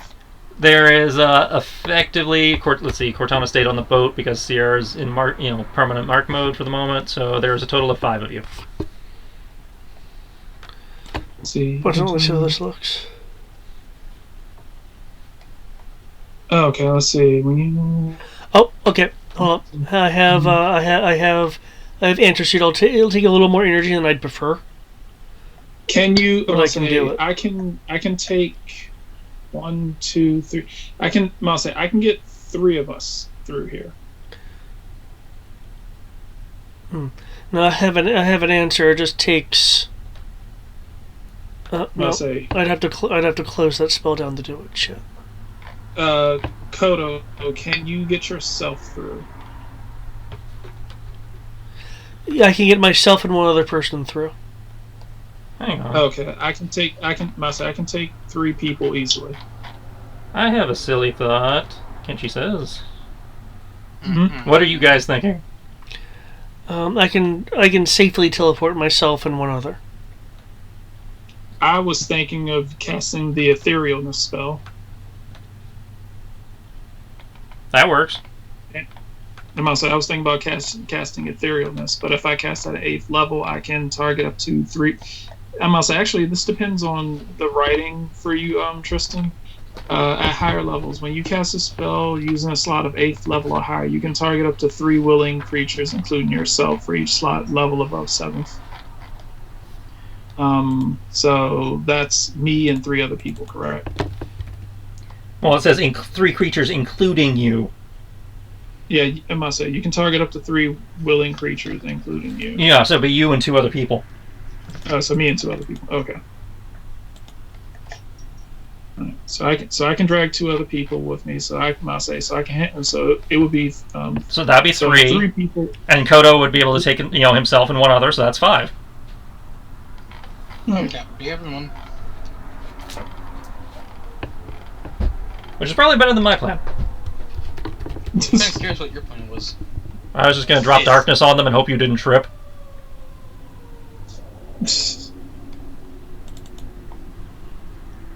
Which, We had Tremor Sense, so that would actually work. That's assuming they don't have Tremor Sense. That's us gambling on them not having extra enhanced senses beyond Dark Vision, because Dark Vision wouldn't work. True.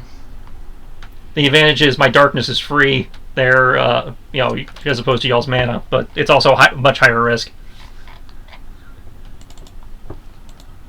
Yeah, because the guy who doesn't have Tremor Sense or True Sight, I think, goes for your darkness. Okay. So it sounds like a good plan, yeah?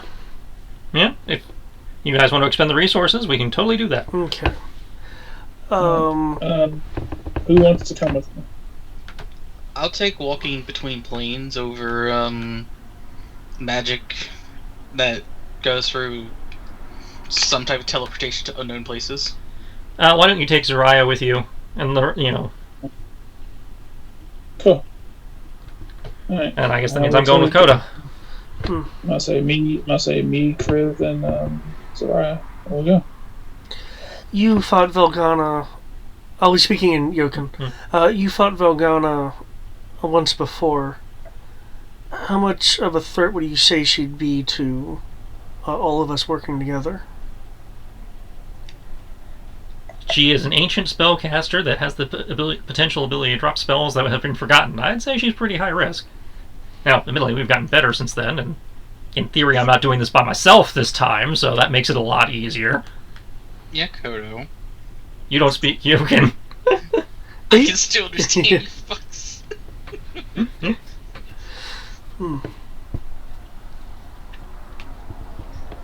Okay. In that case. Can't hide everything. This isn't Final Fantasy. You can understand intense, yeah. You're not necessarily getting the nuance. I don't need the nuance to know what he's Okay.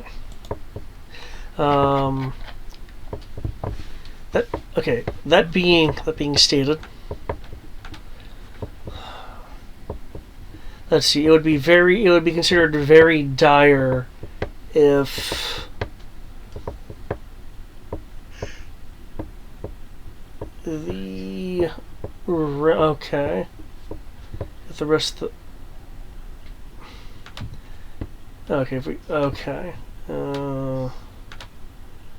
that's how I'm gonna have to phrase it. Yeah, that's how I'm gonna have to phrase it. Okay.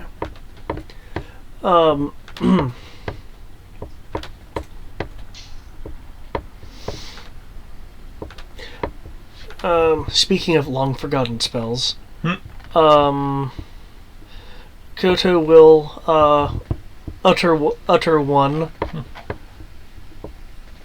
Is Koto saving the game? Yes, I'm saving the game.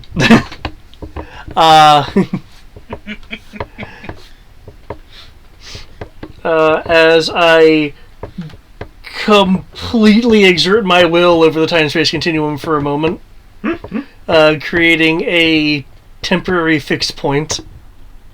So if you die, we all restart? I can't choose myself. I cannot use that condition. Well, let us know what your condition is and make a note of it somewhere so we know what it is. I figured the condition would be Kriv, Kenshi, and Tibbs are dead. Because my first thought was Valgana wins, but that's very vague. Yeah. So in the event all the PCs but you are dead. So by that phrasing, so Death Ward has done its thing. They have failed 3 death saving throws. Yeah, and from everything we've seen, they would have no reason to stop us from dying. Mm-hmm. Then you will reset to outside this game. To right now. Yeah. Okay. So we've already formed the plan. Mm-hmm. Yeah. I could be a dick, but I'm not going to do. Counterspell? No. I will explain. When I have ended the session. Okay. You have saved your game. You have marked off your mana for your Dimension Door and your Etherealness. Yes? I'm... Ryan?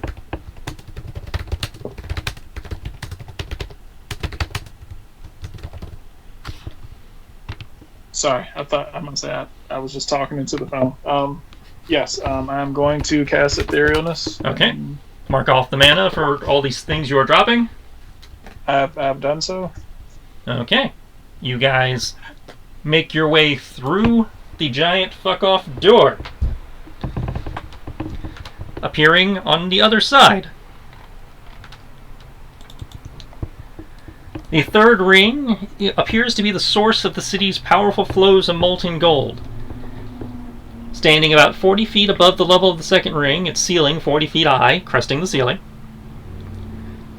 Sitting at the center, atop a small flat stone island, completely surrounded by a 25-foot wide canal of molten gold and accessible only by a single small bridge, one that shows signs of gold staining and scorching, indicating it does not have the protections of the other bridges, sits a small structure.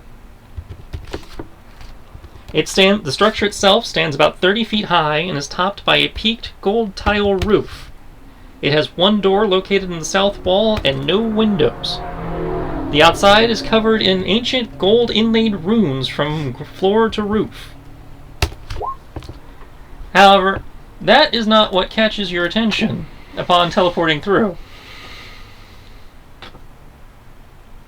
Or walking through. Or, passing through. Because, Imperialness, incorporeal shenanigans. That's not what catches your attention. Okay then. What catches your attention is an enormous skeletal dragon plated it from head to tail in gold and sparkling with a greenish glow from the light above. It stands guard upon the bridge ahead, and upon the appearance of Kenshi and Koto, it rears back and flaps its skeletal wings, opening its large jaws and begins to charge. That is where I'm calling it. You know what? Golden dragon. Golden dragon. Gold skeleton dragon. I am only moderately concerned. Because at least me and Tibbs are incorporeal. Oh, so you're just going to leave them to fight the adult dragon. Okay. No. I say that. No, Eric just did. I'm just glad I'm not going to be the first target of it. He's like, yay! You have made it to the third ring. And after all the shit that you guys went through today, your XP finally crested to level 19. This is why I was making a joke about I was being a dick, because you saved the game before I told you you're leveled. Ah! Well, I mean, you had already earned the XP to level. That's why I was like, I could be a dick based on that wording, but I'm not gonna. Technically, we leveled from the fight before. That's why I just said I'm not going. I was like, I don't intend to be that dick. I'm just. Does that technically mean we can go into this fight with everything that we got from the level? Because you took the long rest. Yes, you have access to whatever level you take when you level up to 19. Yay! Also, I'm kind of sad it's a gold dragon. Like, gold plated. It's a gold dragon. It's supposed to be good. It's not actually a gold dragon. It's a skeleton dragon plated in gold. It looks cool though. It really does. It's very, very dead.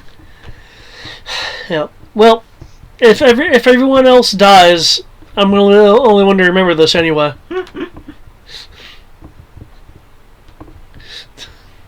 Yeah. I'd say we will come back to this in at minimum 3 weeks, because next Ladrina session is going to be the Star Wars Halloween special. That's right. We're going to just go back to back Star Wars Halloween stuff. Yep. At least until November, then we'll go back to normal rotation. Interesting. Which folder has the which folder thing that you shared has the Ladrina stuff in it? None of them. I shared that as a separate document. Oh, so it's just a document. Oh. Yeah, it's just a Google Doc called Ladrina World Notes. That has all the stuff specific to the world. If you're looking for feats and stuff, that's a different document. Are you looking for the life path thing? Are you looking for the life path? Are you looking for the world notes? Or are you looking for all the extra feats and spells? Nice. All the extra feats and spells. Or is it all that should be in the D&D book folder that I've shared with everybody. It's called Approved Third-Party Material. I like the painted flow of yellow and golds on this. I kind of expected nothing less from the good old Pathfinder, because this was a published book, wasn't it? This is a published adventure. I use the term adventure loosely because there's not actually a lot of content in it aside from the battles. They really did expect me to fill all the traveling and stuff in, and I didn't realize that till it was too late, which is why this has just been one chain of fights after another, because I didn't realize I needed to prep content in the middle. And it was a dungeon crawl outside of, hey, you should probably add stuff to it. Nothing wrong with that. And there's to me, because I hate just generic dungeon crawls. I want things that have some degree of story to it. Oh, I agree with you on that part. But I don't mind a good dungeon crawl once in a while. It just means I have to proof my adventures a little better next time. you know what's really interesting? Thankfully, this is the last map. So after this, we are done with this place. And when you read the adventure background, it looks like it's going to be really interesting. Yeah, which is what I did. I read the adventure background, and it's like, oh, cool. And then we actually start running the adventure, and you're like, where's the content? The synopsis said this would be great! Yeah. The synopsis apparently expected me to do all the work. I just want to say, what I posted in Skype and in Necrocom chat is kind of where my mind went when you said you turned into a spider. Yeah, that was a drow arachnomancer. They're weird. I personally like them. That's the same person I used in the fight against the quote unquote lich god. It's just like, what's the point of turning into a your stats don't change when you turn into a spider. You gain a climb speed and the ability to shoot webs out your ass. Otherwise, you're the exact same. You still cast spells and all that the same. Where's the benefit? Well, actually, wait a second. Doesn't it follow druid rules? No. Ah, well then. It can still speak and shit as a spider too. Well, no. What I mean is, if that form dies, does it go back to its original form? No. Its hit points remain the same. It doesn't change its hit points or anything. It honestly, if it follows druid rules, that would probably make it be relatively good. I'd say that would make it make more sense at least. I can see. Okay, I can see it if you're wanting. If the Arachno woman is wanting to blend in with what would seem to be a quote unquote regular giant spider attack, and surprise the fuck out of people. It's like, giant spider's alright. Oh fuck, that one's shooting lightning! I still just... I'm half tempted to try to talk to the dragon skeleton and see if it talks, or if it's just being controlled. I'm so tempted. Hello, Mr. Dragon! Oh shit! Also, I really have to say, because this map especially, gold! I'm not gonna lie, you can make Demi planes. I'm just like, make a Demi plane on the fountain there. Actually, yeah, I could place the door underneath, because unlike other spells, I don't believe it says anything about interposing matter. Exactly, so just make a Demi plane with the door open, just take all the gold. Now the downside is it would eventually solidify, so I'd open it and go thunk. Let me break this apart. Well, that's when we go to the main city and go, we have this much gold. What do you mean we have a city's worth of gold? What do you mean you have a city's worth of gold? Go to open the Demi plane. Ka-chunk. Just like a skyscraper-sized piece of gold. Unfortunately, unless I do some secondary spells to modify it, it is a 30 by 30 by 30 space. Well, how many of those can you make? As long as I can maintain the mana, I can keep opening. I can keep creating different extra-dimensional plane. Extra demi planes. So there's no limit on how many that you have. It's just how many can you get access to at a given day. Yeah, it's a matter of my energy to forge them into existence, or re-access them. So theoretically, once we clear out this fight, we could sit here and literally go, and this is 30 by 30 by 30 cubes. It's literal gold. Hey guys, do you want to break the world economy? I don't think Kodo wants to break the world economy. He just had a rather practical thought of, it's like, hey, I mean, I know I don't need a crap ton of gold, but it looks like that we've been needing consumables that are really expensive recently. So let's make sure we can afford those. Yeah, that's what I'm saying. We just take all the gold. I wonder what the value of a 30 by 30 by 30 chunk of gold would be.